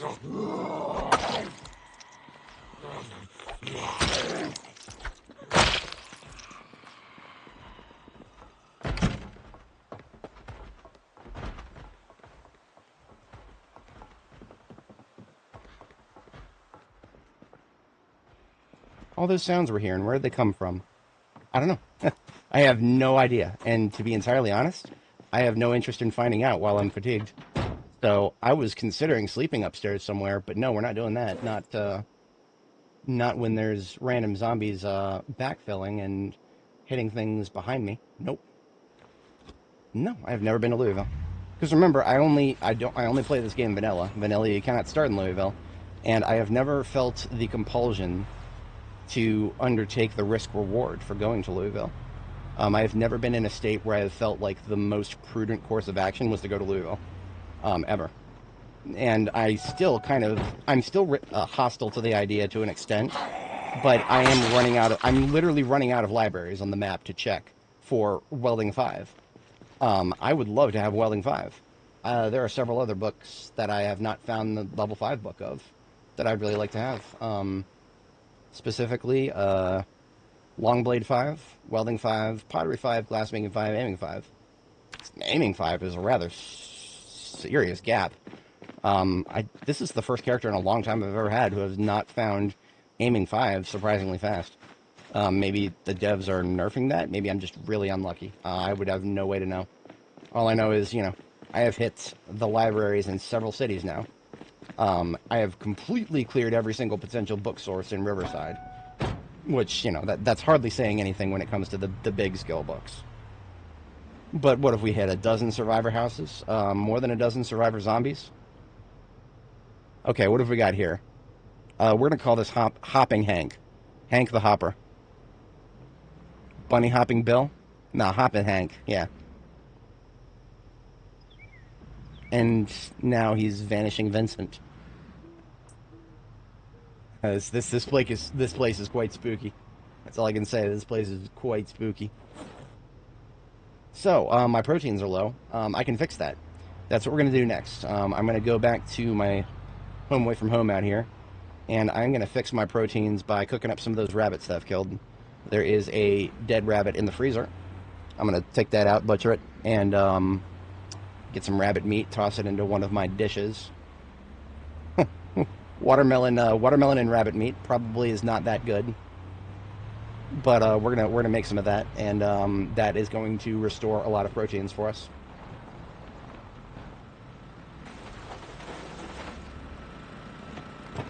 Now, here's another problem with my theory of using this strategy to clear a place in Louisville. I seriously doubt I will ever have a convenient little spot like this that I can just drive away to. I will probably build a river base in Louisville.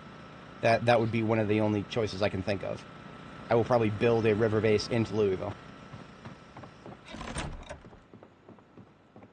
But that is just future considerations there.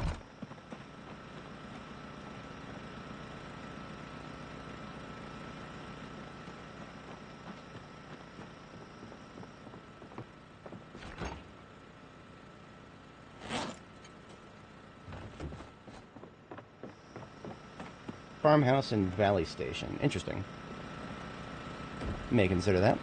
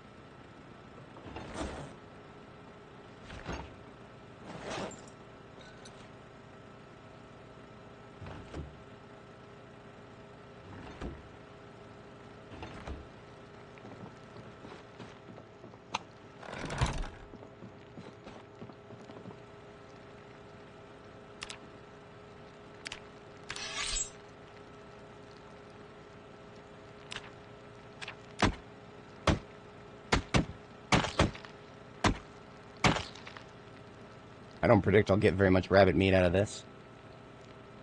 I didn't, but that's okay. This was a really small bunny that I butchered. Interesting. And were you able to confirm that there's not very much in the way of respawns? Because, I mean, it doesn't feel like respawns are that big of a deal for me out here, at least. I mean, like, this particular area, I've not found very much in the way of respawns at all. It's been quite quiet out here now that I've killed everything, which I find that to be fantastic.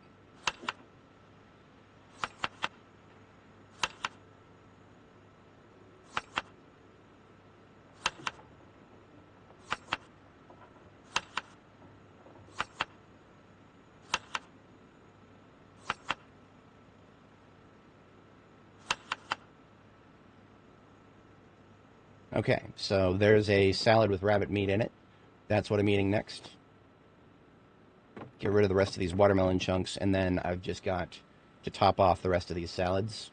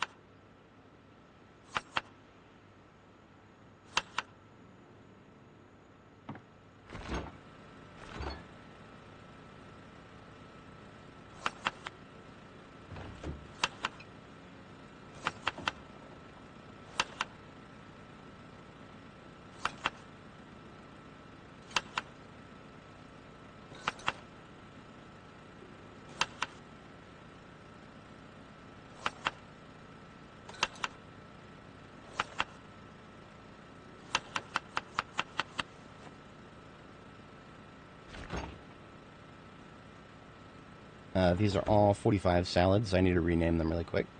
And then we're done cooking for the night. Just in time for bed, really.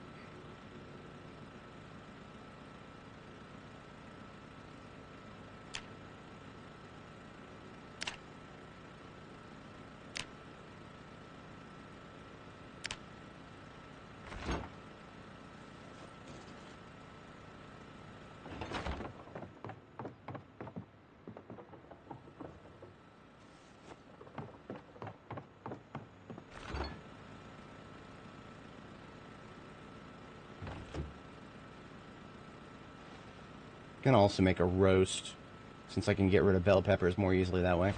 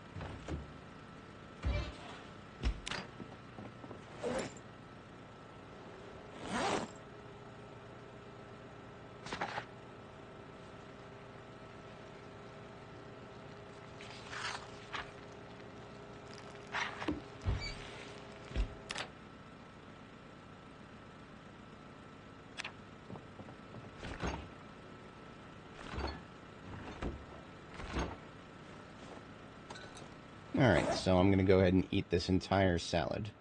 Straight up, because it's going to have a lot of protein in it. Or, well, it's going to have more protein than I have had for a while. Perfect. That had like 70 proteins. That solved for the protein problem for quite a while. I'm just going to toss a bunch of leftovers into this salad here.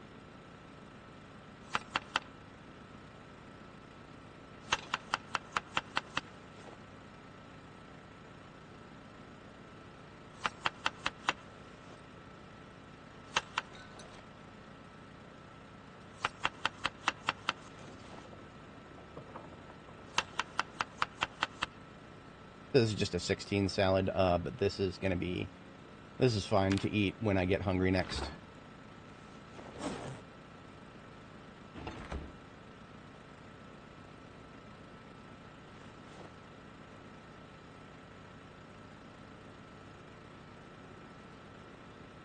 Okay, bedtime. A little bit late, but that's fine.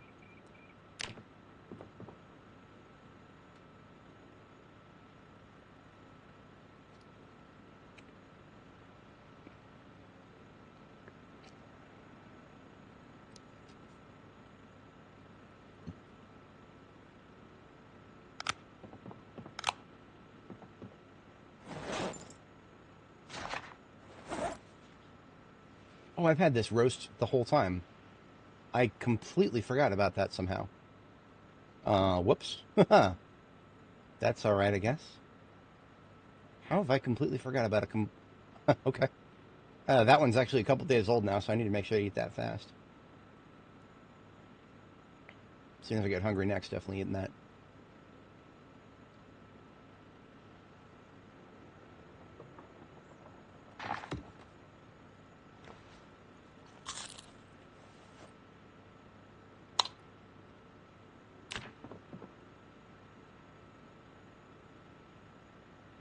Not the most compelling content tonight, but you know, now that we've killed most of the zombies at the Sanatorium, it's going to be a bit slow, unfortunately. We don't have any other massive slayings of zombies on the docket in the short term, so if you guys are here for that, I apologize. We're done with that now. There's only so much of that you can do in this game before you have to switch and shift gears a little bit. Now, logistically speaking, really what I'm doing is kind of burning out the clock until September. That's really what I'm doing. That's the long and the short of it at the moment. When September comes around, I will know for sure if there's any agriculture left that I care about in the slightest. Because right now I don't think there is. But September I will know for sure. Because, I mean, like, let's just say by some random fluke, I actually managed to harvest some of that tobacco. I don't think I will. Well, let's say that I do. If I do, that's really cool. I could actually dry some of that. I've just been kind of thinking about... I've been thinking about it. I don't really know exactly when I'm going back to base.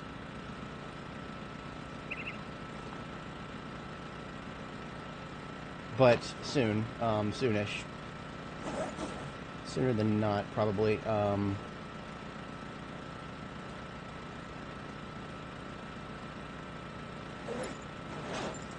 Clearing out some stuff from my backpack here. This machete is on its last leg too, so I'm probably going to swap that out for the nightstick soon.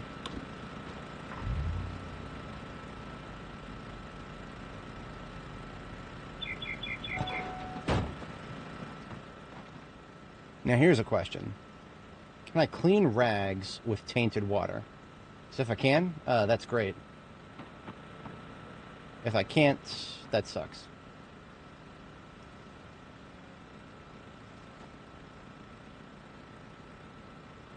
Because if I get enough logs and rags, then I don't need to worry about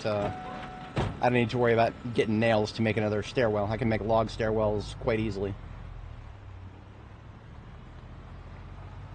Now you cannot make floors with just logs. So if I need to make a floor, I will need to use nails. That's hardly a problem.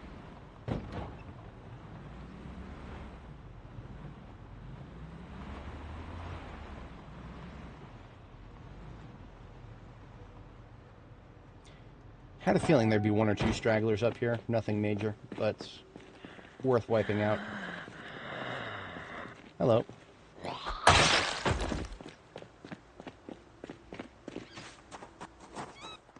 And just because I've always been curious about it, what's on the other side of these elevator shafts? I don't think there is anything. Look at that, the empty bottom of an elevator shaft. Wow. I've just always been, I think I've seen that before. But I'm always interested to see the things that you would never see in this game otherwise.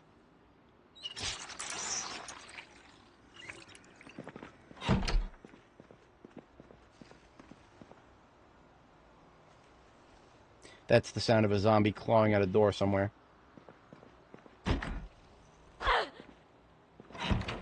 Couldn't tell you where.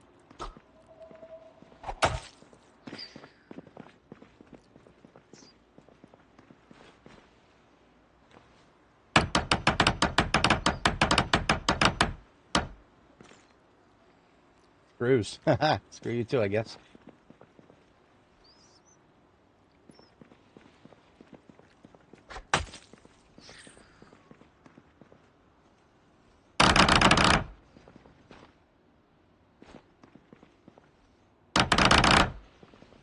That time I got some nails.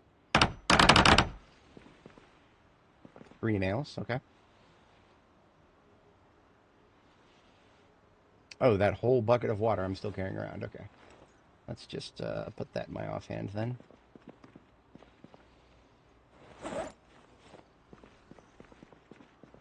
That ought to be enough nails for now.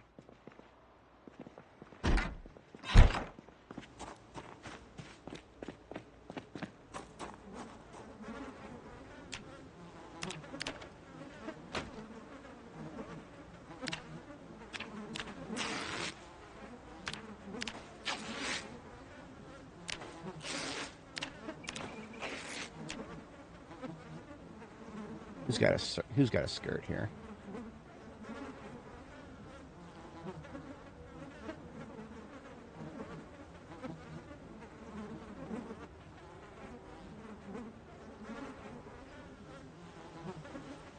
Here we go. It's an intact skirt. Hell yeah. So what you do with skirts, don't rip them straight up. Pick them up and go shorten them. Each time you shorten them, you get a free clean rag. I'm always down for free clean rags.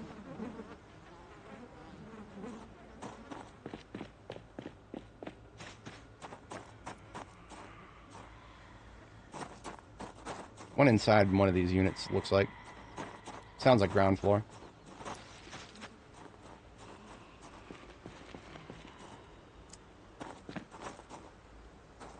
This is probably why I would never do very well in Louisville, because hearing a single one-off zombie is enough to screw me up. Like I'm gonna lose track of what I'm doing because of it. Can I craft on the bed? No, I cannot. That's okay. Find somewhere else.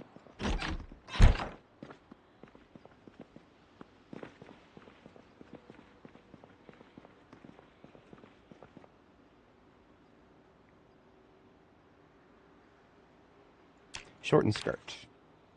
Free clean rags. Not that I don't need tailoring experience anymore, but that's okay.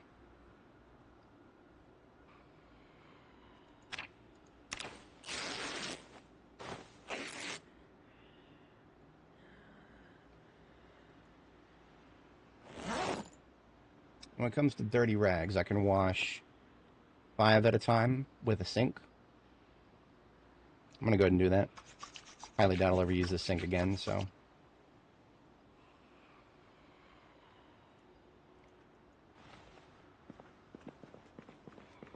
Sinks and toilets have the same amount of water in them, so.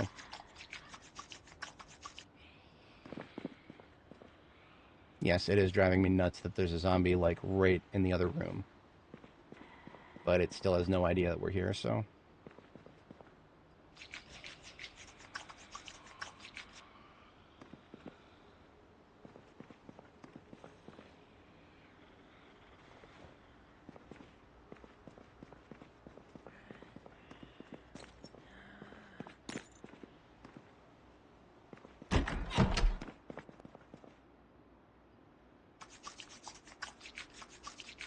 Okay, we have a metric ton of rags now.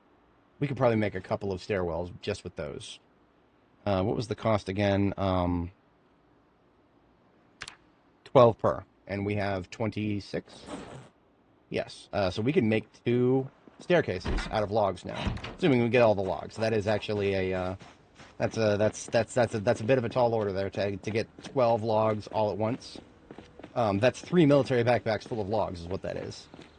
It would be easier to stack them, which is not actually very doable at the moment. I don't have a lot of rope. That's okay. I don't need to think about stacking them. I've got extra military backpacks.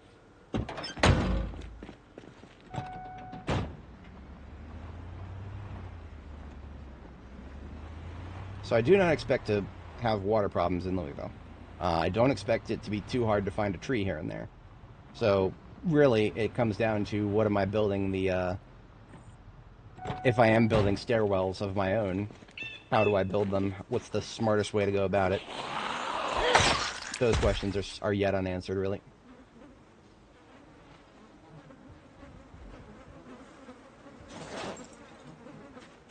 That was the sound of a zombie actually finding a window to break. Didn't realize there were any of those left.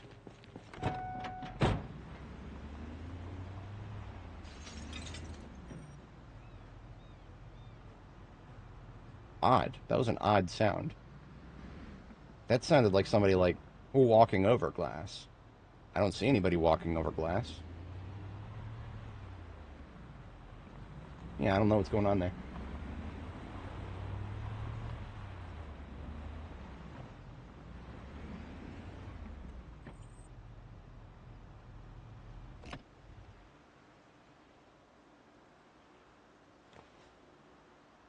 So how does somebody who needs logs gets logs? Well, look at all these stupid trees growing out of nowhere. Actually, don't need this water bucket anymore. I'll just leave it here for now.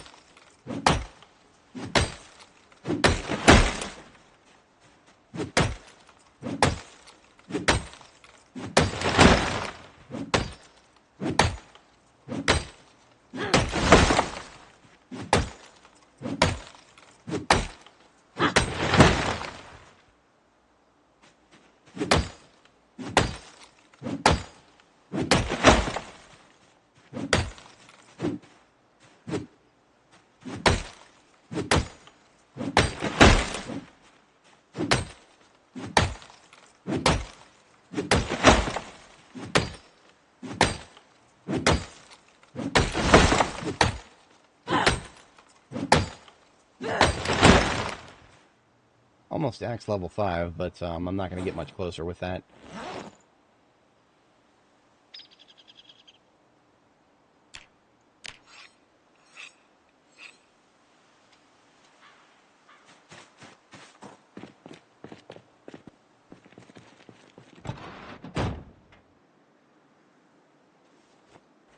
Way, put your weapon. Now I'm going to take a military backpack that I'm not currently using, D Alpha. Fill it with logs, carry that upstairs. Then I'm going to take my other 2 military backpacks, fill those with logs. That'll get me 4 total. Can't move them all at once, it seems.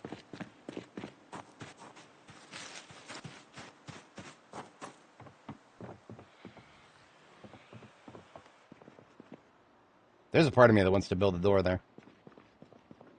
But that's okay.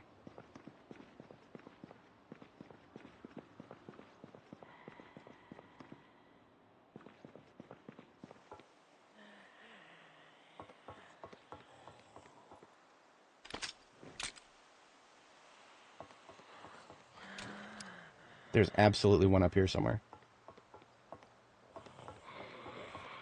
Multiple.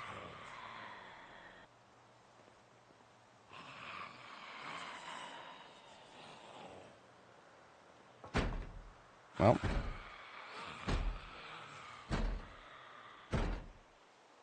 There's probably more than one in there.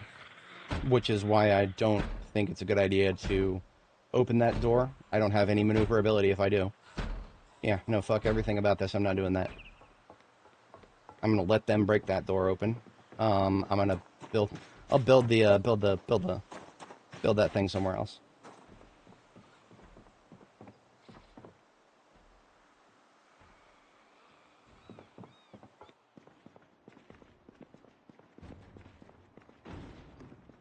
That, I think, was the door breaking.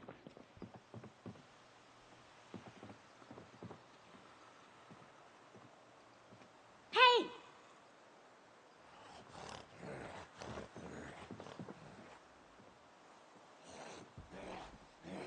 Hey!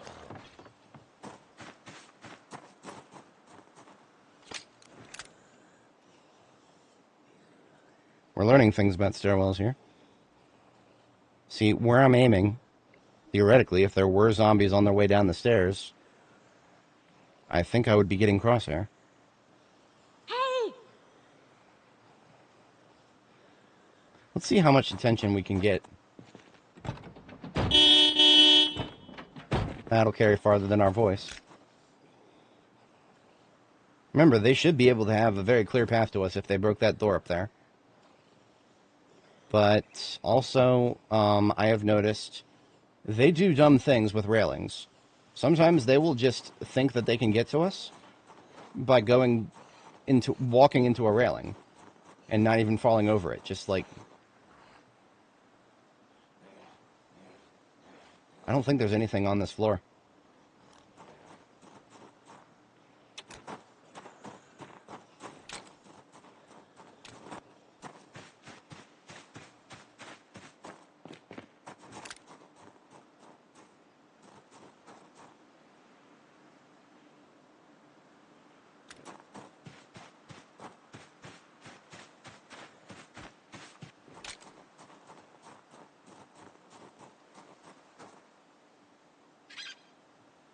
I don't like this. I really don't. This is not a good idea. Going up there, and all those tight corners where they could be coming downstairs at any point. No, I'm not doing that. That's just extremely dangerous. And it sounds like there's someone. Oh, here we go. There we red crosshair. There's somebody up there. There you are. Hello, friendo. Why don't you come on down here and fight me like a zombie? How many of you are there, huh?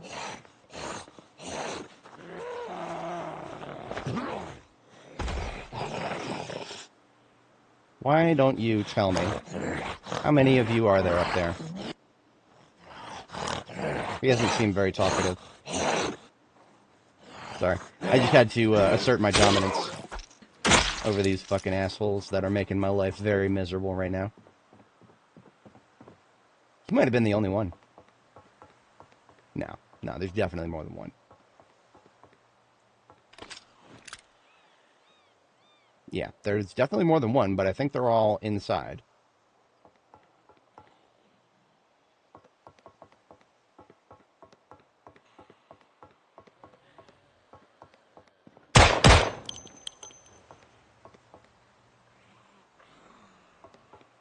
I don't think they get... so the mouth breathers that I'm hearing right now, I don't think they can get to me, because if they could, I probably would have heard some aggro sounds. There is a significant difference between the sounds of just... I call them mouth breathers for a reason. Because if they're aggravated and they see me, they're trying to get to me, they're going to make very different sounds that don't sound at all like mouth breathing. They sound like groaning, moaning, and... the ones that are just doing the mouth breathing, that their mouth breathing means they don't know where we are. They don't know we're here.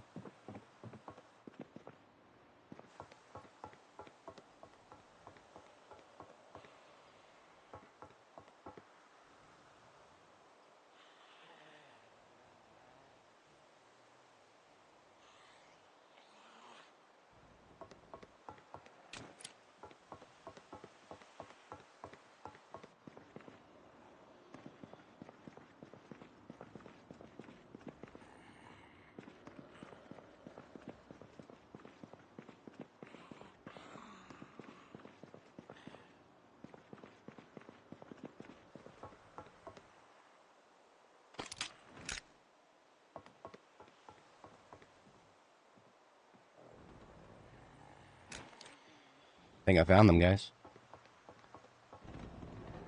Look at that. Okay. The upper floors must be like maximum security shit.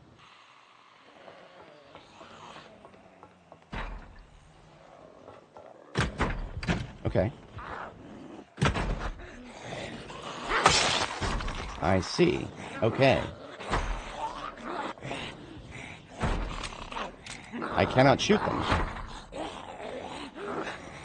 Now I can.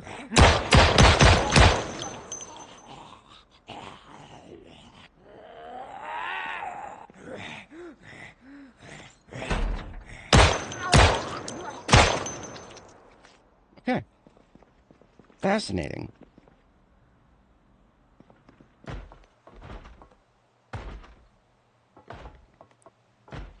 What's that? Okay, look at this. There's a railing that prevents me from going to the upper floor. I don't know what's going on there.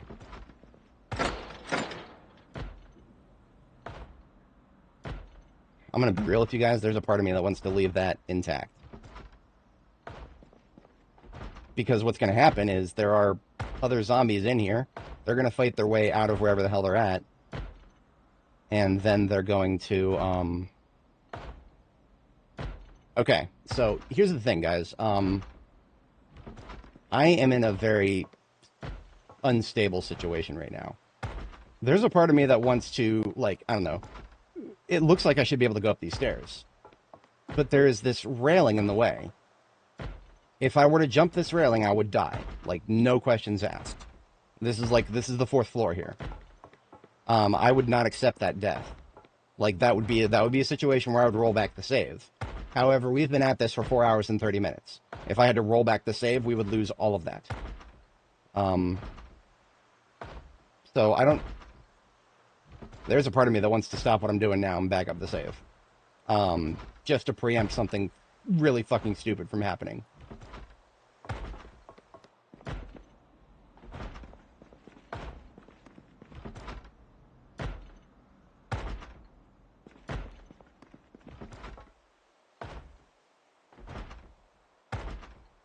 My brain doesn't know what to do right now. Okay, you know what? Okay.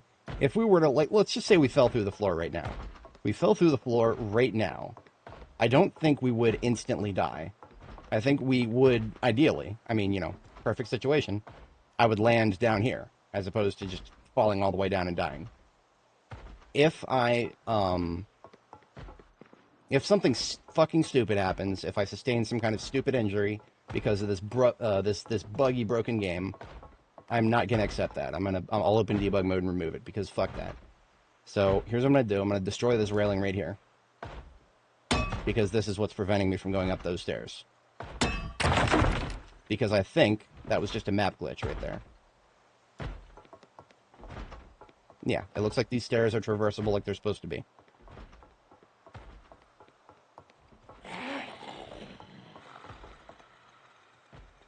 There is somebody right on the other side of that wall.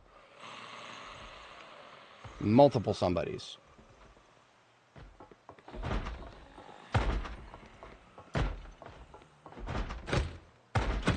This door is locked, and therefore, I'm not messing with that. The zombies up here now have a clear path to me. All I gotta do is wait for them to break that door down, and they'll come down and fight me.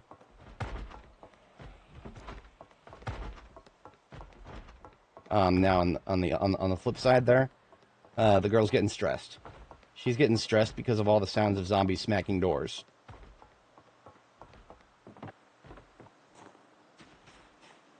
Is there anything I can do about that? Not really. Not really. I don't think there is. Look at this. Where did this person come from? And why can't she walk? I have a feeling this is actually one of the ragdolls.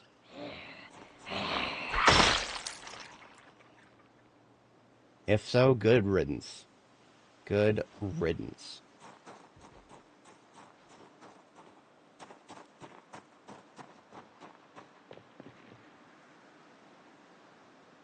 Now, if I were to make my own stairwell along this wall, that wouldn't be too hard. It would require a lot of logs. Wait a minute. Oh no, it's just a rat. So how many floors is that total? This is the ground floor. 2nd floor, 3rd floor, 4th floor. This is a 5-story building. Like 5 proper stories. And it looks like 4th floor was like maximum security. The 5th floor did not look like there was a, it didn't look like there was a gate or anything, like a, like any prison bars up top.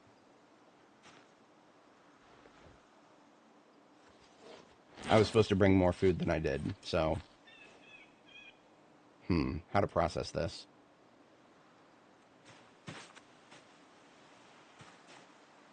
See, when it comes to building my own little stairwell all the way up the side of the building, the safest spot looks like it would be here. And I say that because these porches, I've already observed on the 3rd floor, these porches are pretty light in terms of zombie population. And if there are zombies like in the individual units up there, there's going to be doors and windows that they have to break before they get to me. So I do feel like putting up stairwell here, but that would be a lot. Actually, I have a better idea. let me get a single plank, so I do have some nails. Well, I would need to do 3. Yeah. I need to do 3. Okay.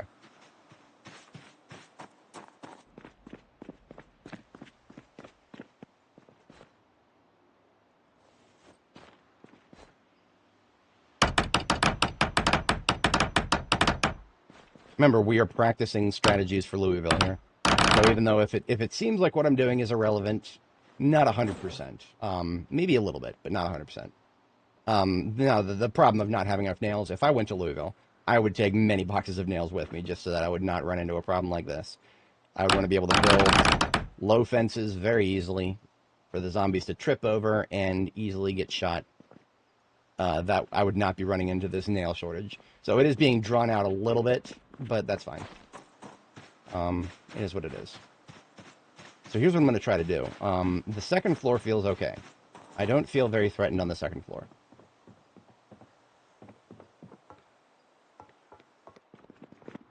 So I'm going to... I have made a hole in the wall up here, haven't I? Or was that the third floor? That was the third floor. So here on the second floor, I'm going to break the same wall I did on the third floor here.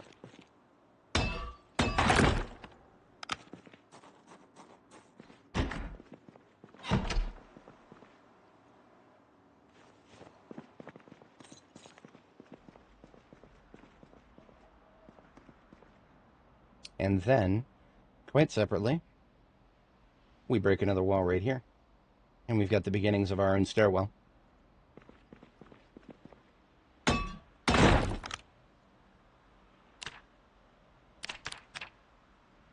Where did that guy come from?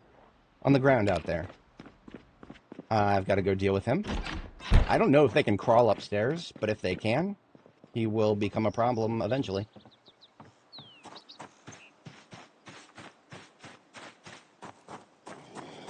Once again, I feel like these guys might be like former ragdolls. That would explain a few things. Because otherwise, there's not a lot of zombies that I would have left in that state. And, I mean, maybe they... So, if they would put themselves in that state if they jumped off a building. They'd break their legs, they become crawlers. That would be one of the few explanations for just a crawler randomly popping up like that. But I'm not going to be able to find out, and I don't really care. So, wooden floors.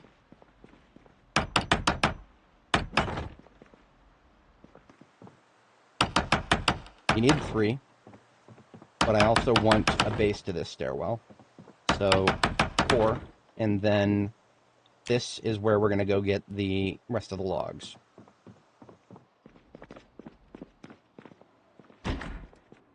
Now, unlike what I was just talking about, with there's being some kind of weird problem that would lead me to falling off the stairway. If I fell off of anywhere else while I'm trying to do legitimate building stuff, I'm not going to consider that a fluke.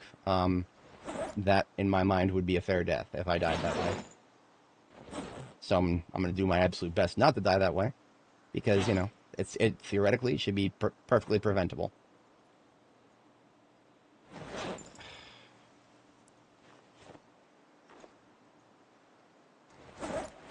Three logs in the backpack, and I can't pick it up. That's rather silly. Okay.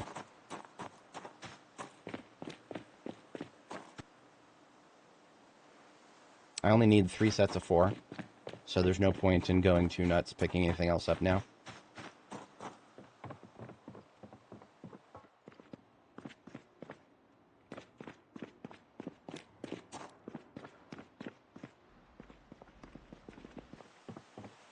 Alright, I would need them right here, so I put the logs on the ground right here. And then I go pick up 2 full military backpacks of logs, so 8 more. And there's a stairwell right there.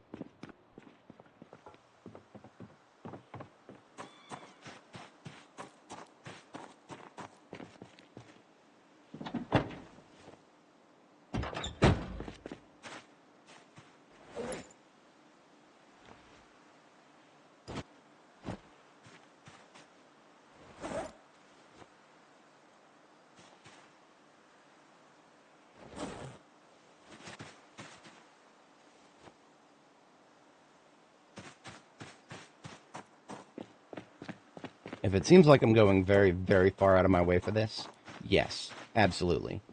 Chad, yes. I have no qualms whatsoever. Going very far out of my way to secure a safe angle of approach to any situation. Now, safe is a very relevant term here.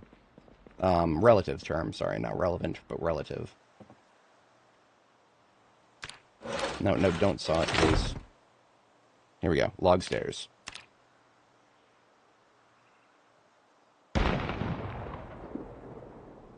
Oh, I went the wrong way. That's okay. That's okay. I gotta do it like this.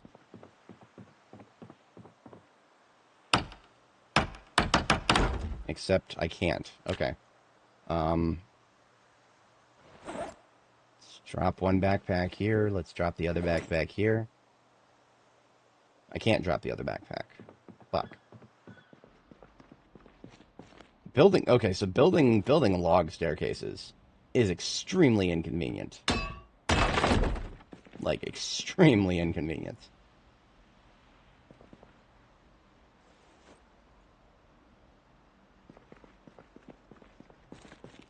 I think, standing here, I'm within range of all the materials. Okay, there we go. That is, yeah.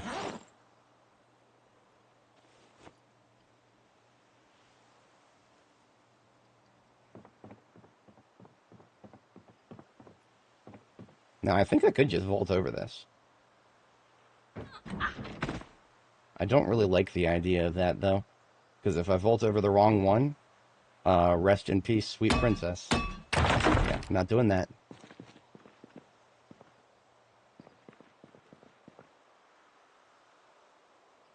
It's good to know that stairs can only go certain directions.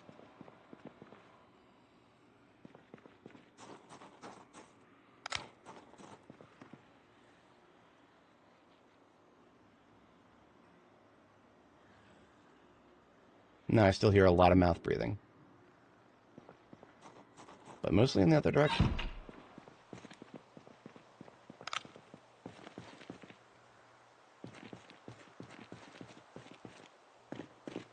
Now this secures me multiple angles of approach. Because I can go up these stairs.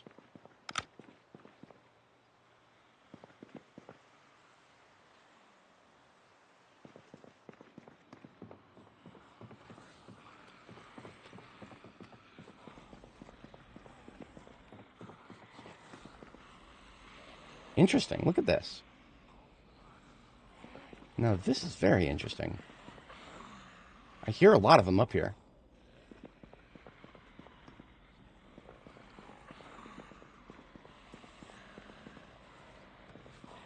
There are a lot of them up here.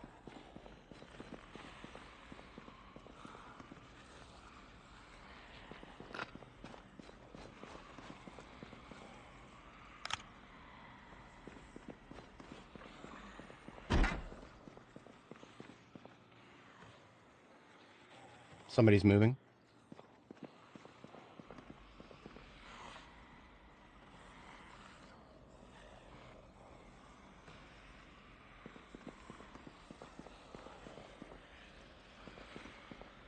Y'all hear that, right? That's not just me. That is the sound of that is the sound of many terrible things headed this way. Well, not headed this way yet, but soon, TM.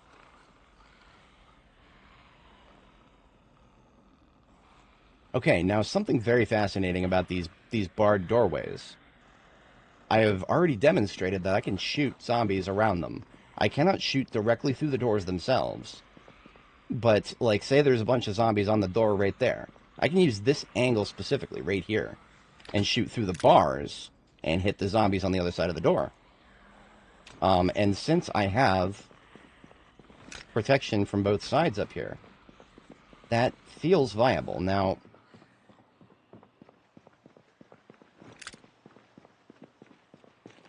I just want to make sure that I'm not going to be getting flanked.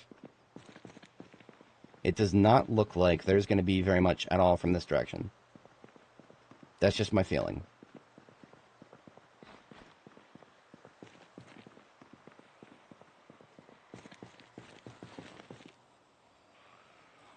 That being said, y'all hear that mouth breathing. There's a lot over here. I don't know exactly where, though. I feel like it is most likely on the next floor up. I mean, just listen to that. Listen to that. That is a lot.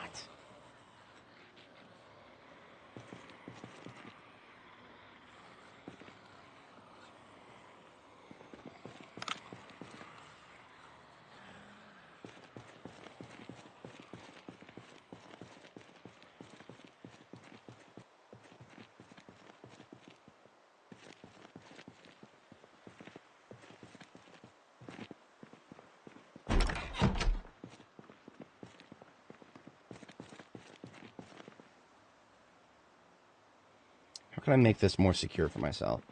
I don't have too many options. I have some, though. I have some options here. I mean, look at these tables. Random tables here. Any nails? Several nails. So what does this constitute? This constitutes some plank protections I can put up. Barricades.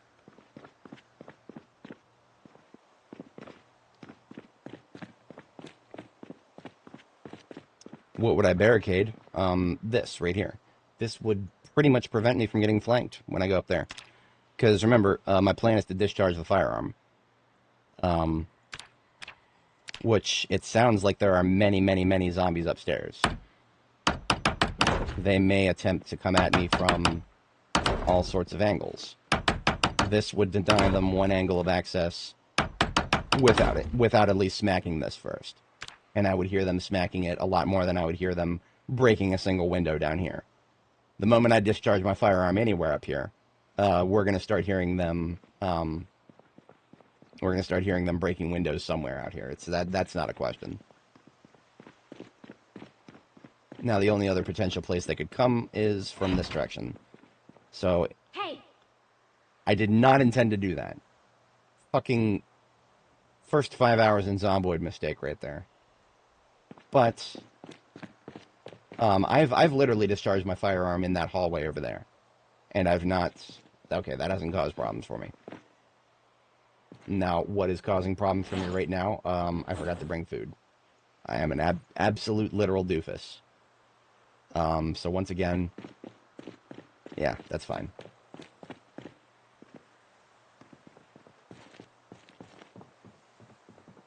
I've made my own way out.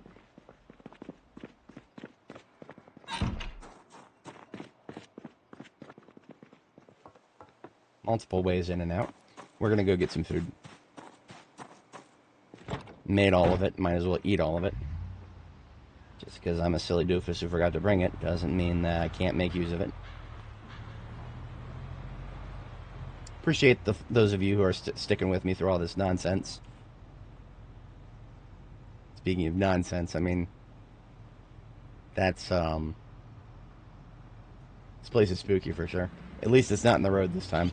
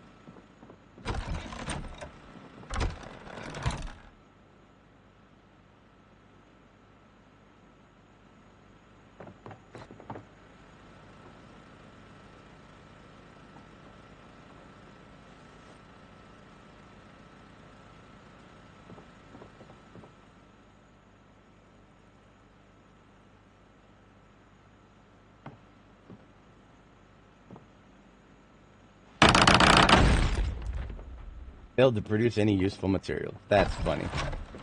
That's okay, though.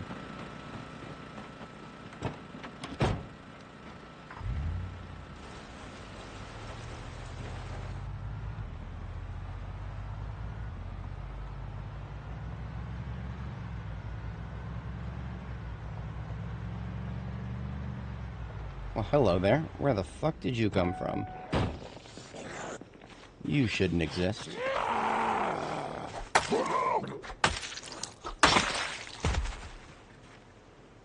I'm gonna steal your watch for that.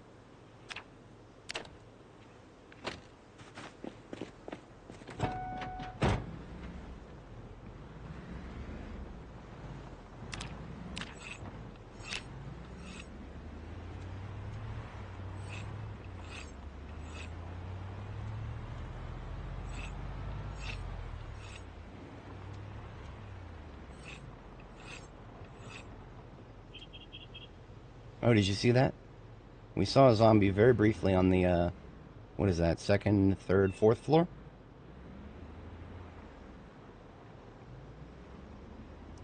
Love how they flash in and out of existence. Why can we only see them right here, I wonder? And here's another question I have. Cannot seem to aim at them from down here. They also seem to have turned around and walked away. Ooh, look at that, look at that. I had red on the crosshair for a second. That's really funny.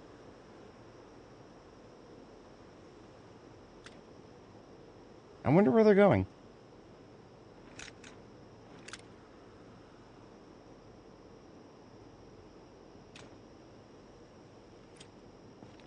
Remember, Louisville is going to be filled with buildings much bigger than this one.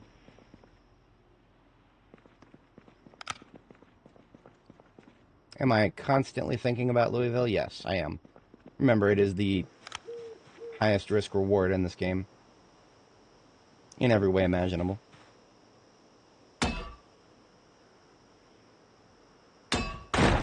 There's the library. Okay.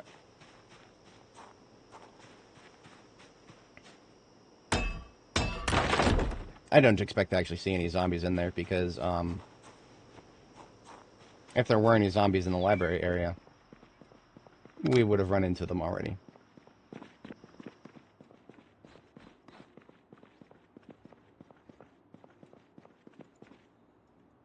Like I said, nothing but tattered hats and beard dirt.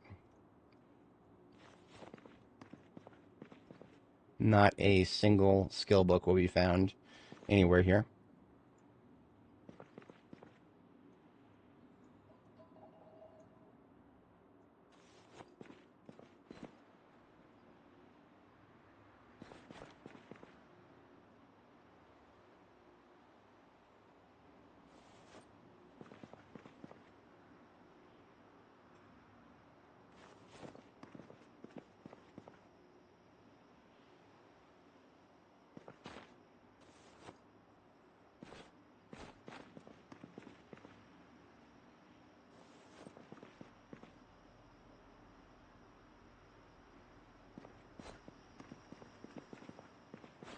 Rope? Really? Okay.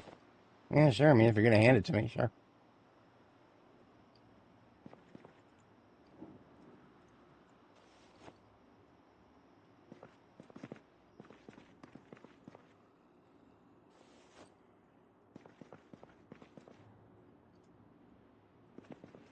Yeah, so yeah, like I said, no books on the bookshelves here. The visual appearance of books on the bookshelf, don't let that fool you.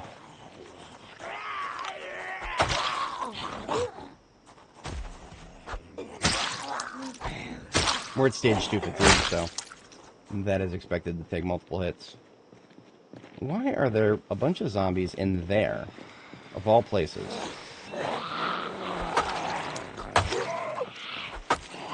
Jesus Christ! Fucking... I did a ground attack when I shouldn't have. Sorry. Britta is... Okay, I'm drawing on knowledge of build 41 at this point.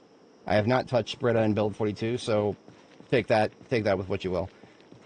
Back in build 41, if I had to pick, I would have picked Vanilla Expanded Firearms, VFE. I would have taken that over Britta's any day. I felt like Britta's added way too much that threw the game's balance off. That is just my humble opinion.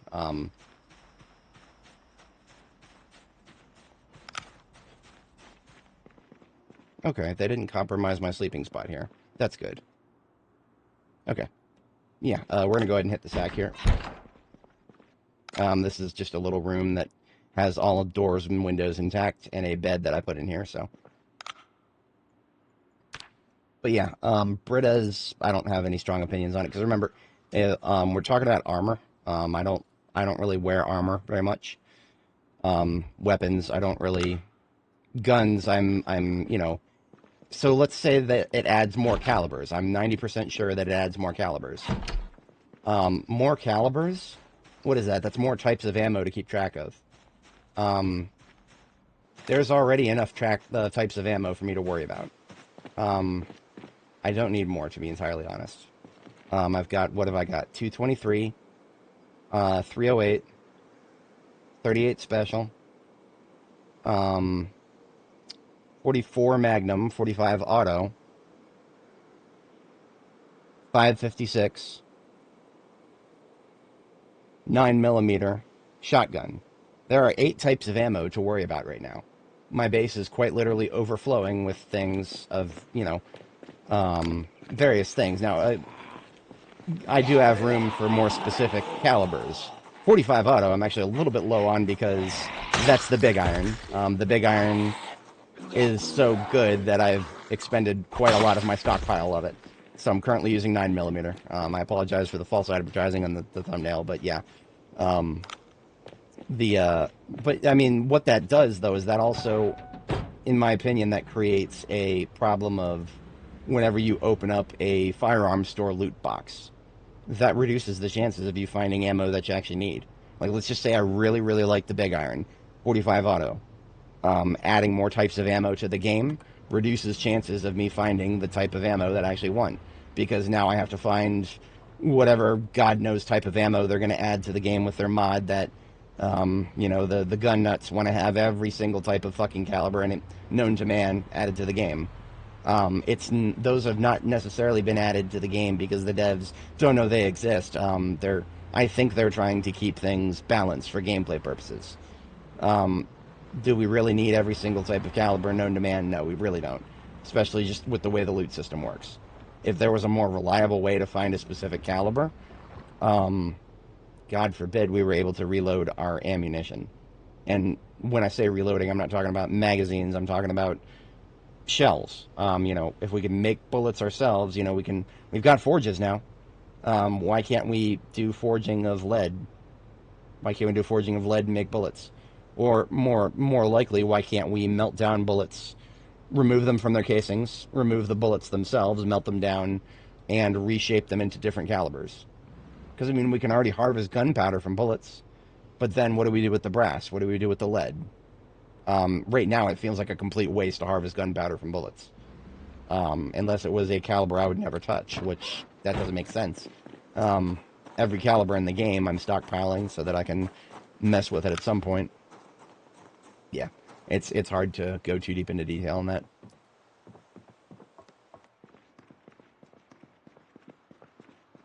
The best part about YouTube right now is that I don't know if homeboy who asked the question is even still here. My live viewer count is plummeted because I'm not doing very interesting things right now. Can't help it. Sad.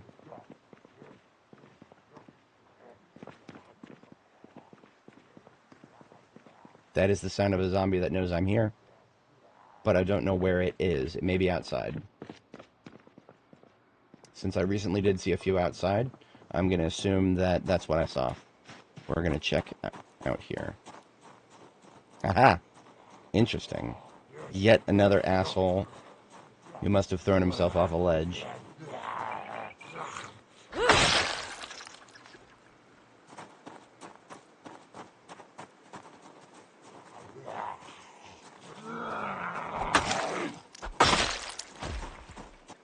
Wow, look at that. Okay.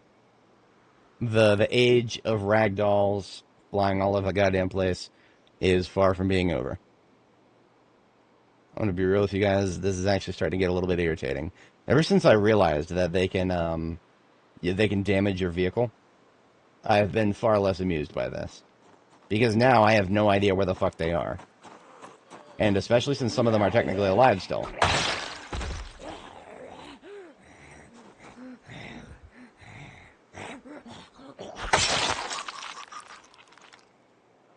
I'm gonna call this one, Crumpled Carol.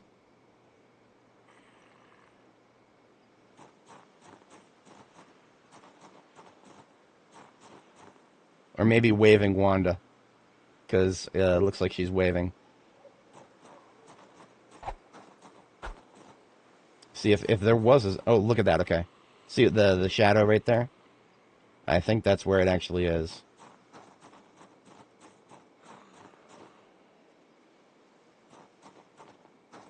Or where it was. We got close to the shadow, and now it's gone. This place is definitely spooky, guys. I don't know if I can handle this place. This place is definitely spooky. Spooky, scary sanatorium. How about no?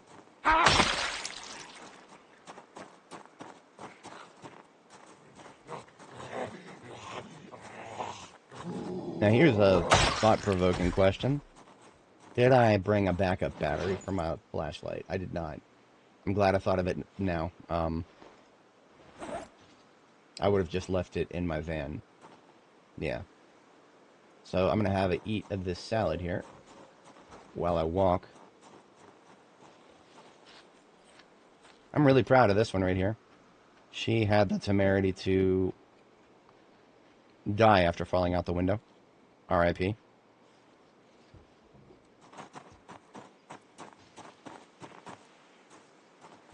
She even has a hatchet in her back.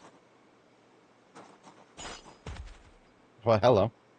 Look at that. Look at that. I am so proud of those guys. Hello. They actually fell down properly. Oh, look at that one. Oh, she got up. Oh, I'm so proud of these guys. They're ragdolling like they're supposed to. Y'all did it. I'm so happy for you.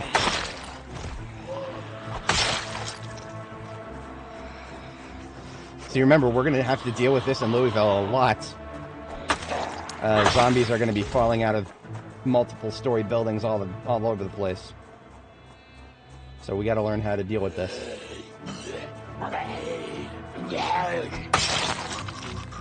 I would very much like to confirm that my theory is correct, that, you know, we are in fact learning how to handle Louisville somewhat by doing this.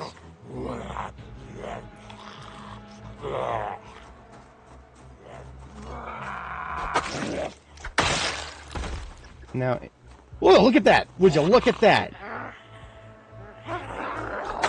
What an interesting zombie. She fell down, she ragdolled, it looked like she became a sprite, and then she got her shit together and stood up and tried to kill us. Fascinating. Learning ahead of time of the random dumb bullshit we're gonna have to deal with when zombies come spilling out of 17-story buildings in Louisville. Yeah. I am 100% convinced that this is good training. I'm 100% convinced of that now. We're learning how to handle the dumb bullshit before it happens in extremely large amounts to everybody around us. I expect to see quite a few floating people.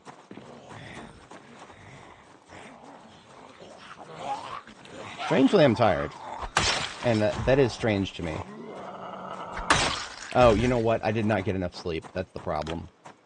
I was awoken by a nightmare. I thought I had gotten enough sleep for a first sleep of the night as a restless sleeper. We always sleep twice, but apparently not. Nope. I'm gonna go ahead and look at that. Look at that. Look at that. Look at that. My custom stairwell here is doing a good job. Bringing zombies down. Zombies that would be a problem for me if I had tried to go up there and deal with them myself.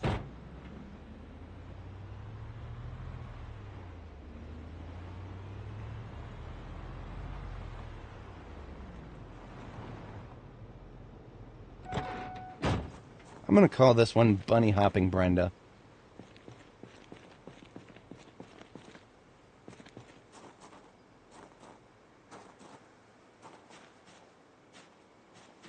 Did you see that? Okay. I never expected a challenge like that. We got her, boys. We got her. Now we just gotta... No corpse. Not yet.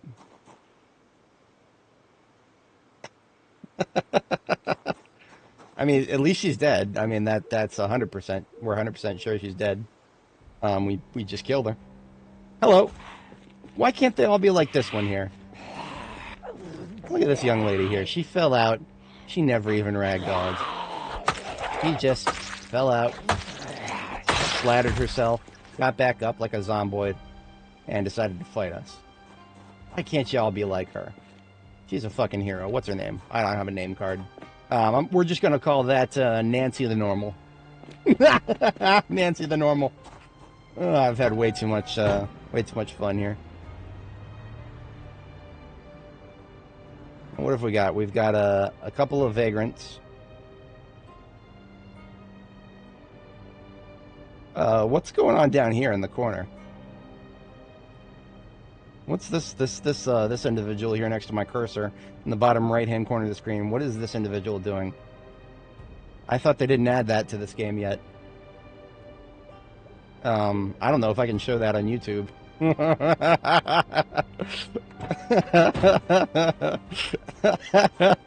We're gonna call this Triangle Tracy. Yeah, we got Triangle Tracy over here. Oh, I don't know if I'm gonna be able to hit this one. Because I'm going by the shadow, is what I'm doing. There we go. Oh, we got her. Oh, boys, we might get her.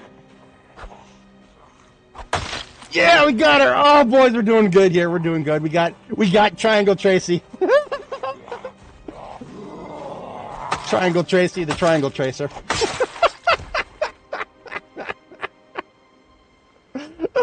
Okay, I may have lied when I said that I'm done laughing at haha funny ragdolls. That's God damn it. What have we got over here? Planking Patricia. Yeah, another Planking Patricia. We've already had a Planking Pete. Now get ready for Planking Patricia.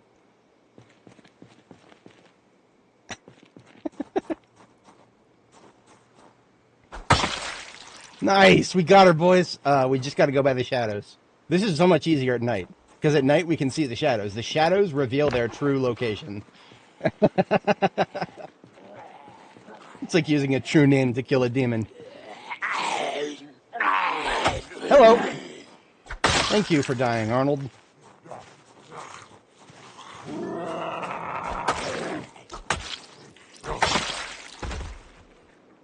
Ooh, what have we got here? What is this, Figure 8 Francesca? Yeah. Figure 8 Francesca. This is a tough one. Oh, we look at that, look at that. Oh, she was not long for this world, it seems. I feel like this is like a, maybe the zombies are powering up. Maybe we have only witnessed a fraction of their true power. Maybe ragdolls are a pathway to powers some would consider unnatural. I also may have been playing this game too long. What are we up to now? What am I up to now? Here's Steam. 2,055 hours. No, I've played other games longer than that. This is still only my third most played game, I think. Anyway, I was supposed to try to sleep. I was supposed to try to sleep. Let's see if I can make that happen.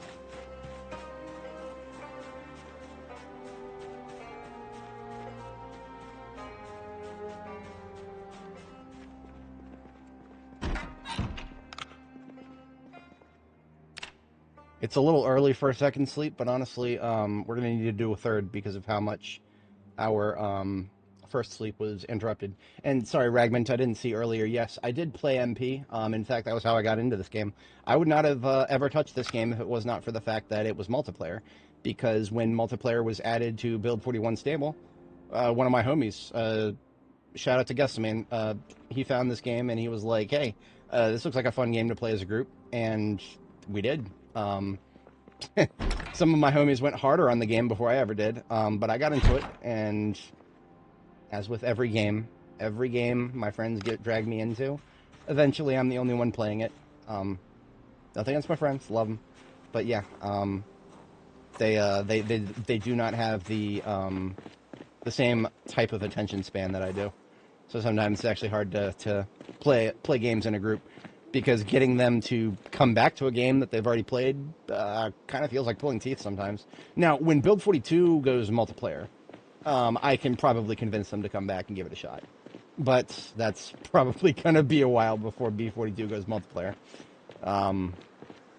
If for no other reason than, man, they're having so much trouble with ragdolls already. Imagine how much trouble they're going to have synchronizing this bullshit to multiplayer clients. I mean, look at this. Is this figure 8 lady again? Nah, look at that. She's doing a Y pose, or he's doing a Y pose. Yeah, he's doing a Y pose. This is YMCA Yamcha. Oh, he's gone. Okay, R.I.P. Just like Yamcha in Dragon Ball Z, he's gone. I'm such a stupid doofus. I left the van running all night, and I left the headlights on. I'm an actual, literal stupid doofus. That being said, I actually do need to sleep again. We're still at 39 fatigue at 6 a.m. That's not good. As a restless sleeper, that will result in me getting tired like sometime in the early afternoon.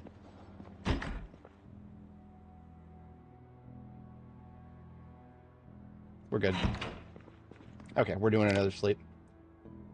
I was afraid the game wouldn't let me, but we're good. But yeah, no, I mean, to be entirely honest, if my friends played this game, I would be playing it with them right now. Of course, if they played it, I don't know if I would go back to Build 41. Well, actually, you know what? If my friends wanted to play Build 41 again, yeah, I would do it. But I don't really have any interest in Build 41 anymore solo, because no, it doesn't make sense. Now, funny you should mention MP. Something I was talking about earlier on stream. I think only Bloody was around at the time. Not very many live viewers tonight, that's fine. Shout out to anybody who's watching right now, and especially the folks watching later. I do have a dedicated audience who catch my streams even when they're not live, so mucho appreciations upon those folks. Anyway, I was talking about this earlier. I've actually considered controlling 2 characters at once in this game. I don't know if I ever actually would. That would be extremely challenging. Obviously, there would be a primary character and a secondary, and if I ever did lose one of them, it would be the secondary, so it's not like it would be, like, stupid. I don't know. It's attention spans, really. This has happened with many games, and it's not even because they're hard. Like, one of my buddies, Pinaka, I think he's actually slightly better than me at certain games that we've played. But he's the kind of guy who likes to jump into new games a lot. In fact, he's not currently online right now, but in the past couple of weeks, I've seen him jump between, like, 3 different games. He's just the kind of guy who doesn't really go extremely hard on a single game. Or if he does, it's a different game, like a new one that he's started recently. He doesn't obsess over a single game for a very, very long period of time like I do.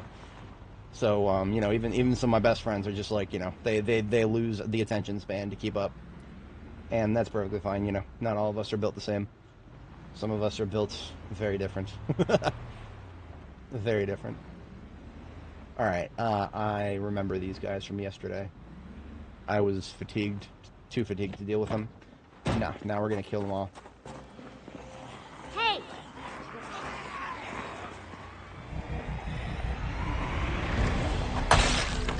Now, I do think quite a number of these folks are actually from the upper levels. Listen closely to this soundtrack, by the way. Tell me if you hear anything wrong with it.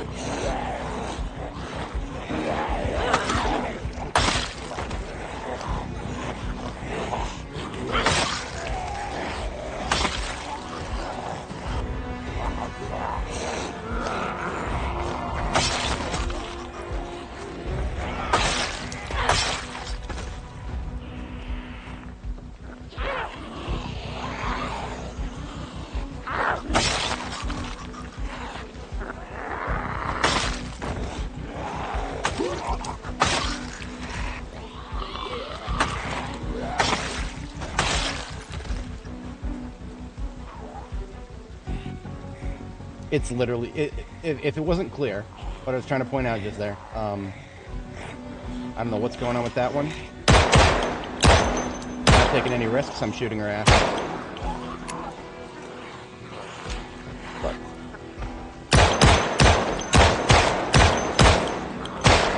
normally I would never waste bullets on ragdolls, but that one, I wasn't sure what she was doing, and therefore, yeah, fuck it. I'm very eager for this soundtrack to stop playing. It's my favorite one, but they butchered the ever-loving hell out of it.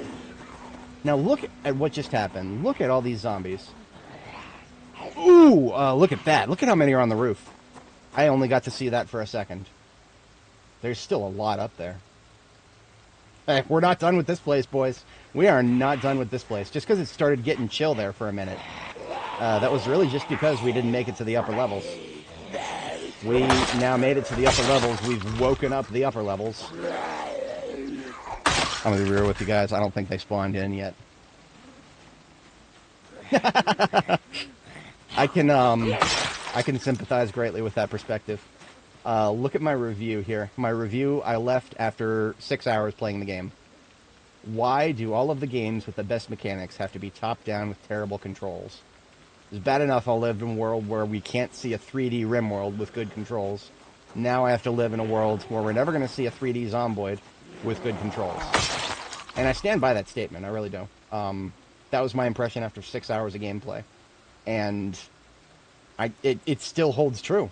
We're never going to see a good 3D first-person kind of game like this. The closest I can think of off the top of my head is 7 Days to Die. And that game, mechanically speaking, is a fucking joke compared to this one. That game its simulation quality is dog shit compared to this game. But it's really popular. It's really popular. Now, what's going on here? That's interesting. These zombies are inside still. Why? What's going on there? I'm suspicious of that because I've completely cleared the lower levels of this place. Ooh, colored elbow pads. Yes, please. Desert Eagle. Firefighter axe. All of that. Just inject that directly into my veins. I don't need to pick up gloves anymore. I was picking up gloves for the longest time as tailoring materials. I am now tailoring level 10. I don't have to think about that ever again.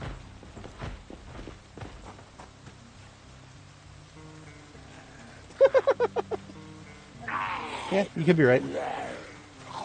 I've already started writing code for it, but I'm not gonna become a programmer just for that. If I ever did, like, try to make my own game, I would not be the one who writes all the code for it. I'd just be a project lead. I know what I'm good at, and it's not writing code. I could envision myself being a project lead, maybe even working with developers directly, guiding the project, you know, bringing it to fruition. But I would never do the. A lot of people go down the rabbit hole of, like, assuming, okay, I've got a vision, I'll be the one to bring it to life with the coding. I know myself well enough to say I'm not gonna even try that. It would just be a disappointment for everybody. I am a script kiddie at best when it comes to writing code. Especially because I would probably have to learn C# a lot better than I already know it. No, I would find a different revenue stream that has nothing to do with the game itself, and use that to hire some developers and actually pay them to do it. I wouldn't try to do it myself. I've witnessed way too many people try to do it themselves and just disappoint everybody in the process. I would not be special in that regard.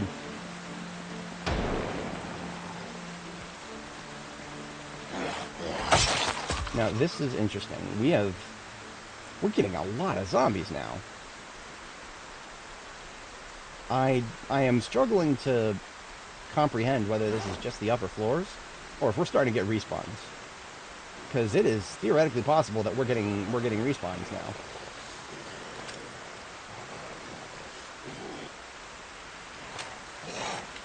And if we're getting respawns, I don't think I want to be, I would prefer all of them or none of them, really, when it comes to respawns for a place like this. Because yes, we are here to kill zombies.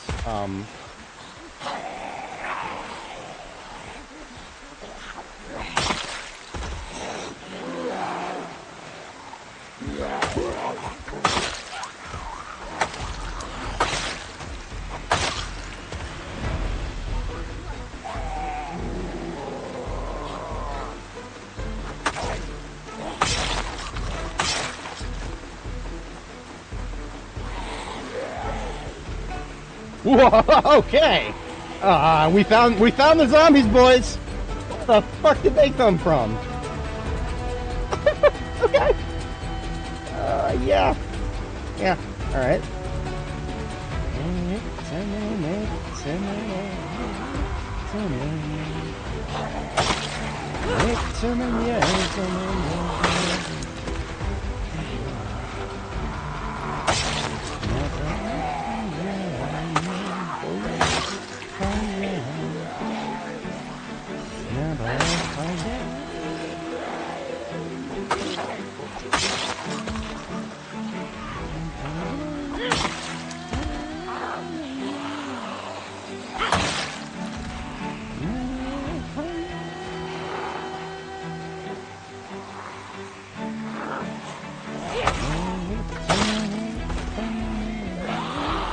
I was hoping to split them up.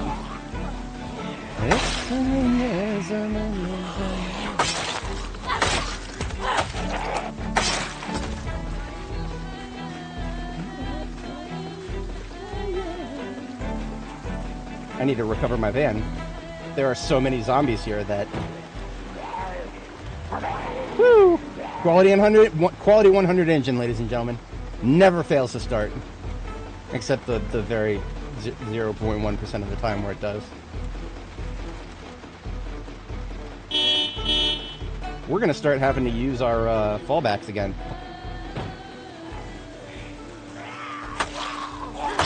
Don't stop the music. Fuck you. There we go.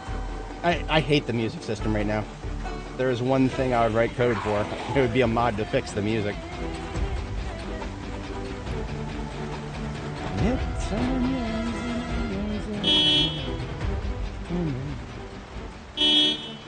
Never. I would never touch PvP with a 10-foot pole. The game is just so unstable. And what is PvP in a survival crafting game but a ever-escalating series of skirmishes between people who have way too much time on their hands? Depends on who's hosting the server. And when the server is being hosted, it's, you know, who's got the admin powers, who's going to lose patience with somebody, and who's going to start banning people for trolling. Alternatively, if you don't, who's going to stay online 24/7 to make sure your base doesn't get offline rated? Are you going to do that? How many people do you know are going to do that? Because that's what these games always turn into. If you try to play PvP, that's what these games always turn into. There's no exception. It either turns into who has the admin powers and who's going to clamp down on the people who come in there to grief you. And if there is no admin, if it's just a true neutral libertarian paradise where everybody can just do whatever the fuck they want, who's going to stay online 24/7 to be the guardian of the base while you're sleeping? Do you got a friend who can do that? I don't have any friends that are interested in that. That's a lot of dumb bullshit that my friends don't have time for.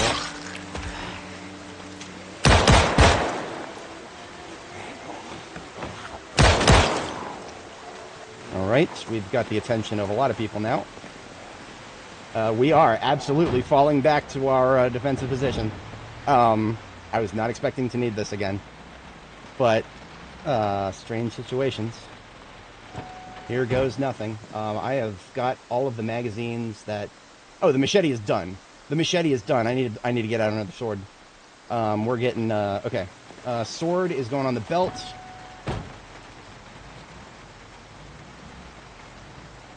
Mace is going on the back. I did not expect to get driven into this kind of a corner here.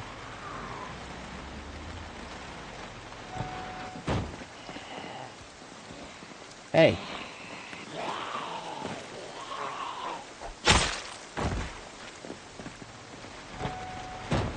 I'm very sad we lost the music, but nothing can be done about it. Okay, empty M9 mags going away. I'm prepping for war here. I'm prepping for war. I'm taking some backup weapons. We're putting on the heavy armor.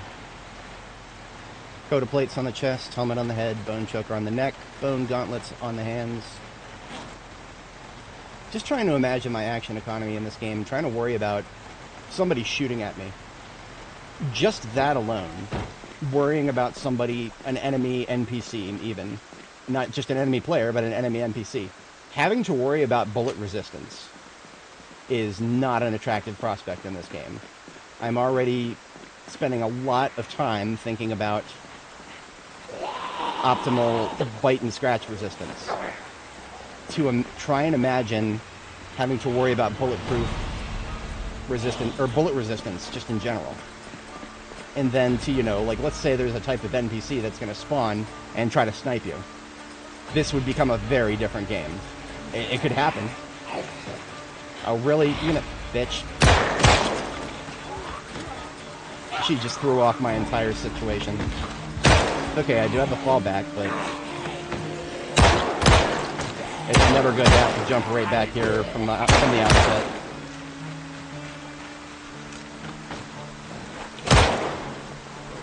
For context, if you're not familiar, in the current build of the game, zombies are never going to be more vulnerable to gunfire than when they flop over a fence. So I construct defensive positions like these. Fuck, we're out of both.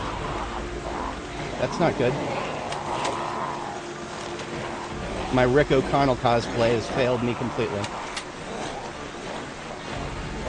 I'm not trying to abandon the defensive position so quickly, but I may have to.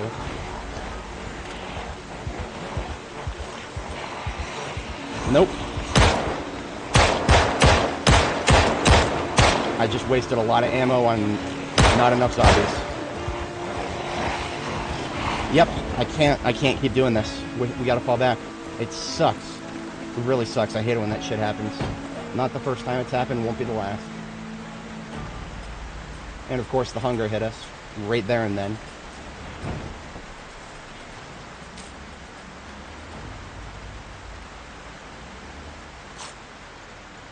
Now what's going to happen next? If you guys, you know, if anybody watching was not here earlier, what's going to happen next, you're going to start seeing them come out of this forest. Because there's going to be quite a few of them. Oh, god damn it, really? Okay. This is the worst time for this shit to happen. We just got the audio glitch. You may notice a complete sudden lack of sound. I am not fighting all those zombies without sound. I absolutely fucking refuse. The audio glitch has happened. We're only 5 hours, 27 minutes in. Yeah. I'm just going to close and reopen the game. That's all you got to do when the audio glitch comes in. It needs work. Improve the aim system. It definitely needs work. But yeah, if the audio stops playing, if you stop hearing sounds, just close and reopen the game. That's all you got to do. It just takes a couple seconds. You're not going to lose anything by doing so, and it will make your experience much safer. Because playing this game without sound, don't recommend it. I really don't. You could try a deaf character if you don't believe me. It's not fun. I took hard of hearing once. Never again. Never again. I mean, I can tolerate nearsighted, or short-sighted. I can tolerate that because, glasses basically negate the problem. I can tolerate that. Look at that. We can already hear our generator when just a few seconds ago we couldn't. So, back to what we were doing then. Kind of silly we had to stop what we were doing to restart the game, but, you know, Hopefully the devs will get that sorted out eventually.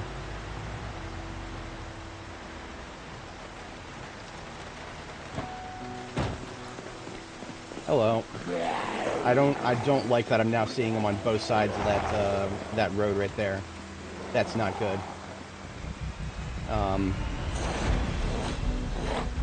No, fuck no. Jump scares are like the armpit of comedy. Oh, I'm sorry. The jump scares are the fart joke of horror. I think jump scares are an active detriment to horror, the horror experience. In just the same way as, you know, I think overusing music in many situations. Don't overuse music. It took me a few years to learn this when I was first getting into my creative years. When I was in my early 20s, I discovered the joys of Two Steps from Hell. Fantastic group. They do trailer music. Beautiful, beautiful trailer music. Punchy, post-rock, all instrumental. And it makes whatever you're doing just feel 20 times more epic by listening to it. And I kind of over-listened to it. It got so crazy that I started putting links to it in some fanfiction I was writing. And even cringe nerds who read fanfiction were like, dude, this is too much. And, you know, I kind of learned that, you know, overusing music is a bad thing. And jump scares are an example of that. You don't use music stings to tell the audience how to feel. You use it to support to support the situation. The jump scares are just a very primitive example of music telling you how to feel. You're supposed to be scared right now, so let's play some sharp violin stingers. No, make me scared in a more interesting way. That's my take on it, really. For movies and for video games. I'm very glad that the devs had the temerity to create a separate volume slider for that. I mean, I nothing against people who enjoy their jump scares. It just doesn't do anything for me other than unnecessarily increase my heart rate. And I don't play these video games to put myself 2% closer to having a stroke. I really don't do that. Maybe it's just I'm just an old man. You can call me that.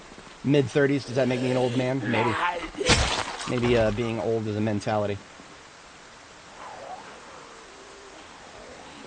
My heart rate will jump to 160 beats per minute if my character's life is genuinely in danger.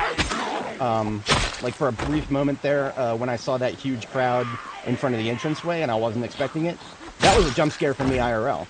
And I didn't need some fucking violin stinger to tell me to feel that way. I knew that I was in danger.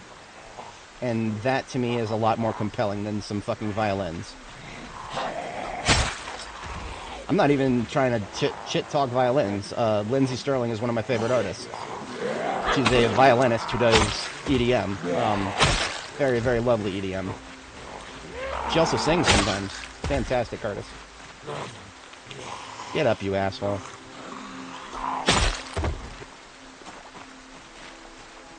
Okay. So all the rest of these jerks over here, I do have an answer to them, and that answer will come along now.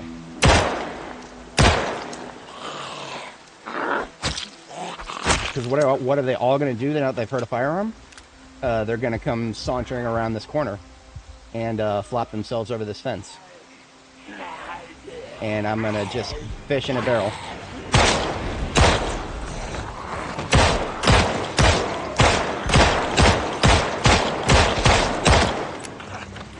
Well, kind of.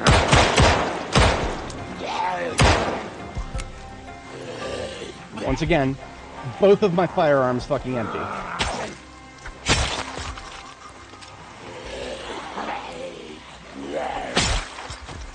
I don't have time to reload.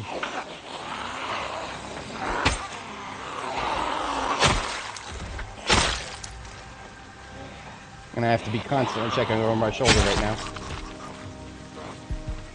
Okay, you know what? I do have time to reload now.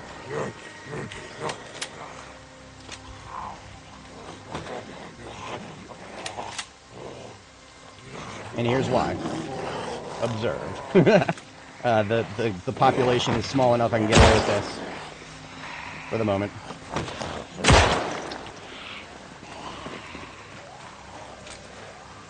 Not, I'm not predicting I'll be able to get away with that for too long, but...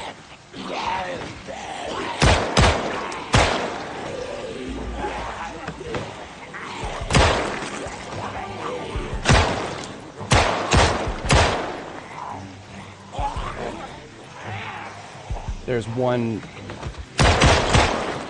I feel like there's one to my right somewhere, but I can't clock it.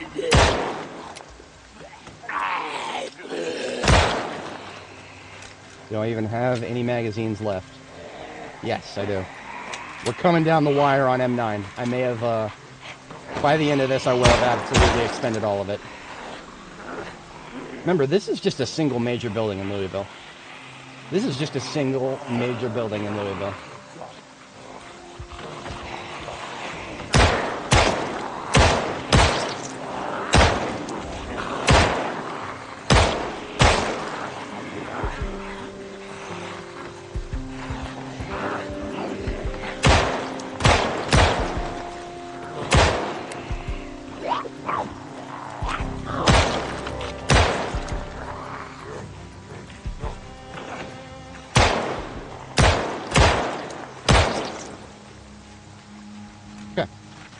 We are super sweaty now. Well, not sweaty, but fighting in the rain and a lot of exertion. I need to check my magazines. We're out. We are out of M9. When I have finished expending this...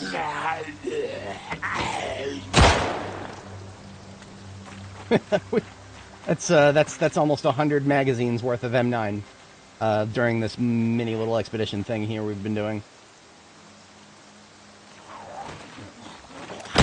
Okay. So, what do I do about being wet? I dry myself off. I don't have the towels with me. They are in my van. We don't want to stay wet for too long. You can see that the moodle up here is a darker shade of red than it's sort of like a pinkish color. No threat whatsoever when you're in the pinkish wetness. You just don't want to let it get worse and stay worse.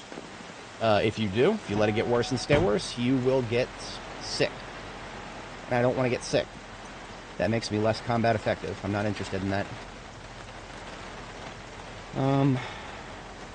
We're going to have a small bite of salad here.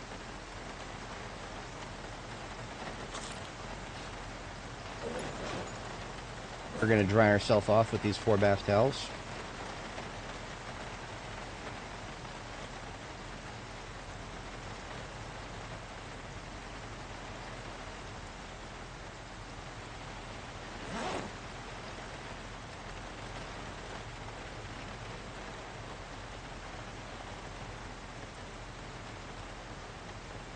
Alright, this sword is doing great. We've barely lost any sharpness. I'm starting to think I like machetes better. The attack speed of the machete seems to be going up faster than that of the sword. I've never had a strong opinion of them. I don't understand the people who are obsessed with them. I'm not going to tell them they're wrong. I'm just going to say I don't get it. Like, they've never felt particularly iconic to me. Maybe this is just the fact that I only put about 600 hours into build 41, compared to the rest of my hours, probably about a total of 1,400, have been spent exclusively on build 42. And the new modals were introduced right away, I thought. I don't remember when they changed. I just remember I didn't really notice it that much because it wasn't important to me. The modals convey an important thing about your character, and they're easily identifiable. Those are the two things I care about most. The art style is okay. We're really going to talk about art style in Project Zomboid. I mean, look at this shit. Look at this isometric bullshit. I have literally my review 6 hours in was a criticism of the fact that we're never going to see a game like this outside of this isometric bullshit. So, my opinion about anything related to the art style is just not going to be a good reference. You're going to have to talk to somebody who actually fucking cares about the art style. I play this game in spite of its art style, not because of it. Now, does that mean that I think it needs to be Unreal Engine 5 slop? No. No, but you can do better than this. Modern games can do so much better than this. And I wish they could, because I mean, you know, when you have this much mechanical depth, it just doesn't, it feels incongruous to me that you have such little actual physical depth. You know, like literal depth. 2.5 dimensions is what we're looking at here. That's the isometric perspective. Extremely limited field of view.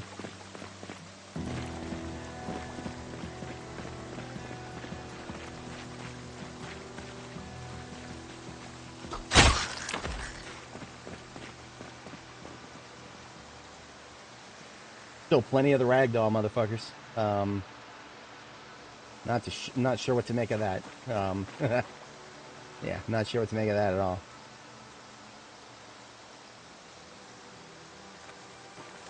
So, what have I learned from this? I have learned that either respawns are a bitch, or, possibly more likely, we woke up the 4th and 5th floors of this place. And we are now facing the consequences of doing so.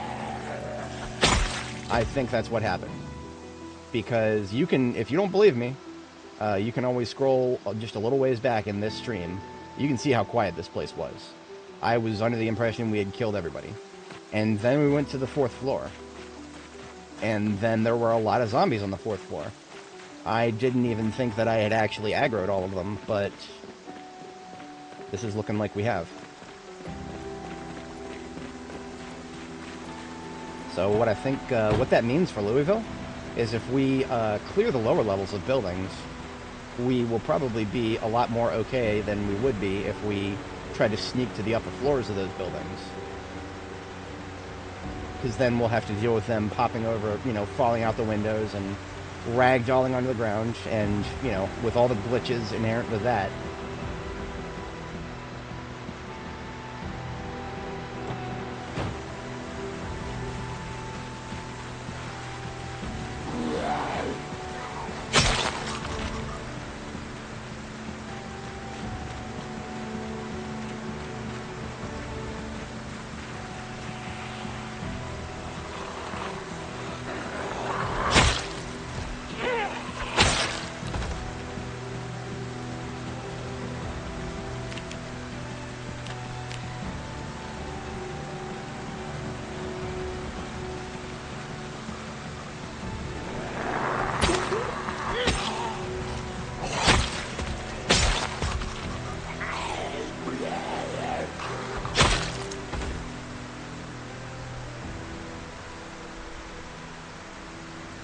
Vagrant asshole on the roof up here. Of course I can't aim at him. Why would I be able to aim at him? You'd think, you know, looking at that, I would be able to hit him from down here, but no.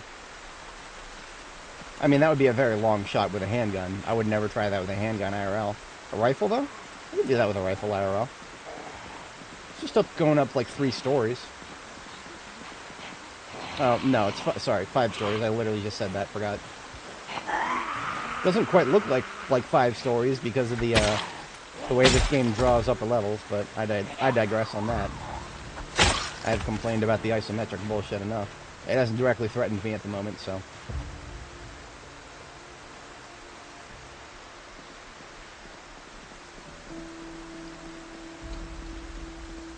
Looks like there are still plenty in the main atrium here. Makes sense. This is where one of the biggest stairwells are.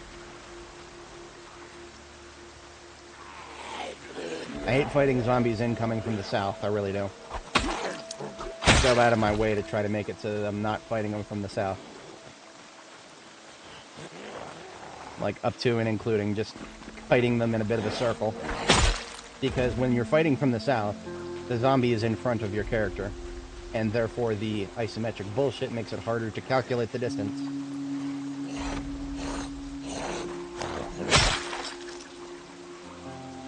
Alright, we got one slow ass coming out, and here's the fast ass. What's the fast ass, not the slow ass?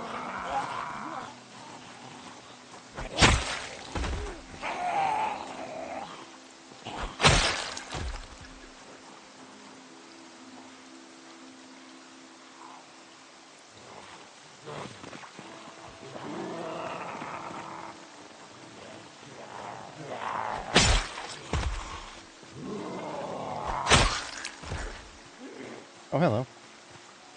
Hiding behind that column, why don't you?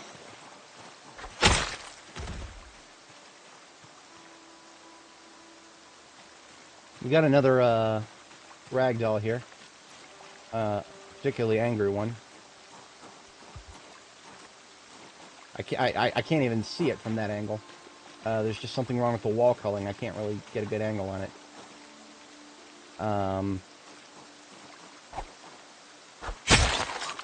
We got him, though. What's the name of this one? How about, William the Worm. He looks like he's doing the worm. Ah, you look like a spineless worm.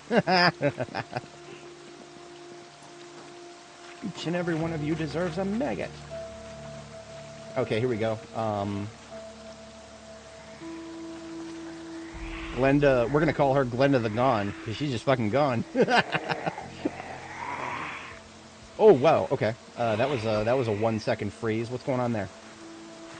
Why is the game freezing?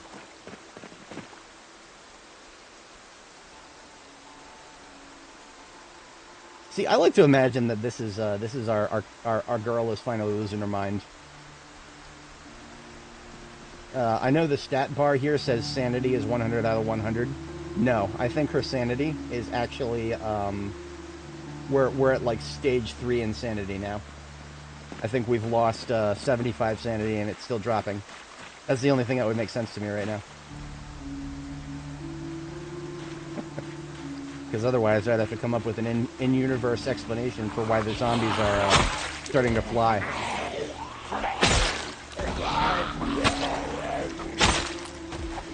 Maybe this really was the pretext of a chaos invasion. Zinch found out a way to bring people back from the dead. Maybe he had a little non-aggression pact with Nurgle. And we're just finally starting to see the fruits of their labors. Well, it wouldn't be their labors, it would be one of their minor daemons.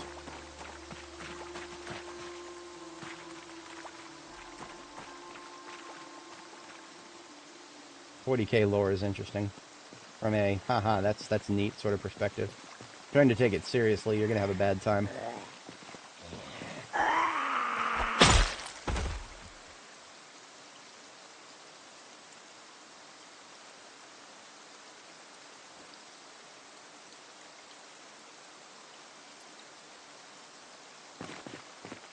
Alright, can I catch this one? This is going to be a tough one to catch. See, something I've learned about these wacky ragdoll things, you can hit them, you can kill them. You have to go for their shadow. And trying to pay attention to that thing's shadow, it was here for a very brief moment, and it is now fucking gone. Now, I have seen the ragdolls just, you know, once you get close enough to them, they'll figure themselves out. They'll, like, stand up. I over-rushed that. That could have been bad.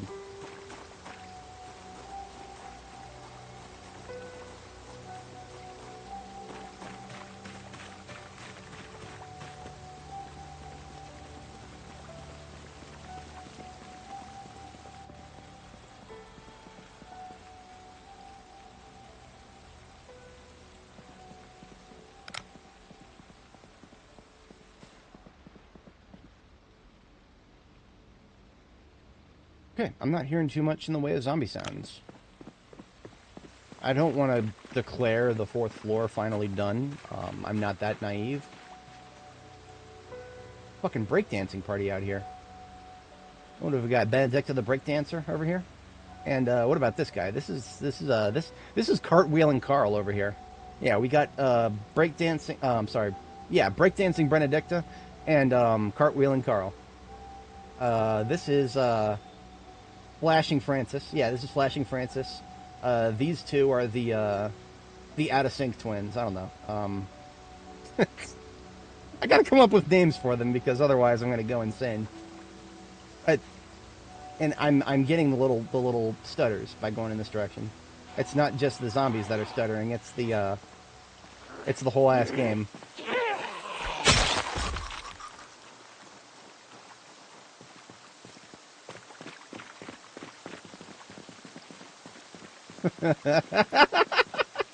I guess we got a disappearing Diane. I don't know. Maybe I was wrong. Maybe she's not breakdancing Benedicta. This was cartwheeling Carl, but it looks like he's done cartwheeling.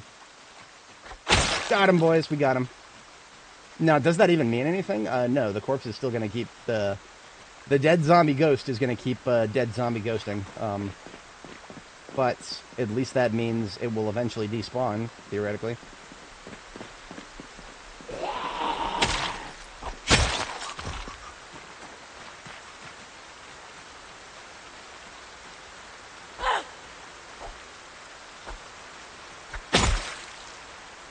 Yeah, that's right. I found their weak point, boys. I found their weak point. You hit their shadows. You hit their shadows, and they can't defend themselves. Haha. I shouldn't be that proud. It's a silly, unstable beta broken game. But that's what we do here. We figure out workarounds for the brokenness.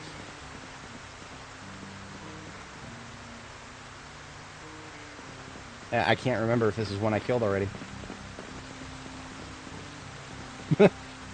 Moot point, I suppose.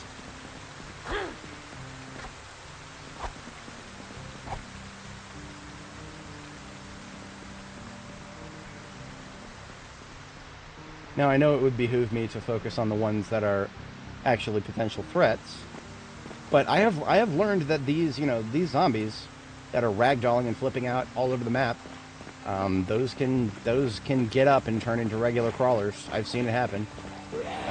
Only a couple of times, but yeah, the fact that it can happen means that they're not guaranteed to not be threats until I kill them. So knowing that I can kill them is nice.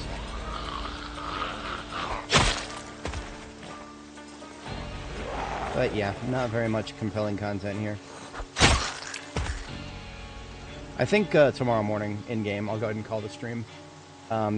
Playing this game in 6-hour chunks as opposed to 12-hour chunks feels a lot more sustainable. I could definitely play this game 6 hours a day for quite a while and probably not overplay my hand, in that sense. Because there have been, I mean, you look back through this character's playlist, there have been times where I've gone back-to-back for 10 hours, 12 hours, 8 hours. That's not sustainable. I cannot do that every day.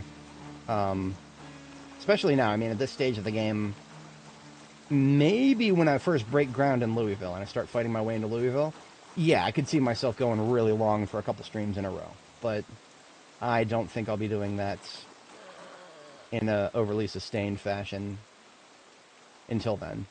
So when am I doing that? Soon. It is almost the end of August now. By the time September rolls around, I will have nothing left. Well, more or less, I will have nothing left forcing me to stay around my base. Right now, holy shit. I think I just found Zombie Homelander. I'm gonna need to timestamp that one. 5 hours, 52 minutes? Yeah. 5:52. Zombie Homelander. Zomblander. I'm gonna have a lot of fun making a supercut of the funny haha ragdoll zombies.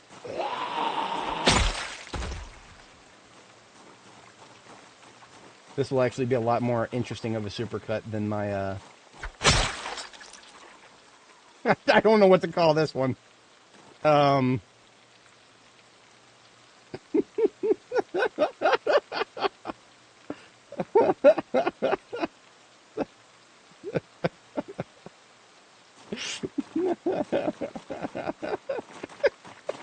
Spaghetti Stan or something like that. I don't know. Spaghetti Stan sounds interesting.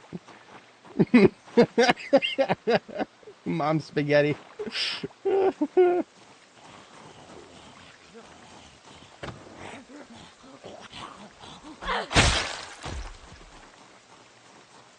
I have way too much fun.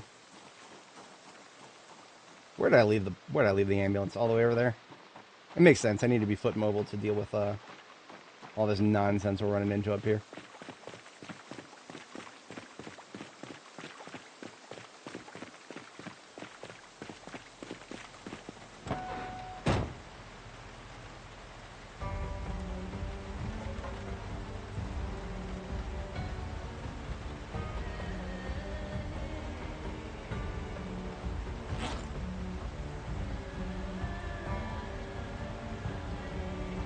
all these magazines are empty. How close to aiming level 8 am I? Not very. Well, actually, we're close to the halfway point. We're at 2,500 out of 6,000.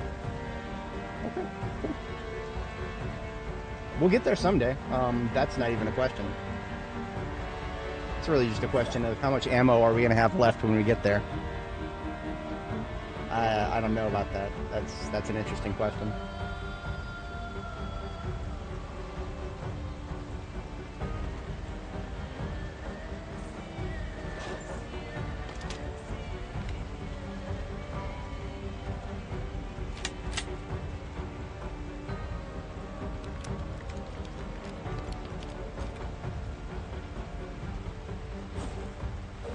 So this garbage bag is basically stuff I'm bringing back with me, but at this point, it's getting really full. I'm going to start separating firearms I've picked up from everything else.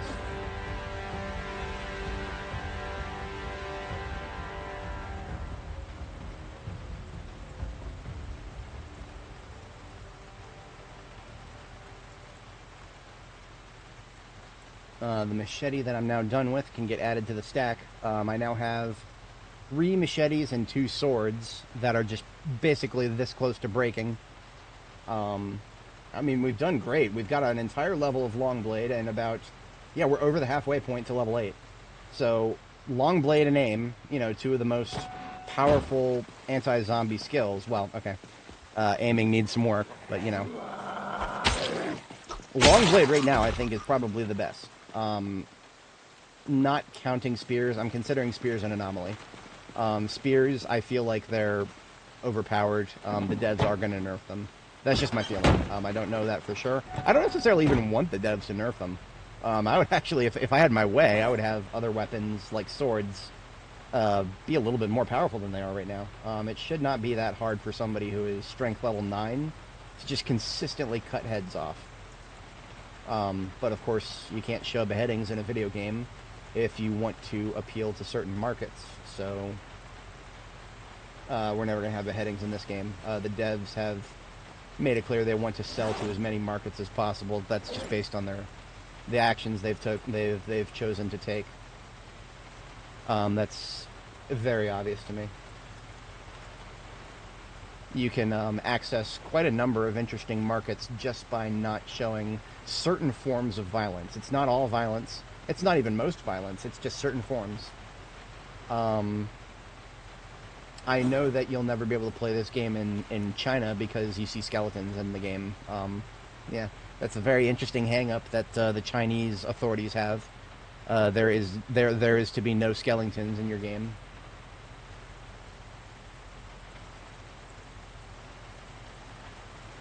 Yeah, some of this stuff is just going to stay here. The watch is not.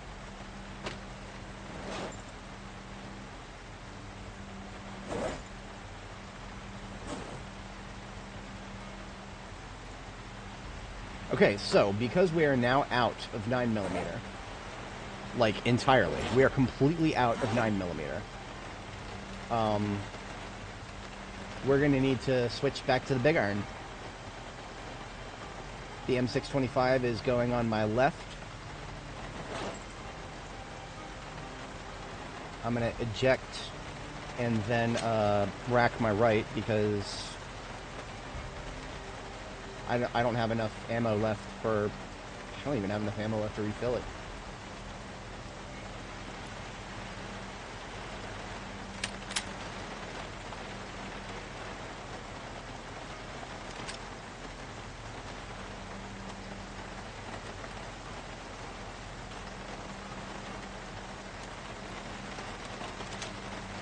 We actually need to sleep, so... Oh, look at that. He said the same thing he did. Do you say anything else, Sinister Zomboid? Or is that all you say? Not that I'm against the engagement, but, you know. I've never been a fan of people who copy-paste stuff, so... Do as you will.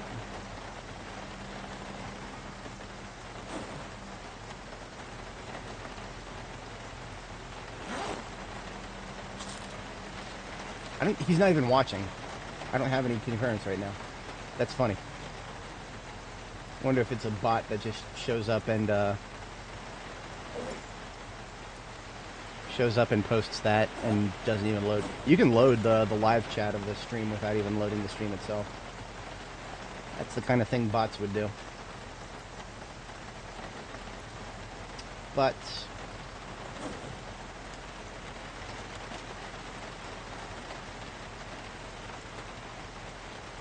I'm going to put all of my weapon stuff back into one of these military backpacks.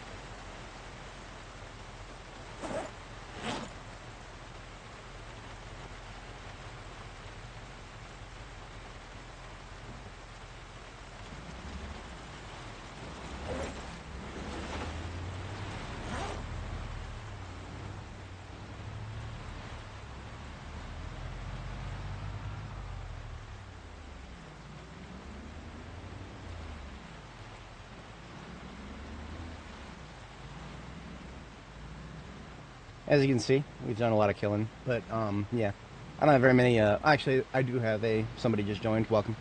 Not a very popular night. We have had our ups and downs. We've killed quite a lot of zombies, but they come in chunks. We had about like 2 hours there of downtime where we didn't really do much, and I do actually think I'm pretty much done here. We've been at this for about 6 hours. Actually, 6 hours on the dot right now. So I'm probably going to spend the evening here just sorting out my character, getting her ready for next time, and we'll stream some more tomorrow. I'll probably do a longer stream tomorrow. Long term, our goals are to... I'm basically burning out the clock until September, and then once September comes around, I will...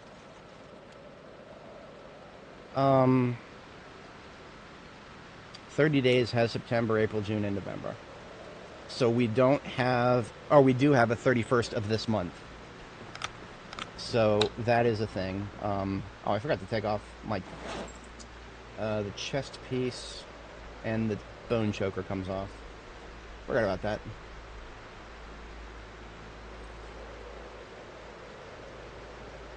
It's a tropical storm we've got going on here.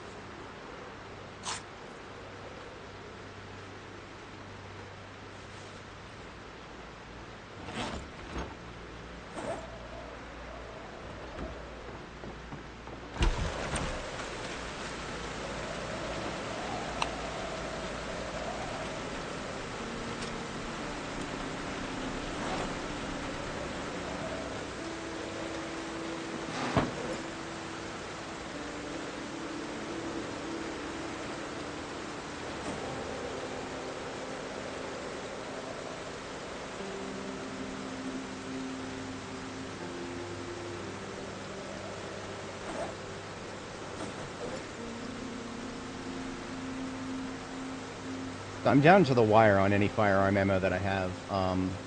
What that tells me is that I'm just going to pick up whatever things I still have bullets for. I have like 3 bullets left for M9 in entirety. It's kind of wacky how little I have left.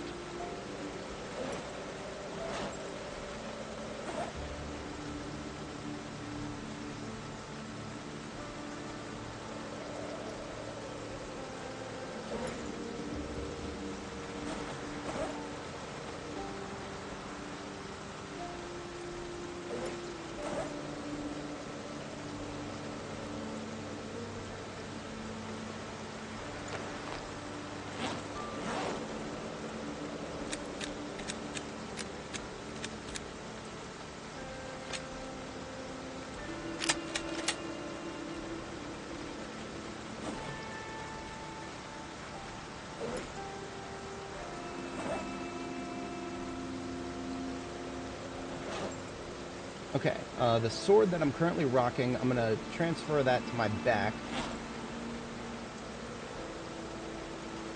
and I'm going to put a hatchet on my belt so that we can get a little bit of experience with axes, because we're really close to the next level. Just with how many zombies are left, we could probably get to the next level. Now, I'm not expecting a big fight anytime soon, so I'll go ahead and put the armor away on the passenger seat here.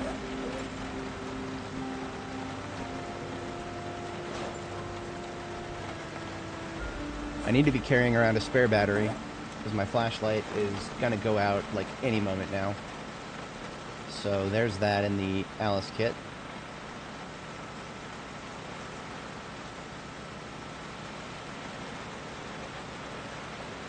Okay.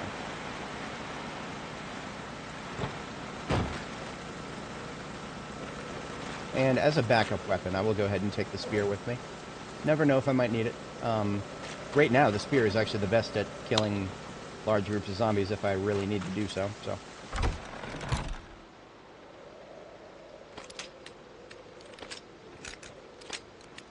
Rocking all different calibers now and all 3 gun slots. That's neat. Let's go ahead and read throughout the night. Tomorrow morning, I will go ahead and end the stream. We'll pick it up next time, and we'll have a fresh start. And our goals next time will be to basically burn out the last couple days before September. Then head back to base, and we've got some base work to do. So unfortunately, I hate to say it, next stream is not going to be extremely exhilarating. We're not going to have any extremely interesting moments. We're going to be doing a lot of base work. We're going to be doing some prep work to deploy to Louisville. Because in the next 4 days, I will know if I'm even going to be able to harvest the tobacco. I don't think I will be. But, I mean, you know, act of God, maybe I'll be able to actually harvest the tobacco. If that happens, then I will have to dry it. Because I put a lot of effort into that tobacco. If I can actually harvest it, I will want to dry it all. That's going to take several days to dry it all. Possibly up to a week, so it actually depends all on the status of the tobacco. Alright, for the remaining hour of the night here, we read the book. And then we off the lights and hit the sack.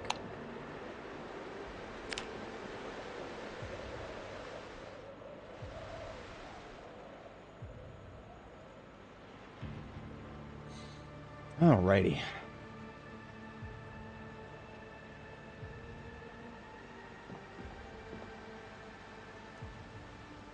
Good game, folks. I shall catch you all in the next one. Oops, wrong button. Don't yell at the audience, Annie. Just wave at them. Okay. See you guys next time. And the last thing I always do at the end of my streams is back up my save. We've got our save folder in the middle right here. Let me get Premiere out of the way. I was just showing something to the folks earlier. So, save folder here. And I'm making a folder called 37. Because this is the 37th time we've backed up the save. I'm just going to copy the entire save folder in there. That'll be the 37th backup of my save. We are currently up to probably about 310,000 files. That's my prediction. 302,000. 302,000 files, total of about 790 megabytes. So we just recently passed the point of our saves being able to fit on a single CD. Zoomers be like, what the hell is a CD? All right. Get you guys later.